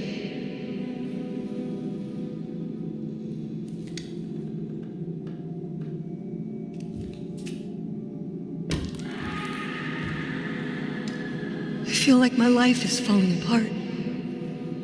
Everything I touch breaks.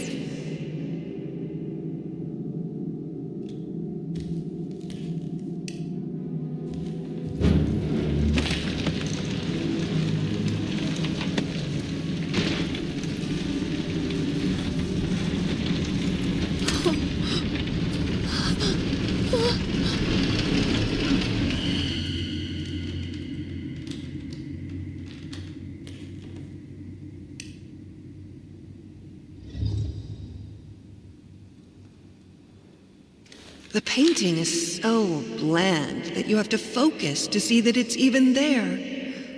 Looks like the work of a person afraid to change his surroundings. Someone who's resigned and isn't willing to put himself out there, who hates to see even his loved ones out and about and free. A man who will imprison his family just to stop them from getting better than him.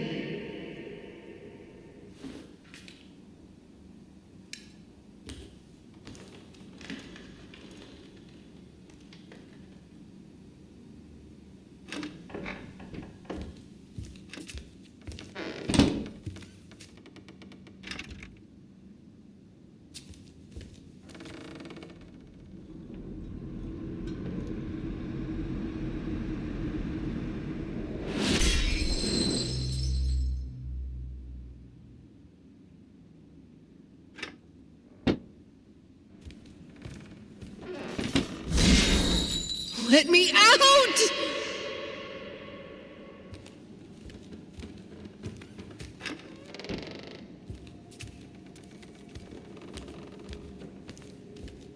Whatever you say about this place, it had great acoustics.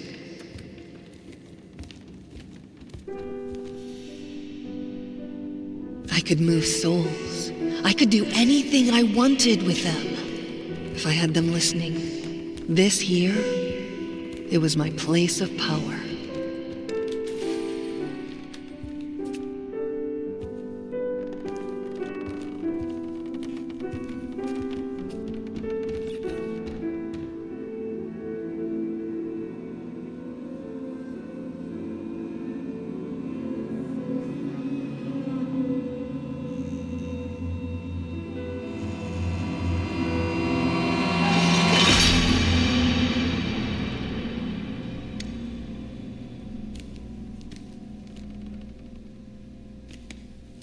Today after dinner, I tried to pick up the violin, and I just couldn't grasp the bow.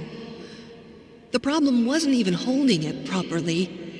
It was holding it at all and not letting go, not screaming with pain. It's like my hands are in shackles, like every finger has its own ball and chain. I can't move them properly.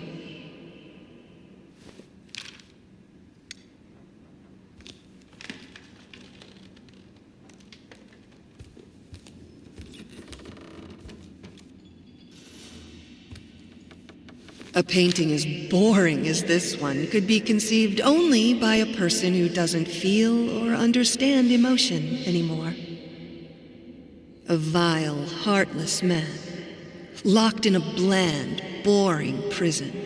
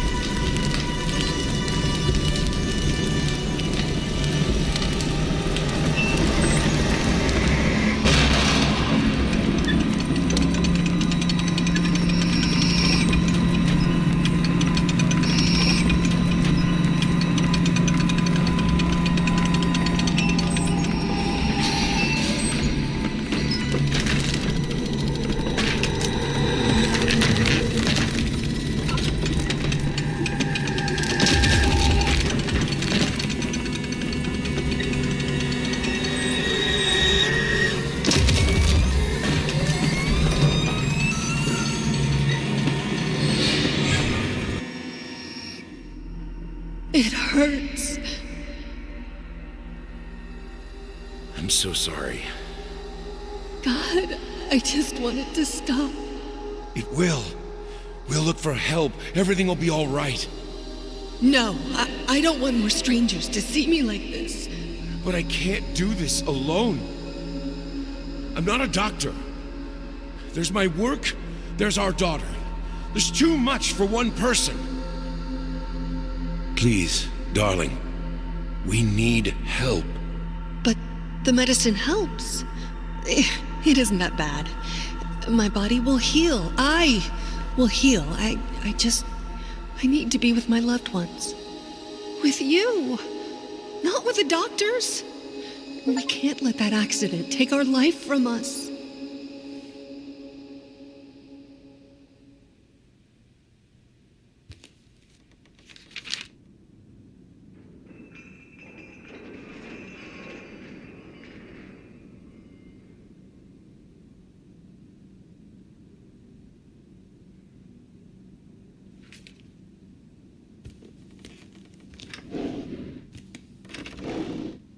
try to think of better times.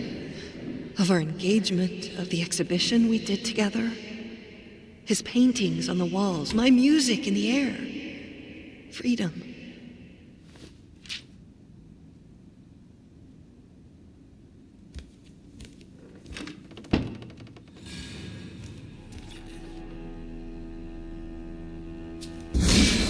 I'm trapped in this house, in this body, in my head.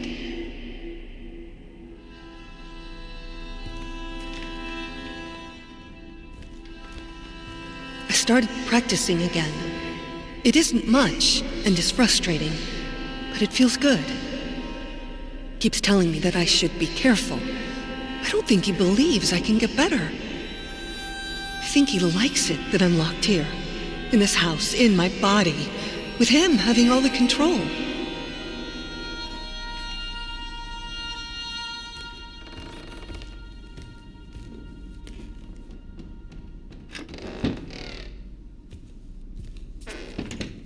This is where we pretended to be normal, sane, stable people, where the shackles were the heaviest.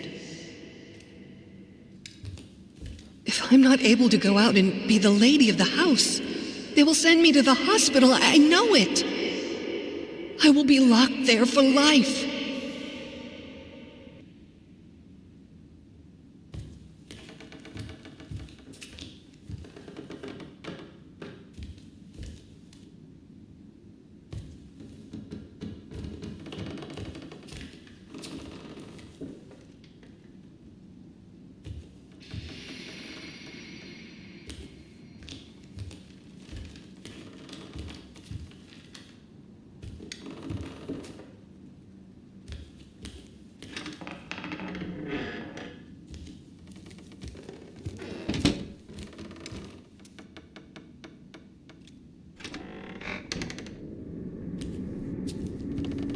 A library is so much more than just a room. It's an escape. Hundreds of escape exits.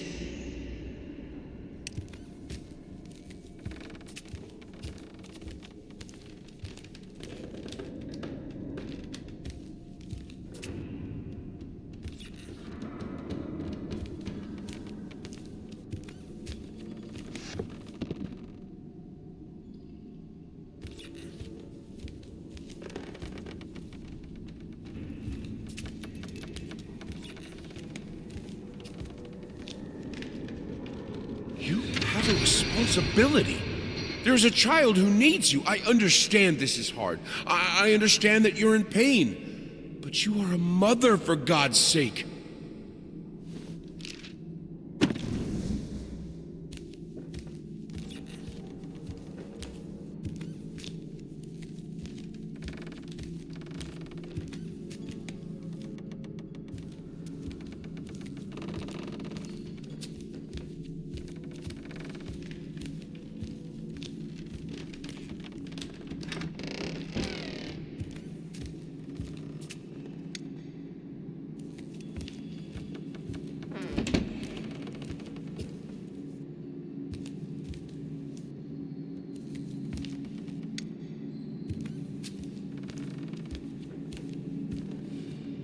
I don't know what you should do, but I know this. Your husband is a grown man who swore to love you, honor you, comfort you, and keep you in sickness and in health. You know the damage the flames do better than anyone. Don't set yourself on fire to keep him warm.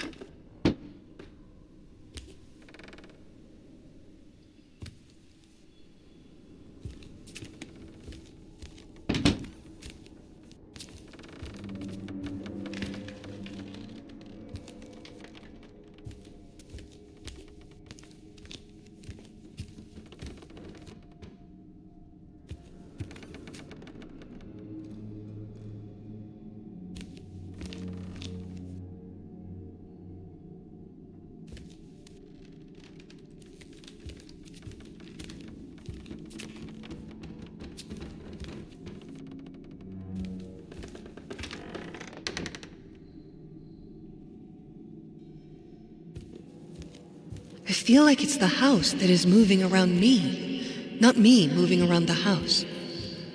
My head is spinning. Oh. The surge of power. It shouldn't be so prominent in a 3 or maybe 2-year-old, but I remember it clearly.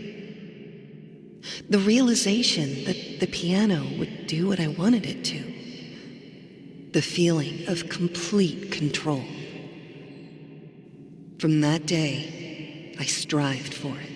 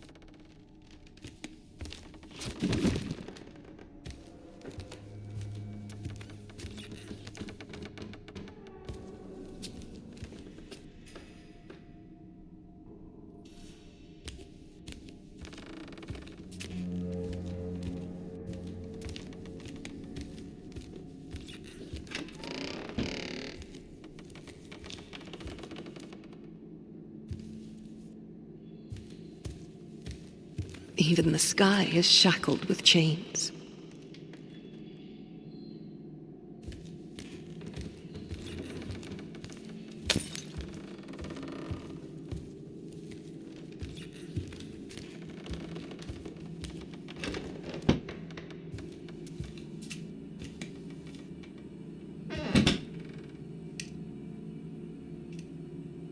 Do you remember the saying that behind every great man stands a great woman? Your husband has the bearing of a great man. But without your help, without someone who's always there for him, who keeps the home fires, he will wither and die. You proved yourself to be a strong woman. I know you have it in you to be there for him, even now. The tragedy that hurt you hurt him too. I know you have compassion in your heart. Reach for it.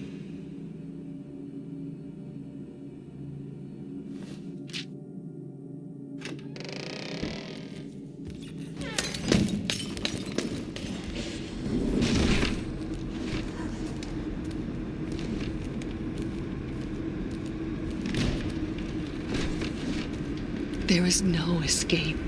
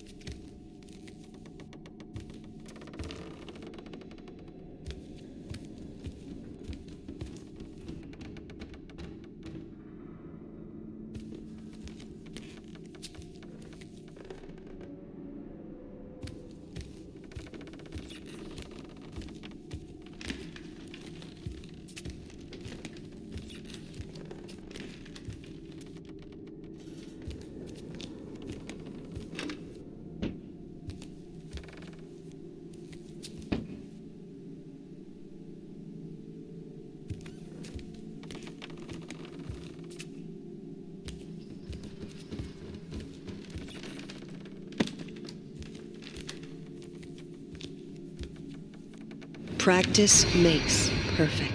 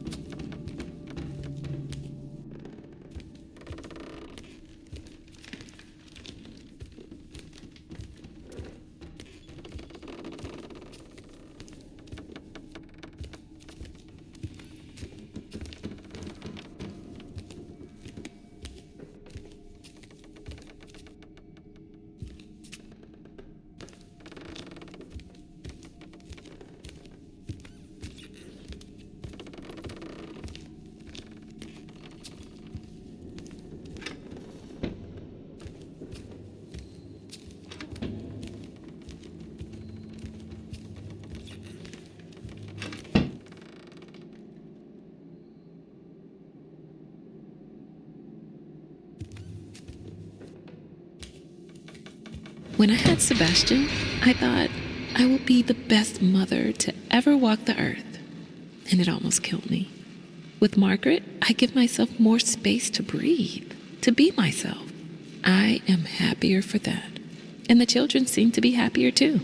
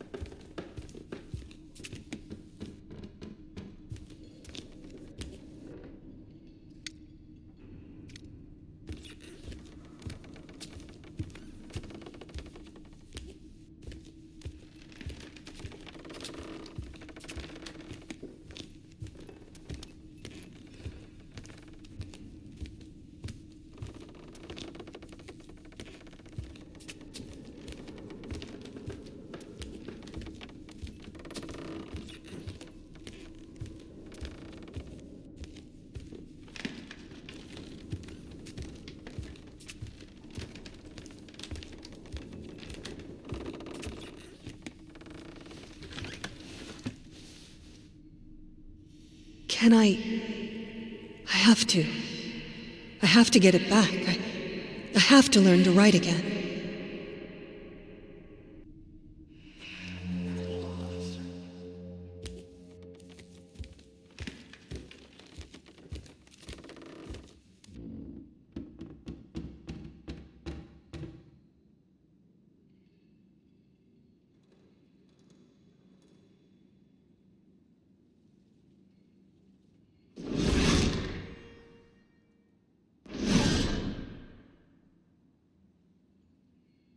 I need to learn myself again.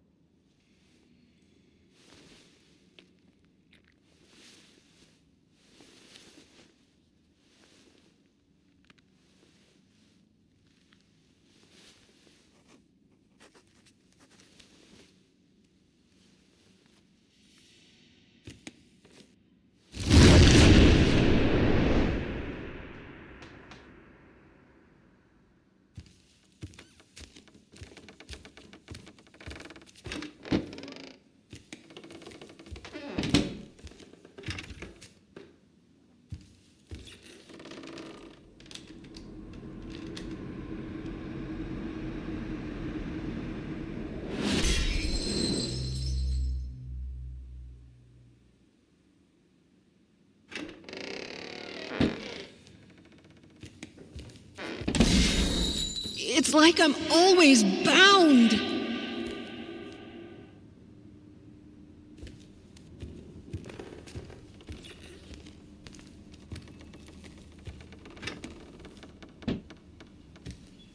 All I wanted was for her to be happy and free.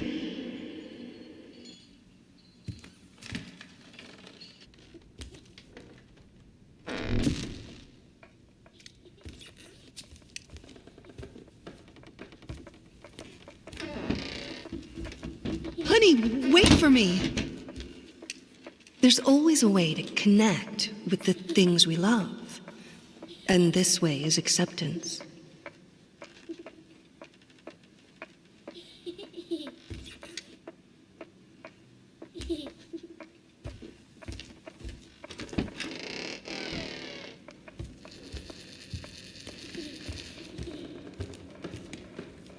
Not so fast.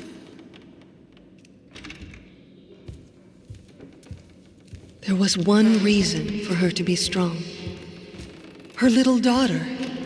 But it was all wrong.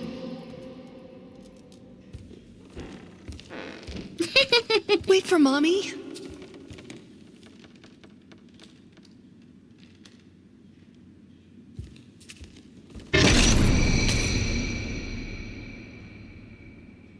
When in darkness, try to remember that you have a daughter. You brought her into this world, and she needs you. Be strong for her, if not for yourself.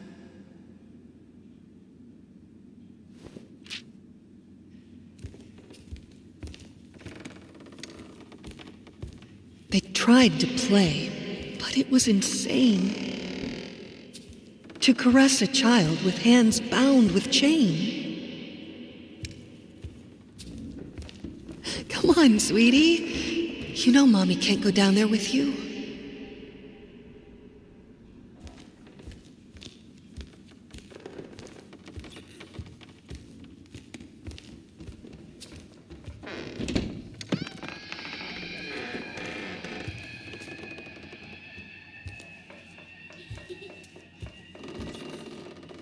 You can't remember.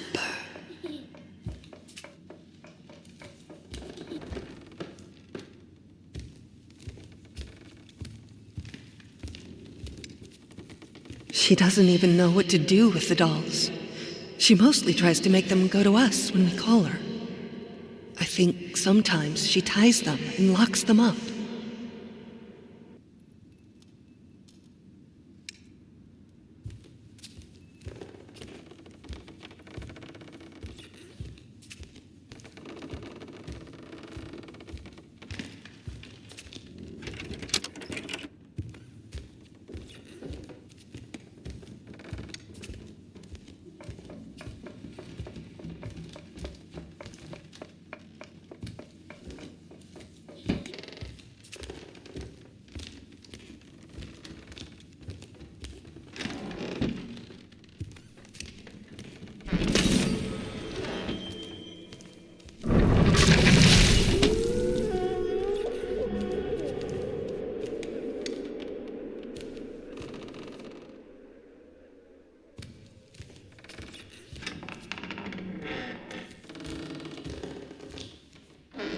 She named it Mr. Quiet.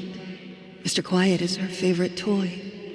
He never screams, she told me. He never makes a sound.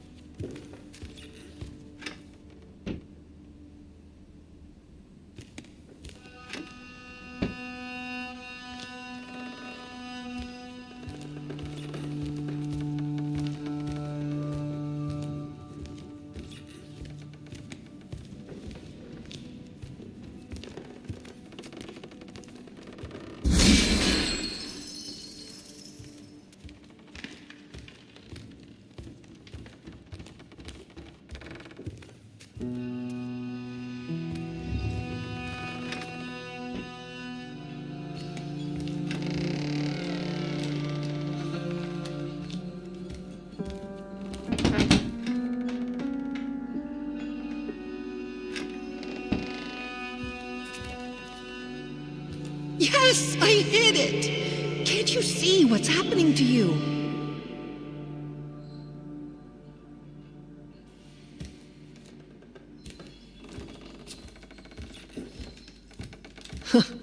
The rotten heart of our house.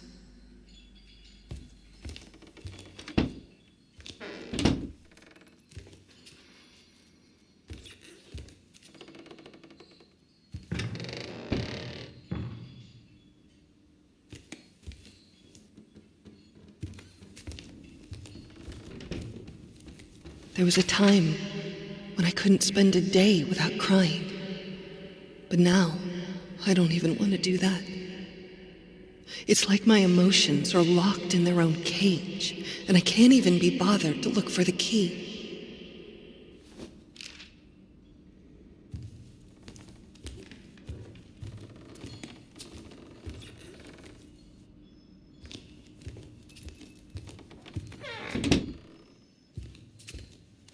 Playing with our daughter is usually a joyous occasion, one of few left in my life. Today, though, I had to ask her to leave almost mid-sentence. It's all these questions. How do you feel, Mommy? What do you think, Mommy? Mommy, why are you sad? What is your name, Mommy? I don't know, darling.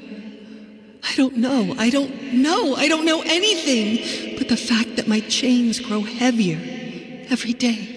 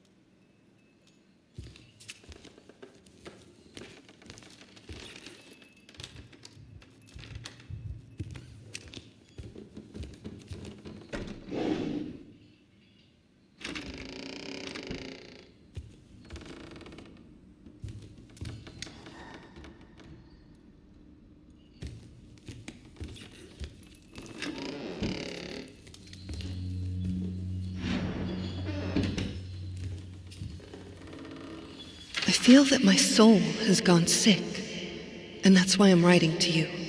It's like all my energy has gone away. It is hard to even get out of bed. Not because of the pain. I don't mind the pain as much as I used to. I just can't see the point of getting up, eating, talking to anyone, living this life in the prison my body has become.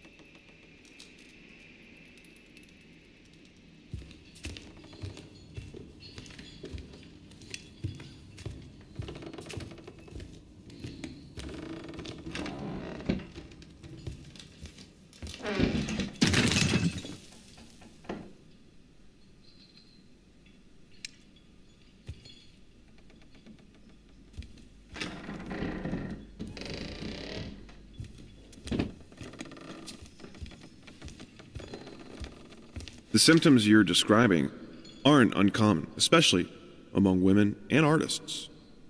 Being that you are both, you are naturally more prone to hysteria and melancholy.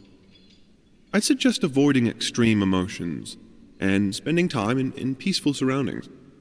In fact, we have a center for troubled women here and just over the sea.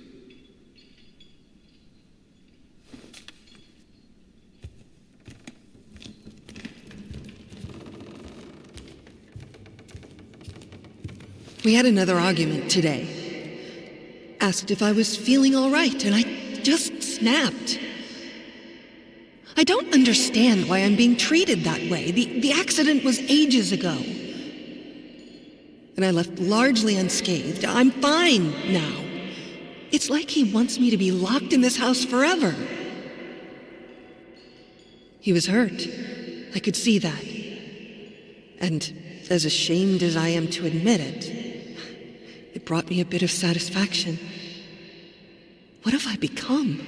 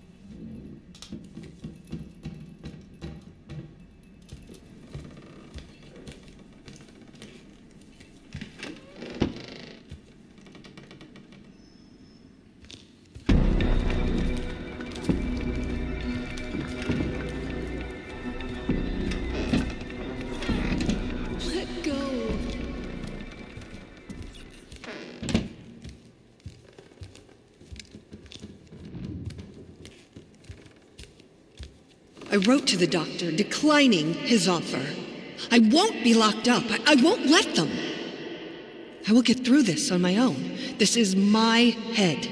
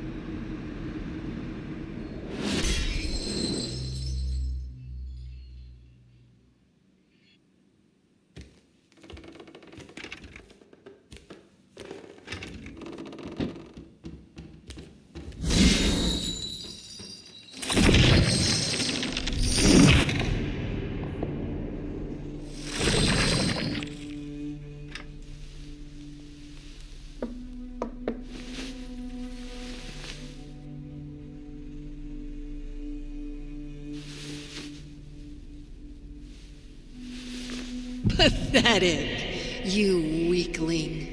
You claim that you're perfect? Nothing would hurt you if it were the truth. Perfection is incorruptible, eternal, proud. Look at you, chasing me around like a fool. What even am I to you? My true self. I am perfect. Nothing can hurt me. This is just a test, and I'm passing it. Everything is fine.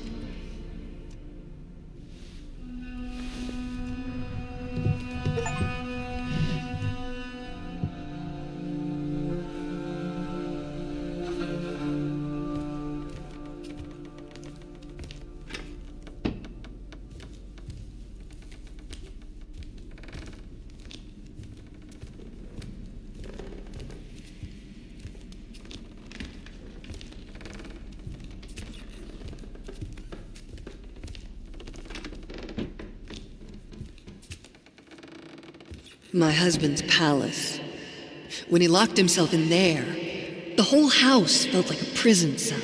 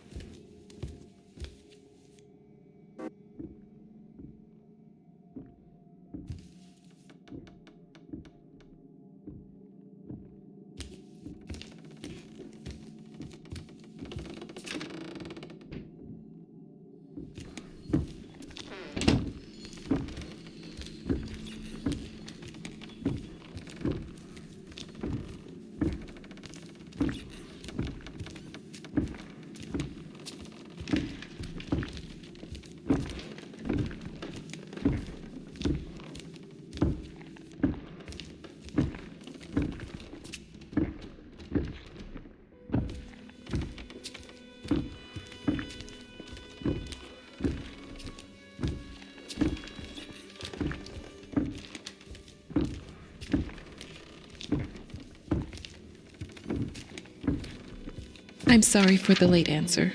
These letters are hard to read for me.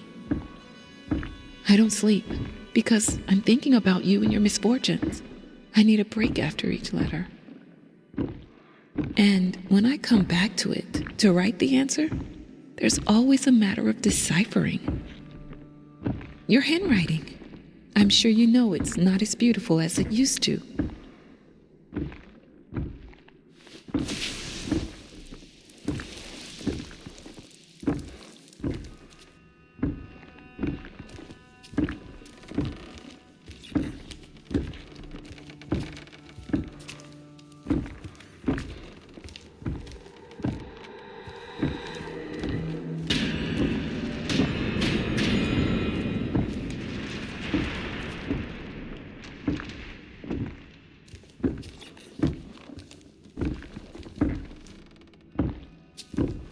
Yesterday I was woken up by, I think, the most terrible sound I've ever heard. Like a sick cat being slowly strangled. It took me a long time to realize it was the violin. She picked it up and tried to play. I think there's no coming back for her.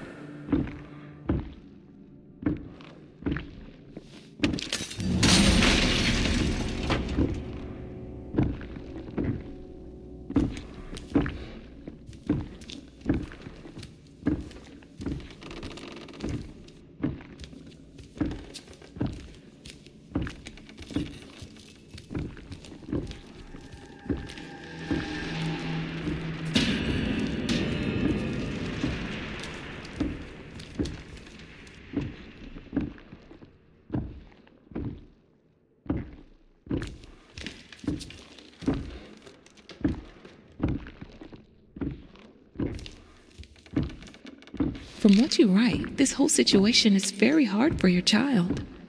Maybe you should spend less time with her. I know it's painful, but I believe it will be for the best. You both need time.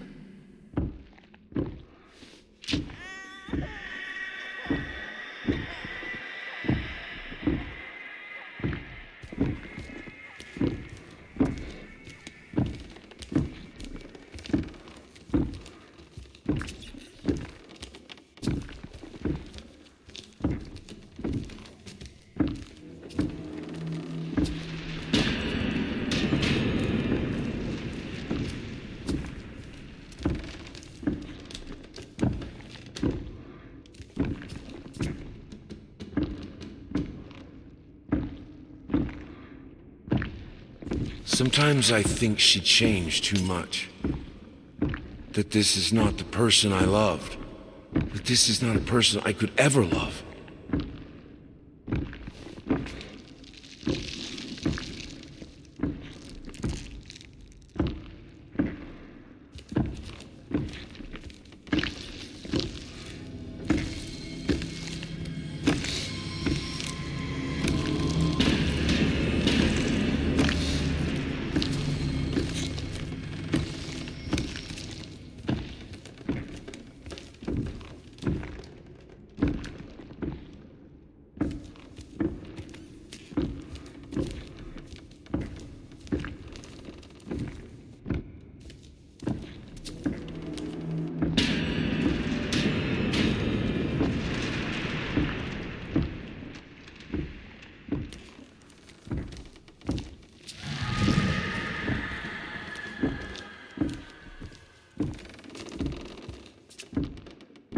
I don't think you fully understand your condition. You have been in a terrible accident, and you are, to be honest, lucky to be alive. Not to mention writing letters, demanding of your body to come back to normal. To be healthy is like demanding a broken mirror to fix itself. You're doing great progress, and you're healing. But I'm afraid things won't be back to normal. No doctor on earth can make the pain go away. I'm truly sorry to tell you that. But you will have to learn to live with it.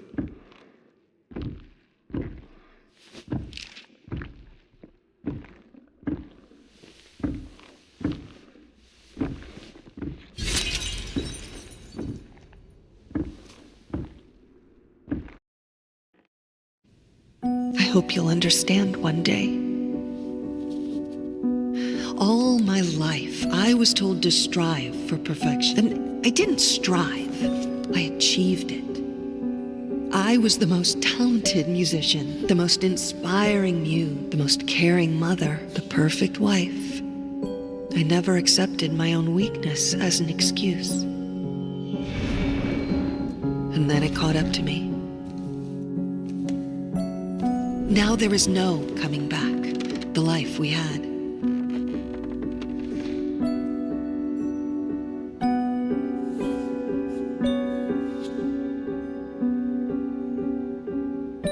There's no use. How could they understand it if I don't? I think I just need something that will work. I need this to end.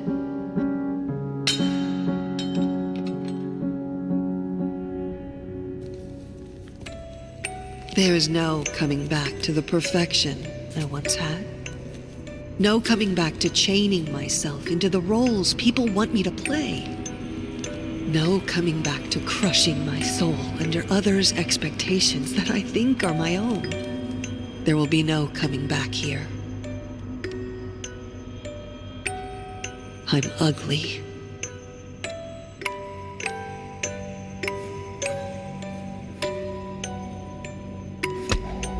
I'm disabled. I'm useless. I'm free.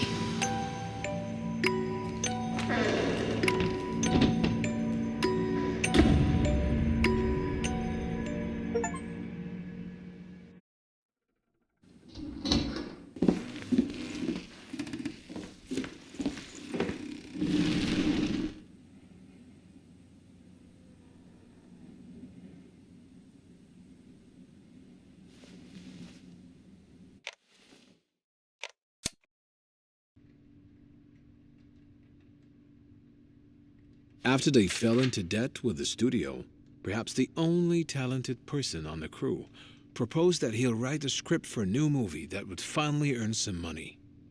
The same movie that killed him 2 months later.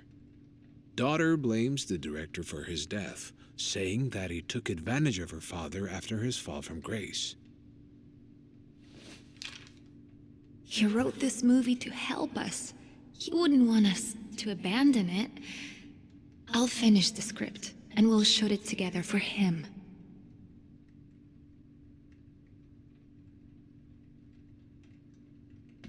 The film's only redeeming quality remains performance.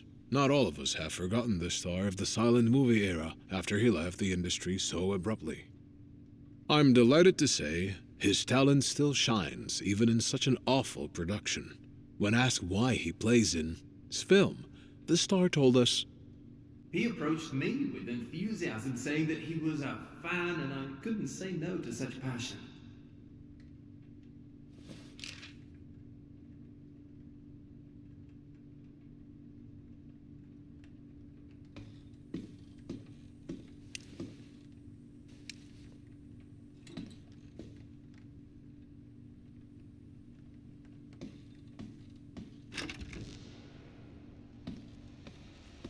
You changed the script. You said you would just It was an unpolished draft. It was my father. I know what he wanted to say.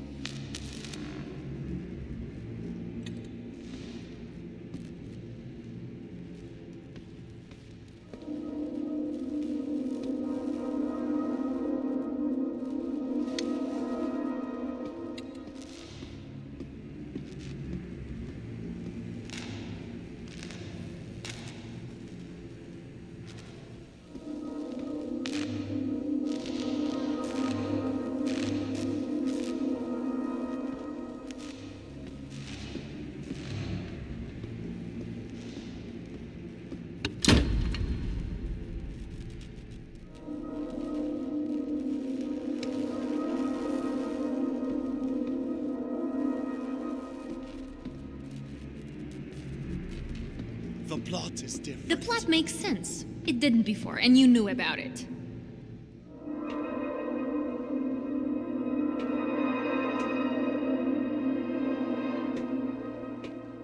He knew what he was doing. He wanted this movie to be a warning. A warning against demons and monsters. It's absurd. I don't want him to be remembered as a maniac.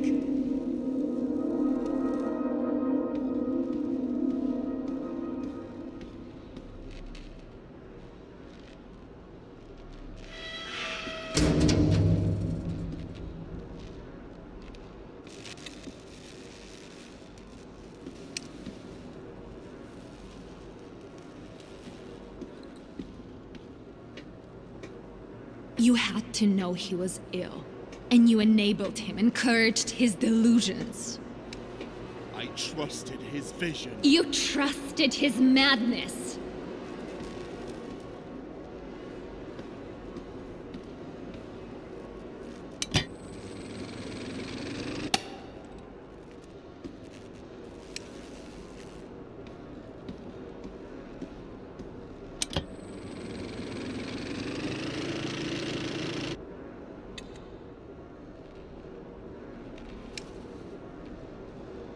Listen, you know I am good at this. We can make a good movie. Or we can smear my father's name, making the unfinished draft that he wrote in a moment of weakness.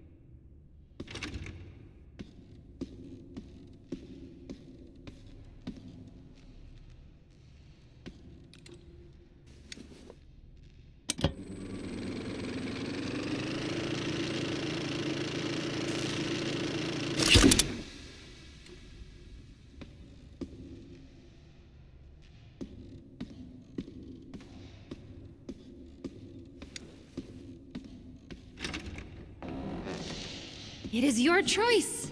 You're the director, after all. Scene 13.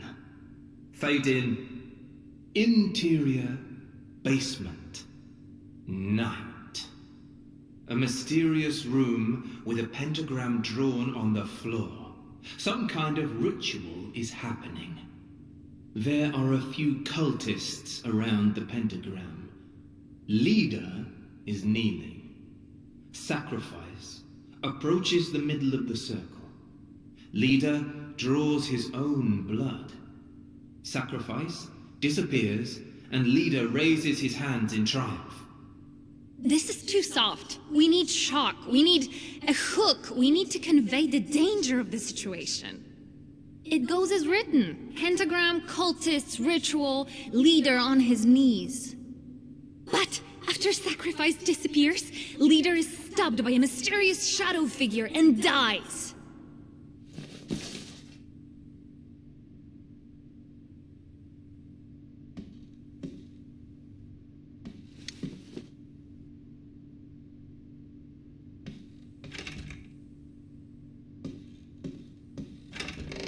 Death shaped his life, over and over and over again.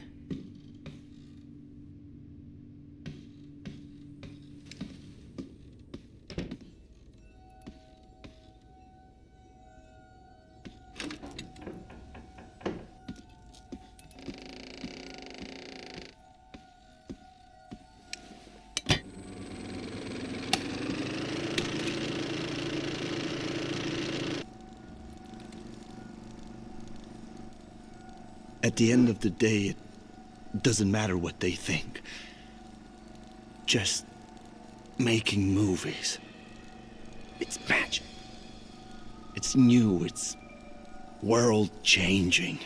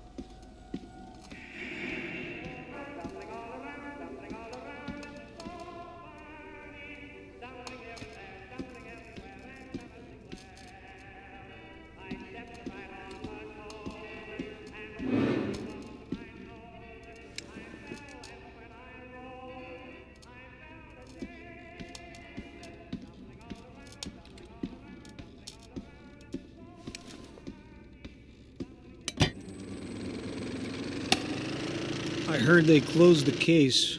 Unfortunate accident, they say. I don't know. There's something more going on here. We all feel it.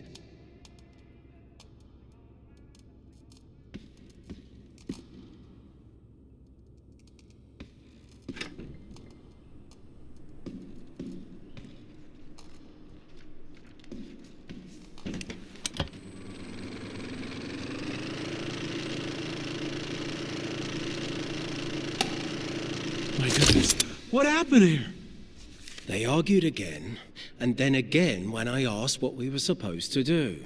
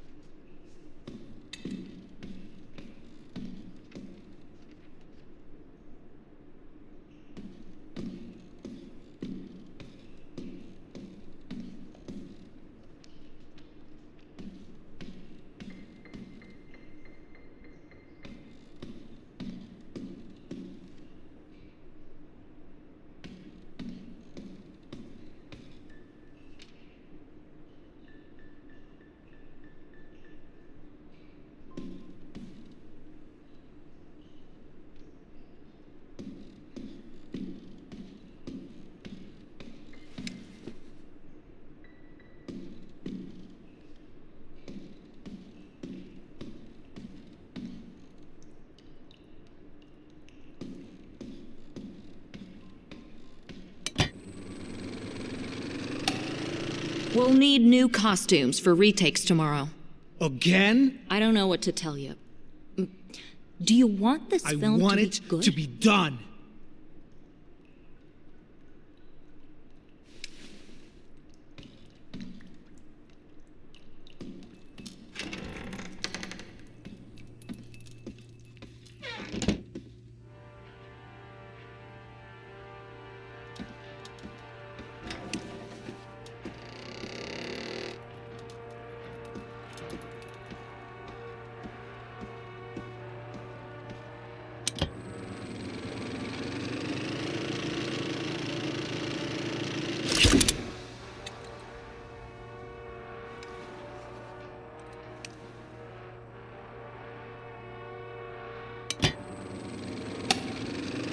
Can't imagine going there again. I don't remember being there.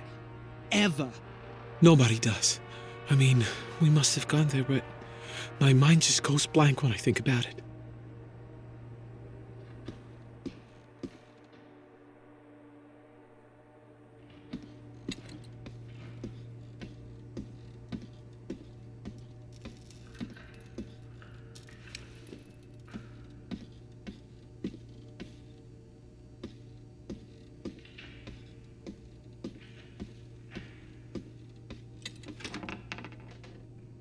Dad!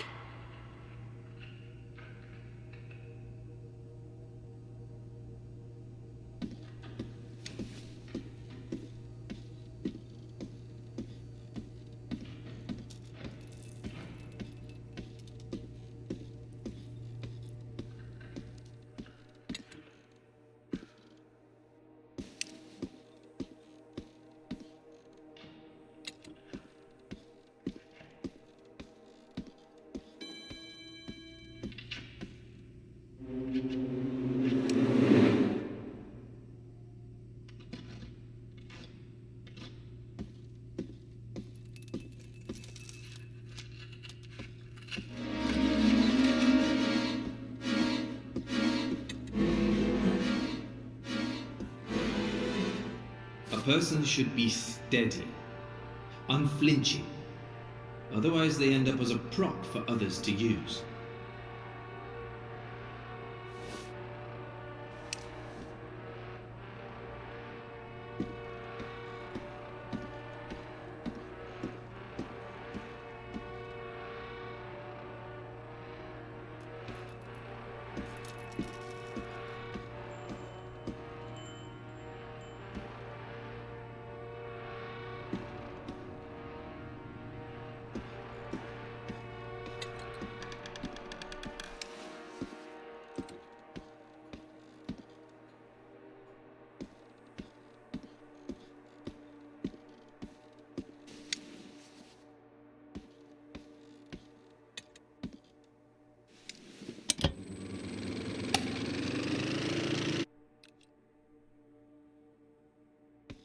Art needs to be larger than life.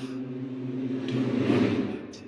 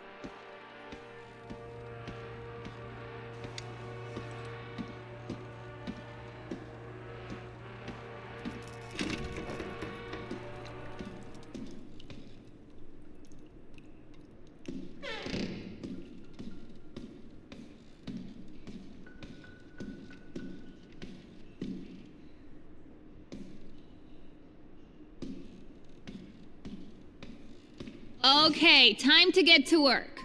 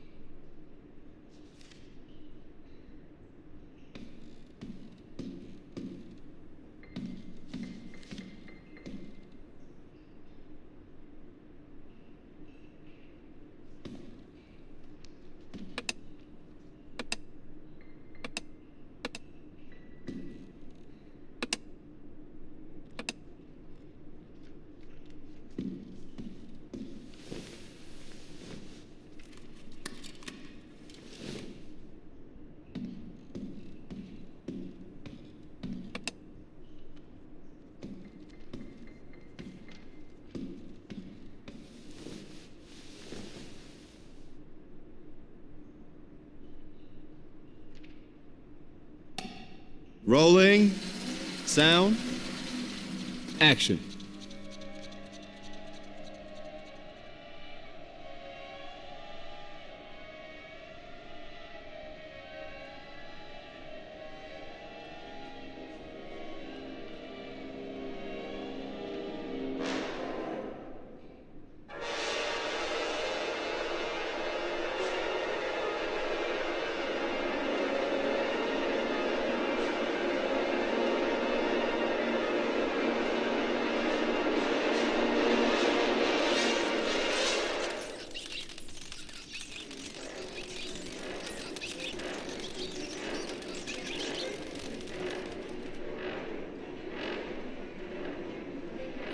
Good. It's better than the script.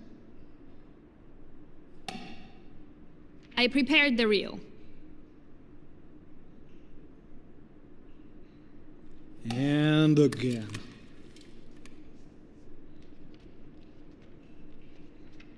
I want to try something different.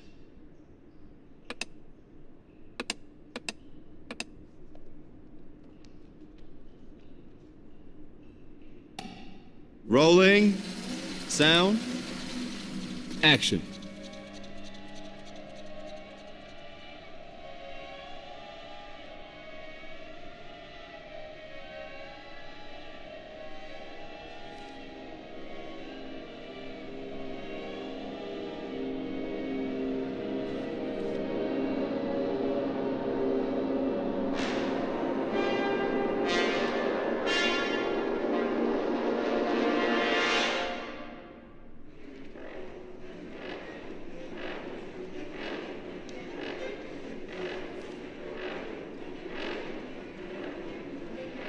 That's not what's in a script.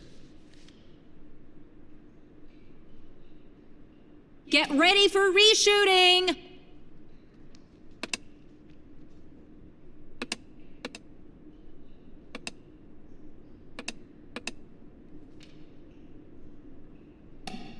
Rolling.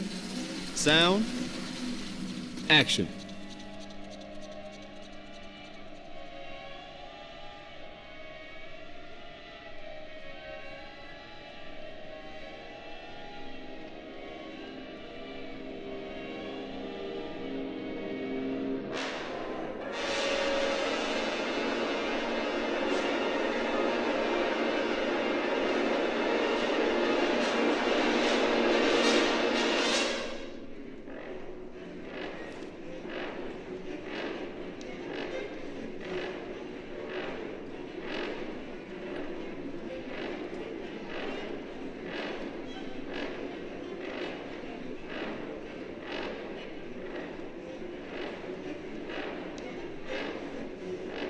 Yes! Just like you wanted it.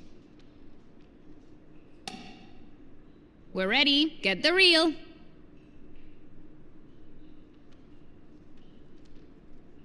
Reshoot?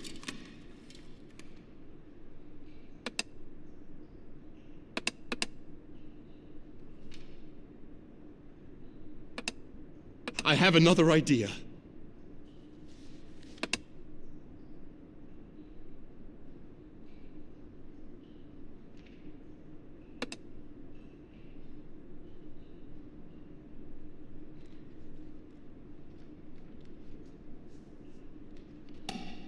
Rolling.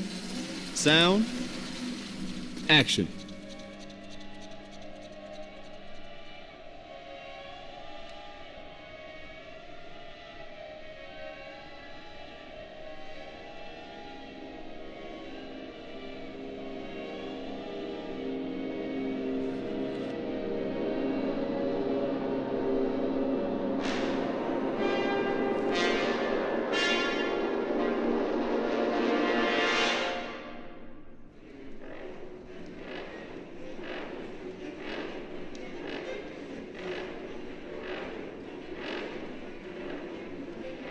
I don't like this.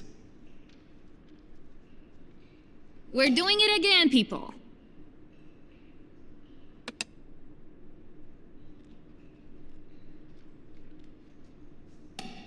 Rolling. Sound. Action.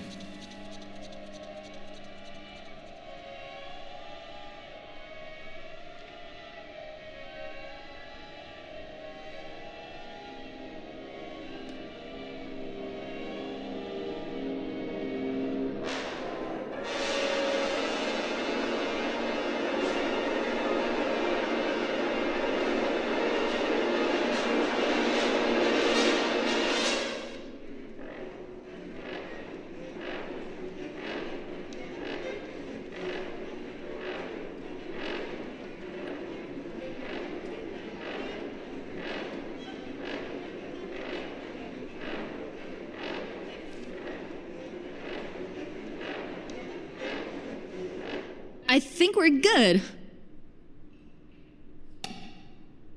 We're ready. Get the reel. We're done for the day. Please return the reels to the production office.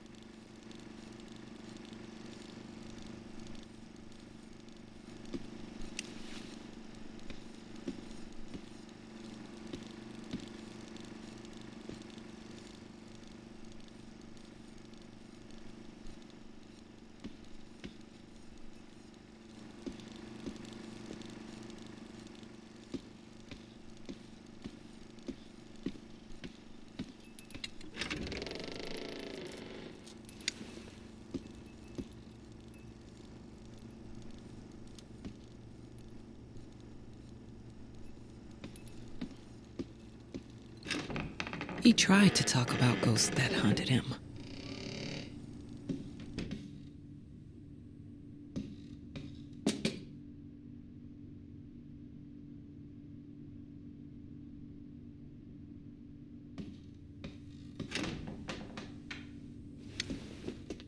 You said you would finish the script, not rewrite it. I didn't realize how bad it was. Madmen's ramblings, no plot, just occult gibberish, and you encouraged it.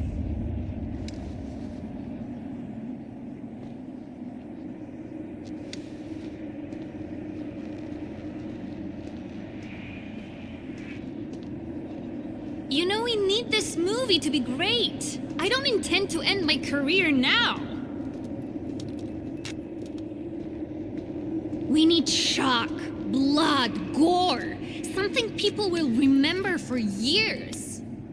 But of course, if you want to stick with his version, go ahead. You're the director after all.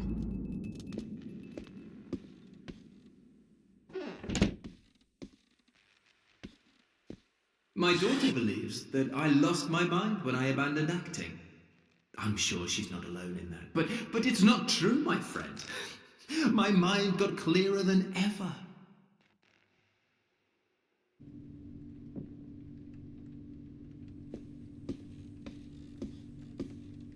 Our sources on the set told us that on the day died, his stunt double called in sick. The director, furious, got into an argument with the star's daughter. The worst so far, an anonymous crew member said.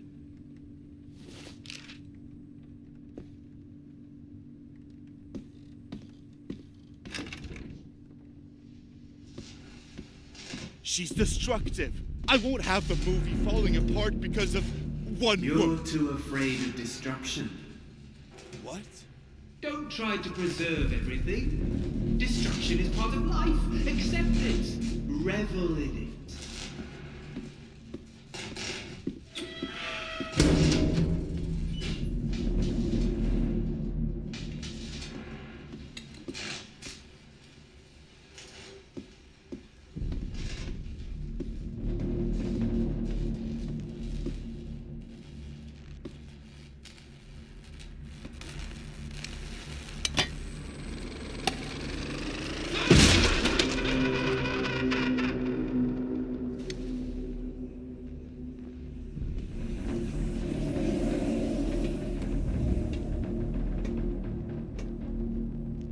This is a movie about destruction, about lives ruined and lost.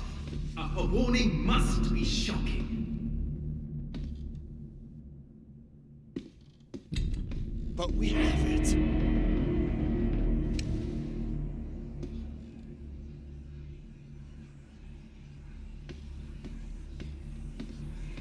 We have a bedtime story. I spent years researching her, and I'm telling you, what we're making isn't bad enough.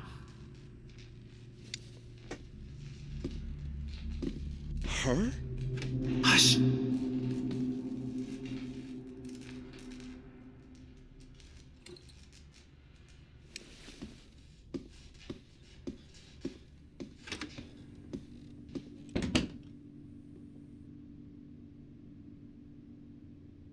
Scene 22. Fade in. Interior oval room, night. Oval room in the mansion, static camera, view through the arched doorway. One of the cultists is sitting in the room. The killer, sacrifice from the first scene, approaches slowly. The person sees the killer enter the room and runs. Killer shoots at them but misses. This version gives a slapstick vibe. We need to establish that the killer is actually dangerous. Also, we need it to be more visually appealing. The killer appears with a machete. He throws it and hits the cultist's back. Then he approaches his wounded victim slowly, menacingly, and finishes them off. Scene 66. Fade in. Interior renovation room, night. Killer finds two cultists in the room. He throws one of them down. The second one, upon seeing it, runs away, frightened. The fallen cultists defend themselves with a hammer. They manage to stun the killer. We need to escalate the gore here. The falling cultist is impaled on the table. The other one falls from the ladder, tries to defend himself with a hammer. Killer saws off his hand, then decapitates him. The one impaled dies when the chandelier falls on him. It's a bloodbath.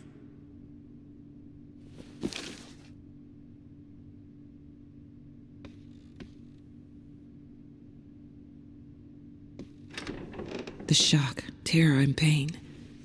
He wanted to throw it all out.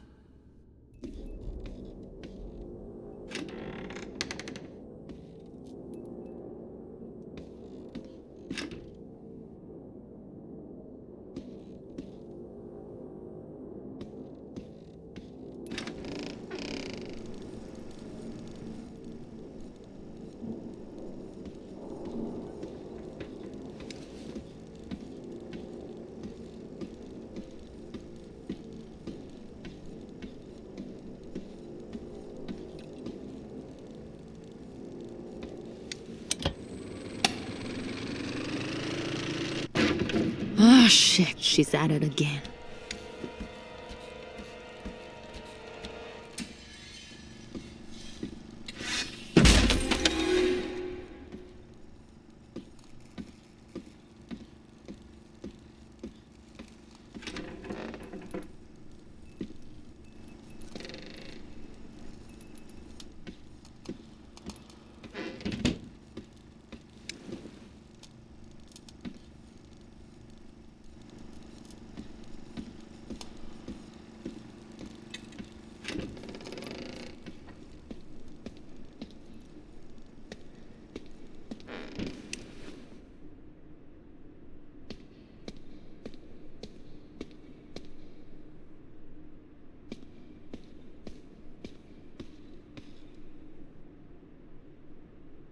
Okay, time to get to work.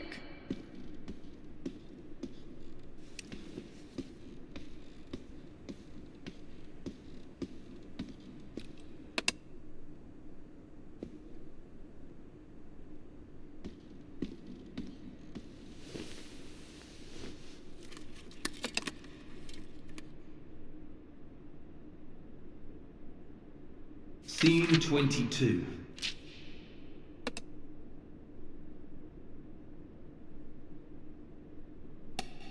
Rolling. Sound. Action.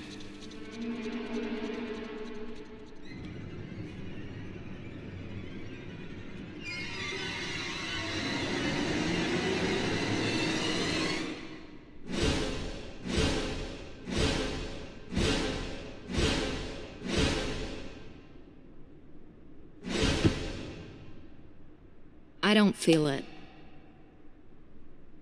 And again.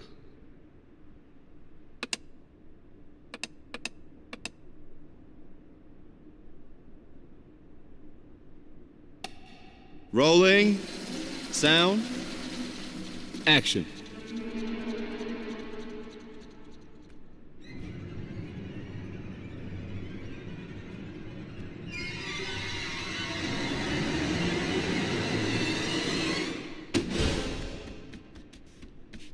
What can I say? It doesn't work for me. Get ready for reshooting!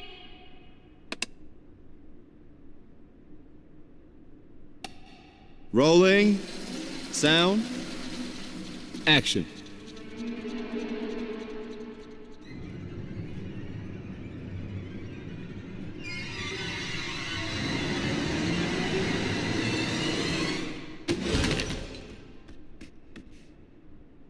Yeah, I would retake it.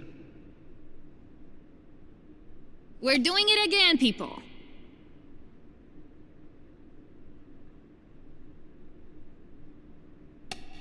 Rolling. Sound. Action.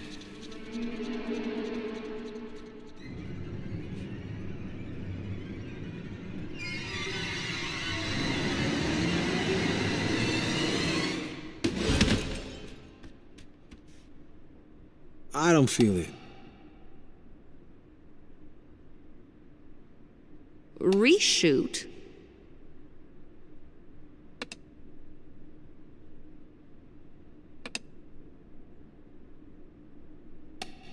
Rolling. Sound. Action.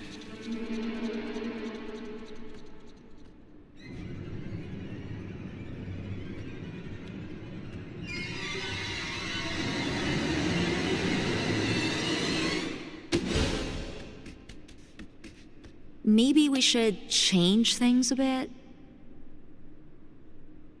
Get ready for reshooting!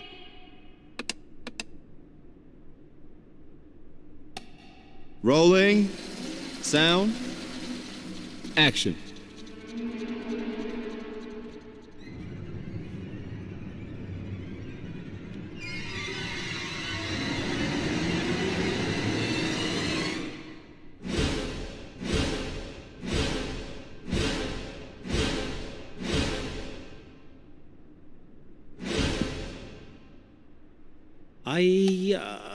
This doesn't work.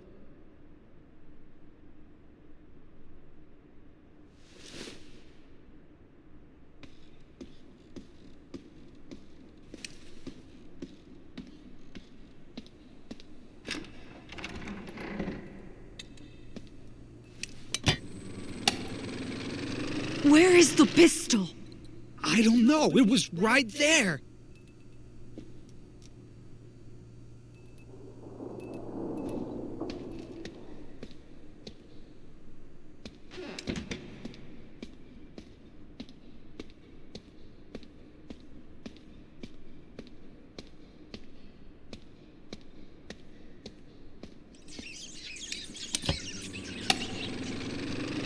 Shit, oh shit!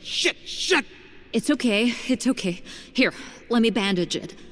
What if it was rabid?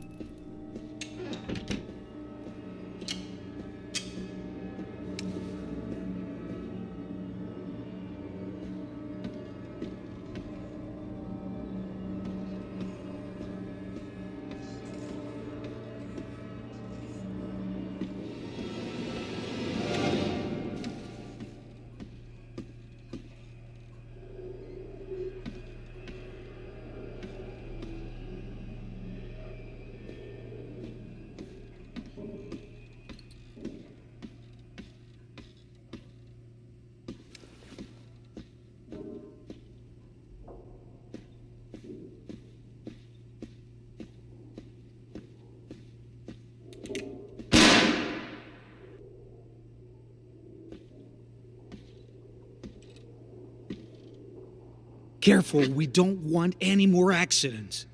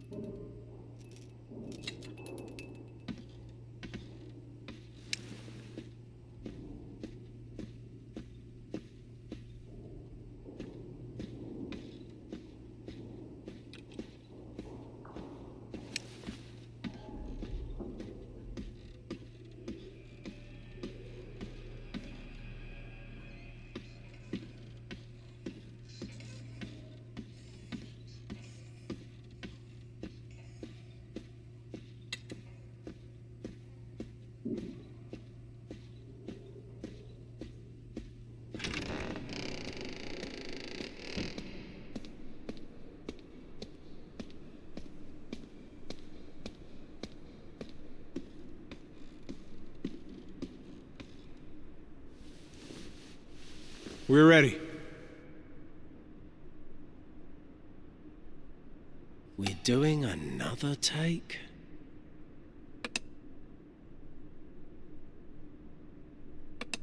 I want to try something different.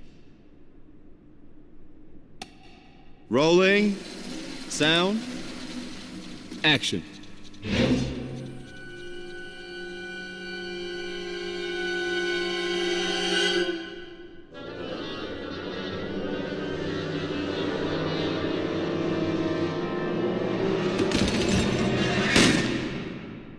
We have it, people.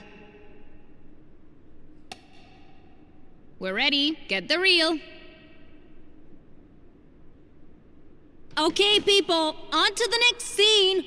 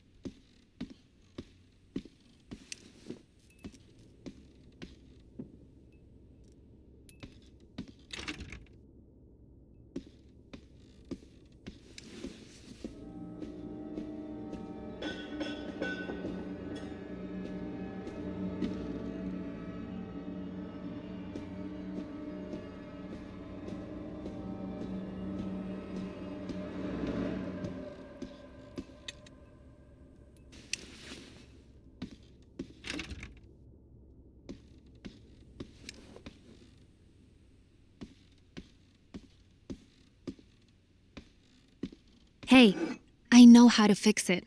It'll be okay.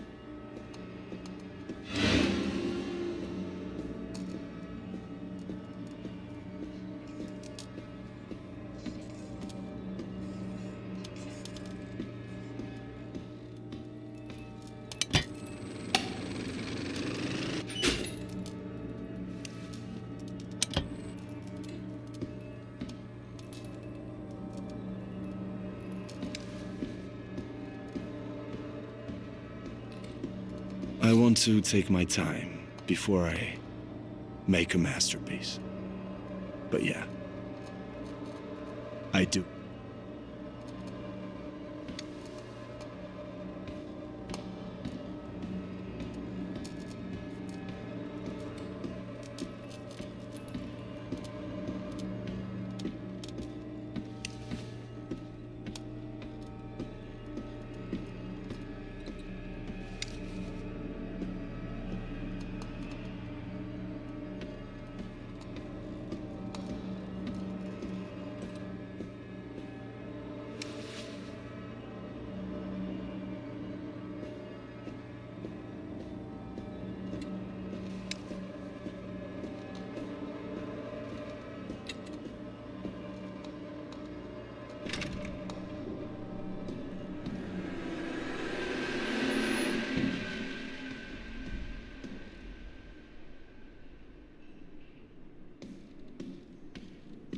Get ready, everyone. We're ready.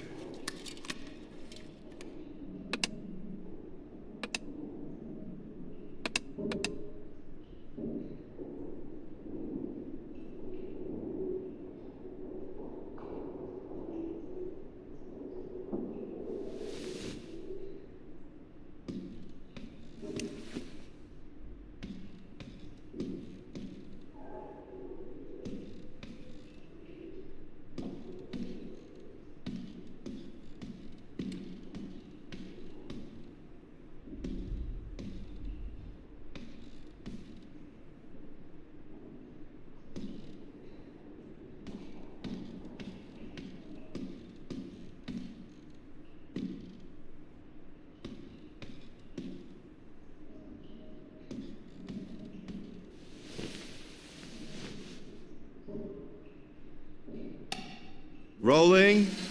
Sound. Action.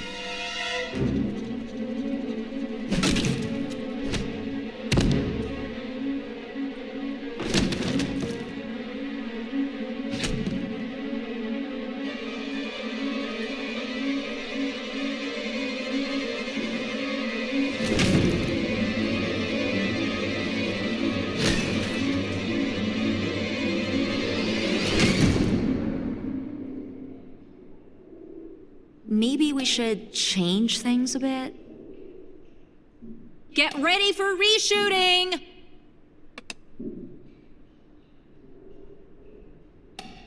Rolling.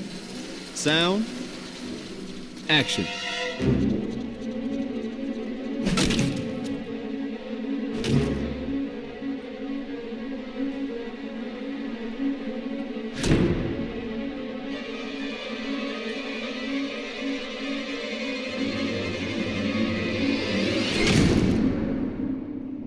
I don't feel it.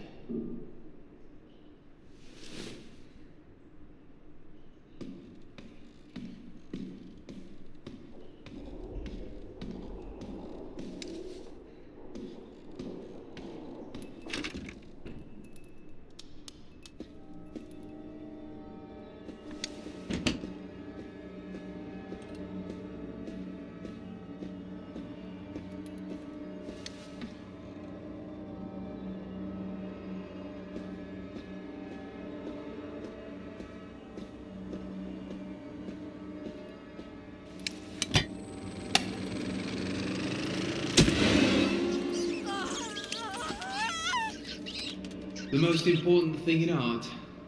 Ha! Stubbornness.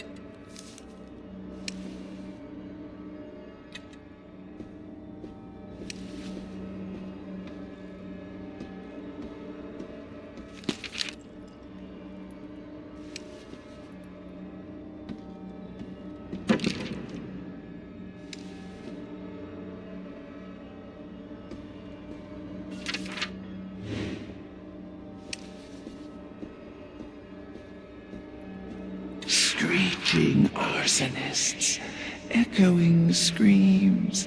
They stop at nothing. I won't go down easy.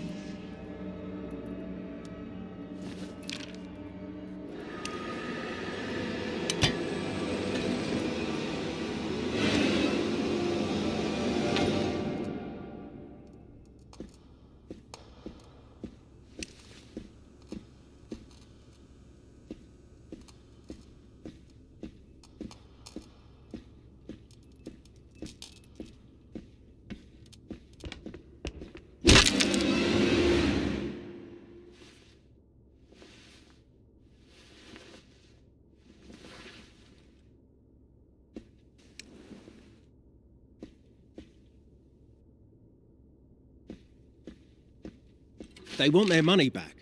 The things she broke weren't cheap, you know. What were you thinking, employing? You knew she was trouble since the day she came to the set to reunite with her father. I was there. I remember the mayhem. Sure, your films aren't as ambitious as earlier productions, but at least he has a job, right? Which is more than she had going on for herself at the time. Anyway, you are now in a lot of debt, and you have her to thank for it.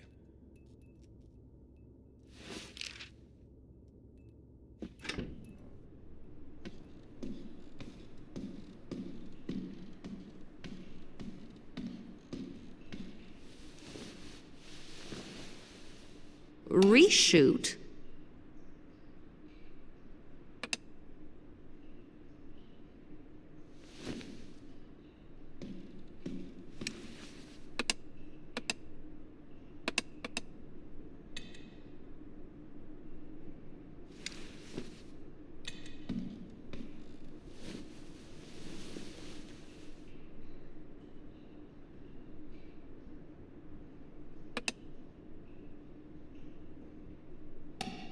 Rolling.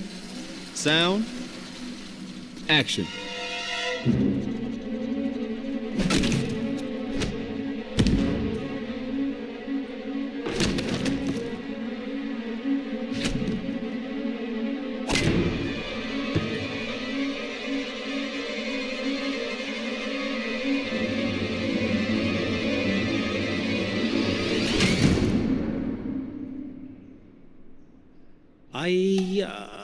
This doesn't work. We're doing another take?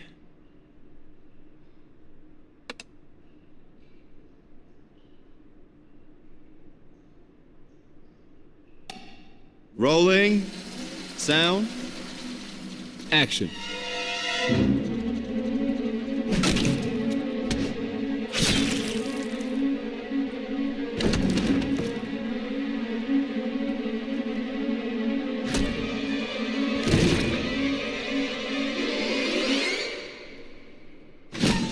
No, this isn't it.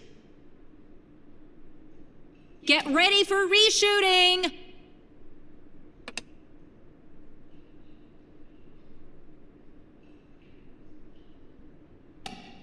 Rolling.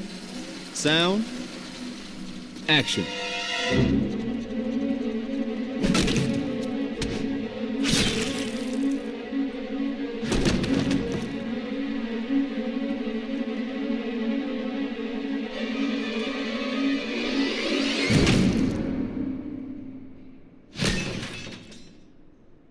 That's not what's in a script.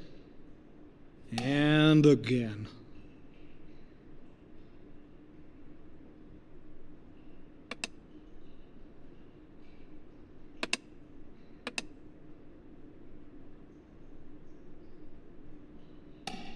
Rolling. Sound. Action.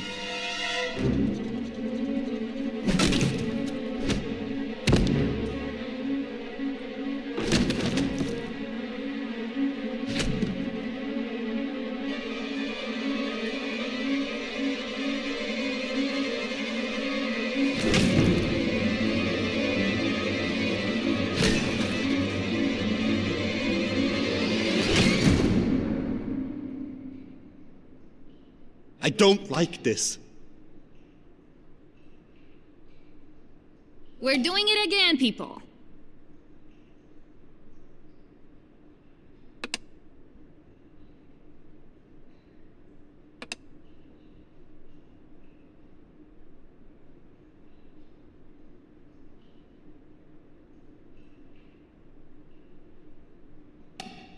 Rolling. Sound. Action.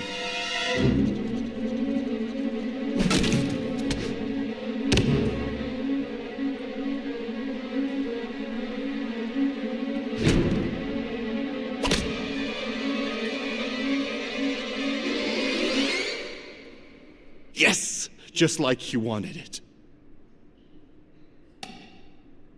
I prepared the reel. That's a wrap up for today. Remember about returning the reels to the production office.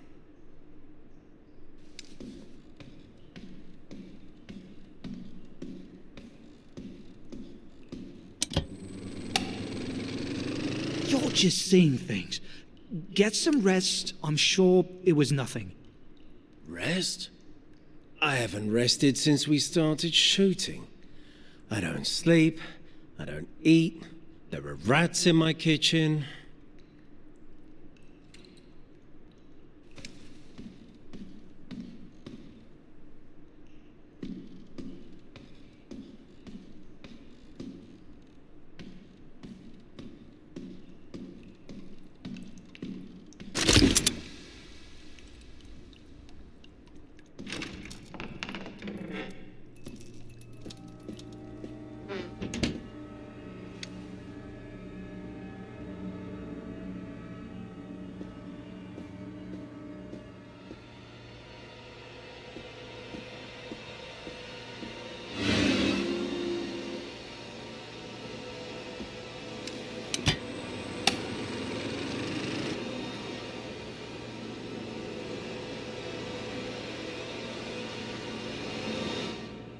It's not about the effect. It's about the process.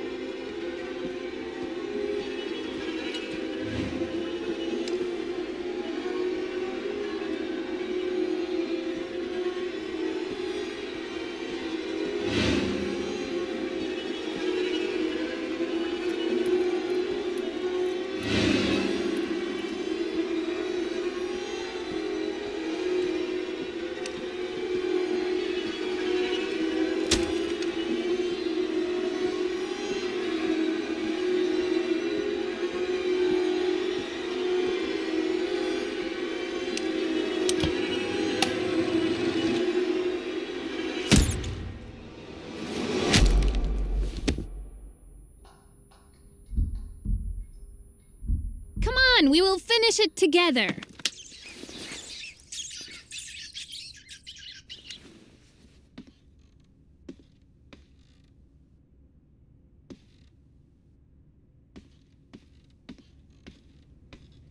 I learned a lot about her. And I think she knows that. And she's not happy.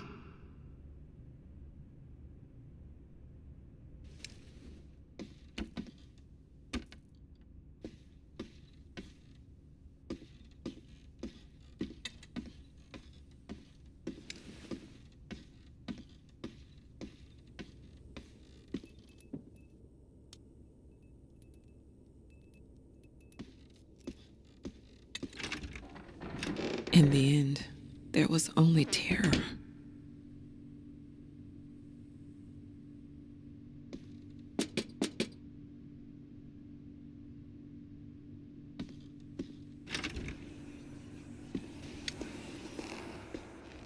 It's shocking, it's grotesque.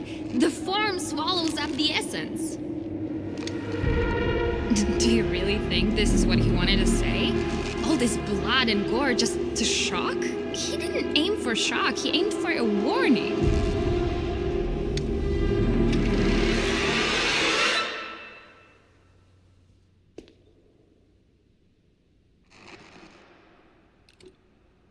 My father believed that there are monsters in this world. There is no monster in this film. There are only people.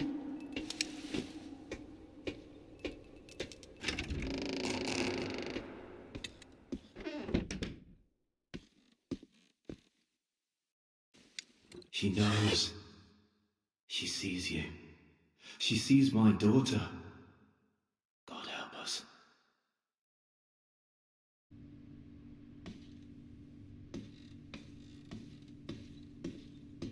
I'm sorry. I can't do this anymore. You've been wonderful to work with. Sure, we never made anything prominent, but we had a good time, and the work sustained us. I wanted to see this through with you. Alas, I can't stop thinking about its last moments. How a series of inconsequential events, stunt double getting sick, you and arguing again, how it all led to his death. How small things keep happening. How there are more and more rats on the set, despite everything we do. How I keep having nightmares. I'll be frank with you.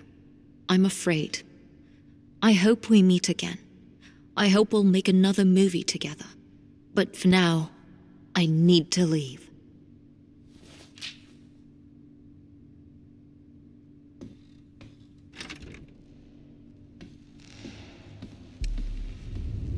She doesn't want it to be made.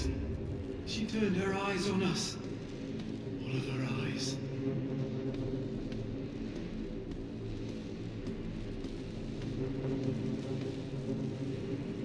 What are you talking about?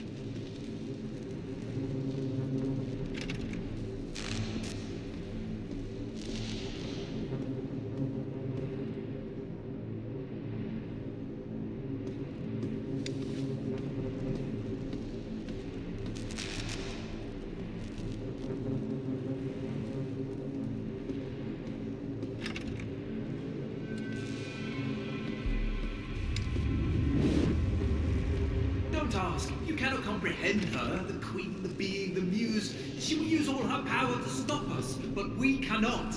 This we have to see through.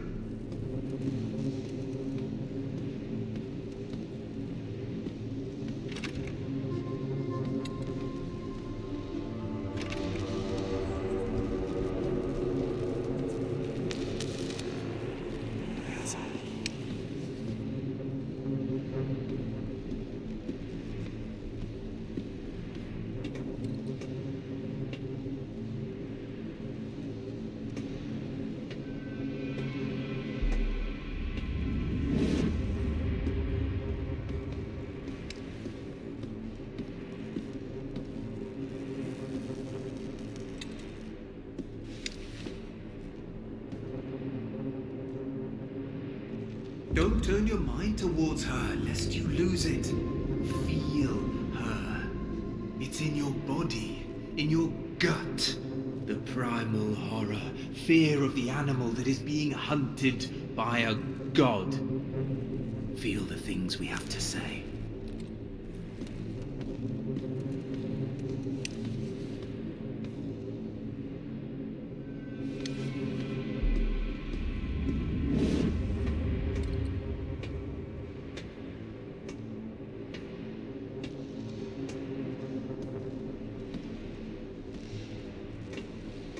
The fear of the unknown, of something bigger, incomprehensible.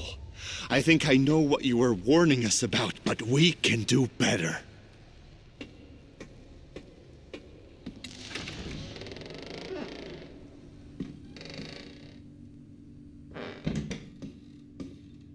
Scene 1 plus square root of 5 divided by 2. Fade in. Interior dining room. Evening.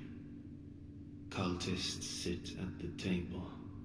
There is an intense conversation we cannot hear. They seem to plan killer's demise. There is no suspense. We need them talking, sure, but there has to be a mystery. We had a cage with rats, squeaking and agitated. They foreshadow the unexpected event.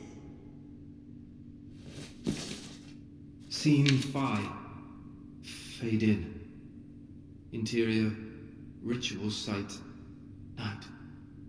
In the ritual site, similar but different from scene 13, killer tries to kill himself, summoning the ultimate evil. Other cultists attack, overpower and stop him. Underwhelming. We were setting up the ultimate evil throughout the movie, and we need to show it. Killer uses artifacts to summon evil, succeeds in killing himself. It works! We throw all special effects we can here. It should be magnificent.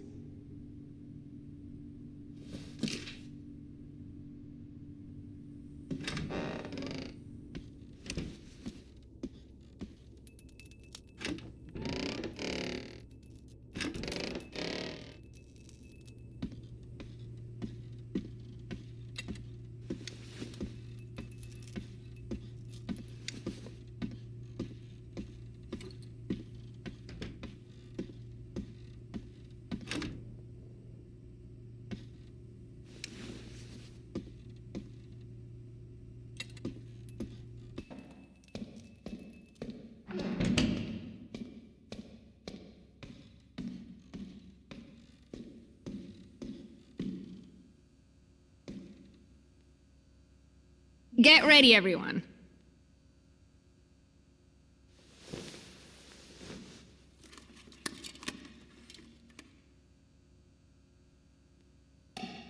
Rolling. Sound. Action.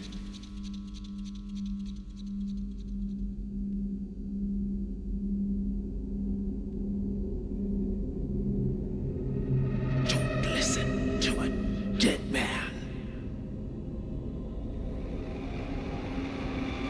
Do you want to end up like him? I know what you must do. So lost. Let me lead you. Don't you want to be great? Don't do this!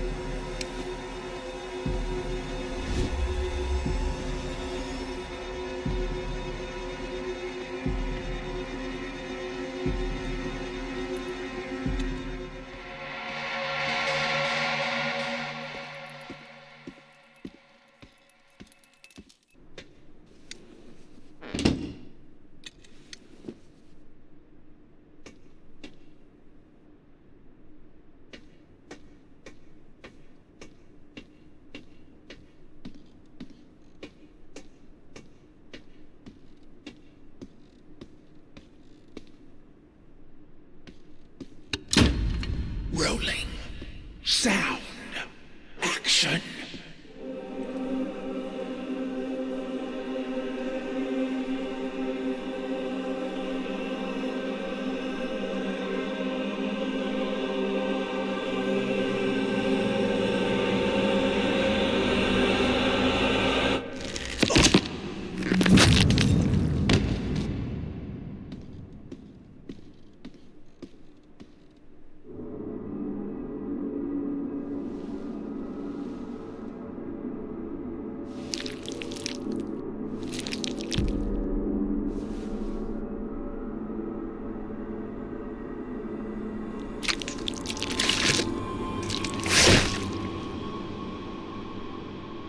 In the end, art becomes life.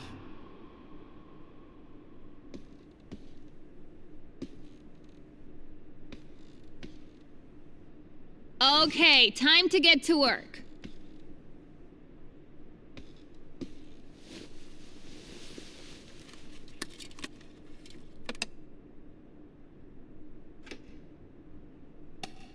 Rolling.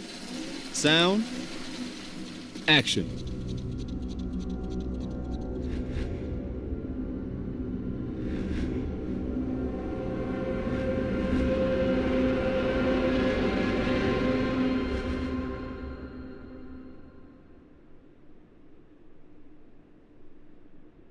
We made it the way it's written.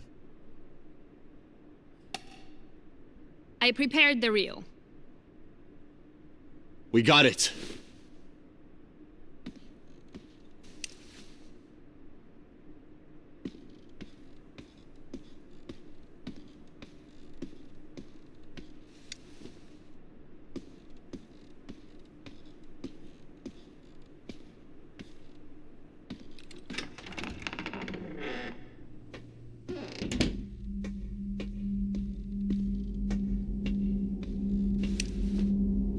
After all this, they sat together to watch their creation.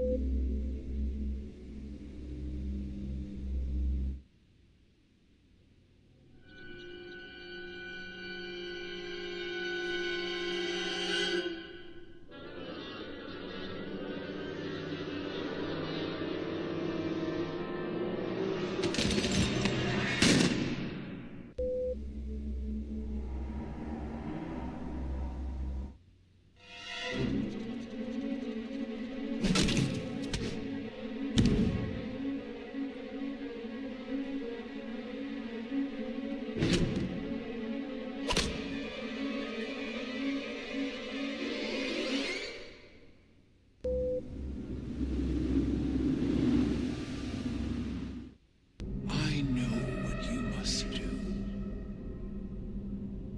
So lost. Let me lead you. Don't you want to be great?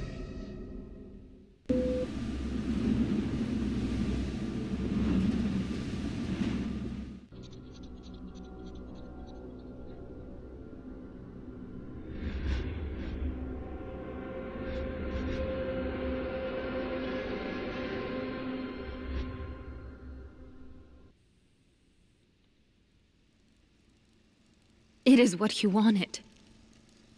Yes. All his obsessions, all this madness, all your stupid ideas. We don't have to do this. And I helped you. Oh, God, I helped you! You know what? You're right. We don't have to do this. What would you have me do? Betray him?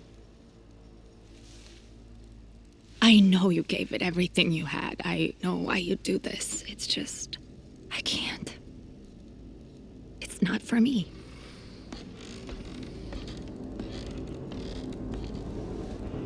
Don't contact me ever again, please.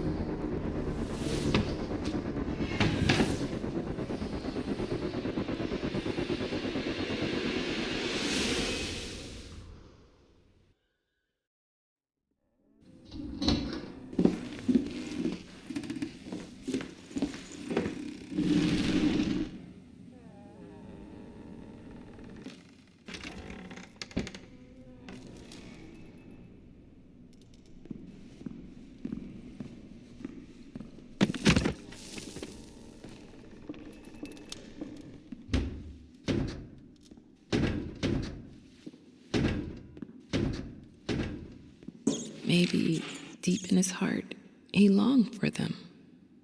For any presence other than his own.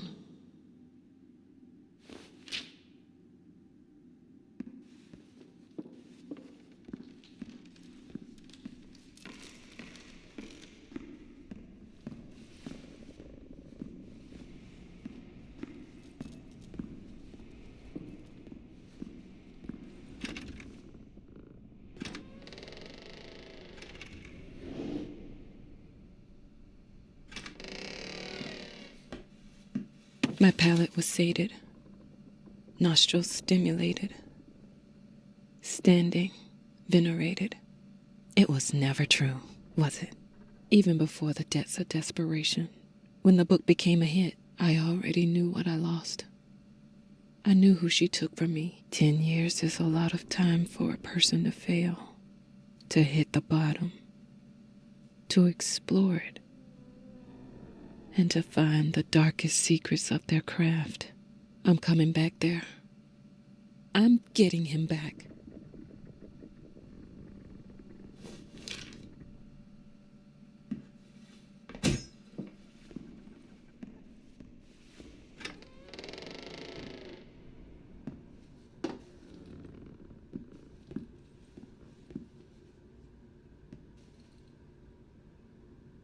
Is this?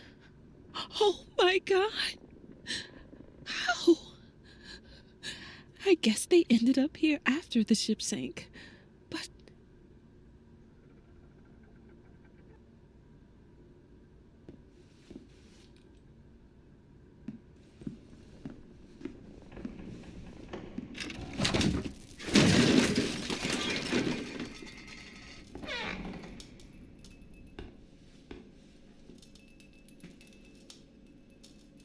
Despite our previous reminders, the above amount due remains unpaid. We regret to inform you that unless payment is received by, this matter will be passed over to our debt collection agency.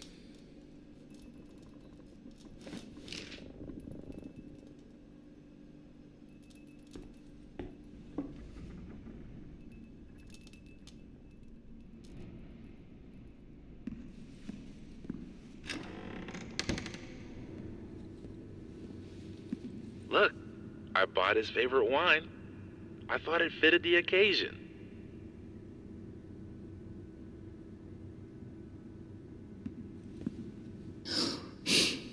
I think I always loved how broken you are.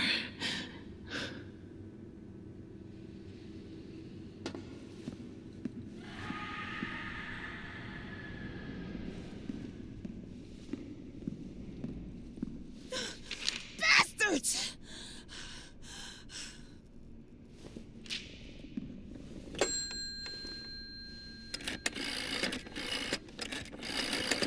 You sick fuck!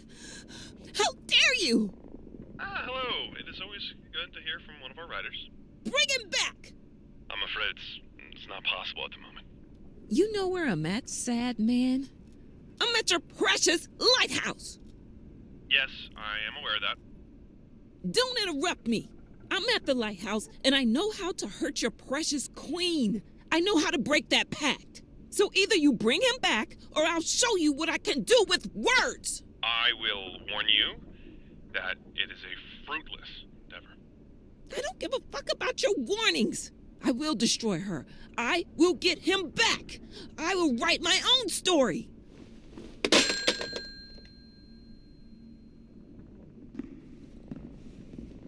Congratulations on your comeback. We are delighted that after a decade, you still remember about our hermitage. Make yourself at home. I mean, after all, it is the only one you have.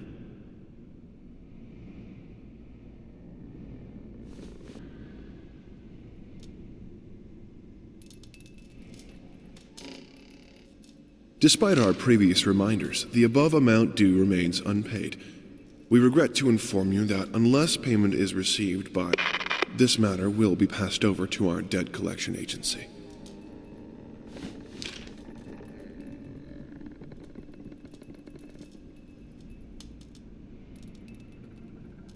Thought you got me? Well, guess what? I can write without you. I always could.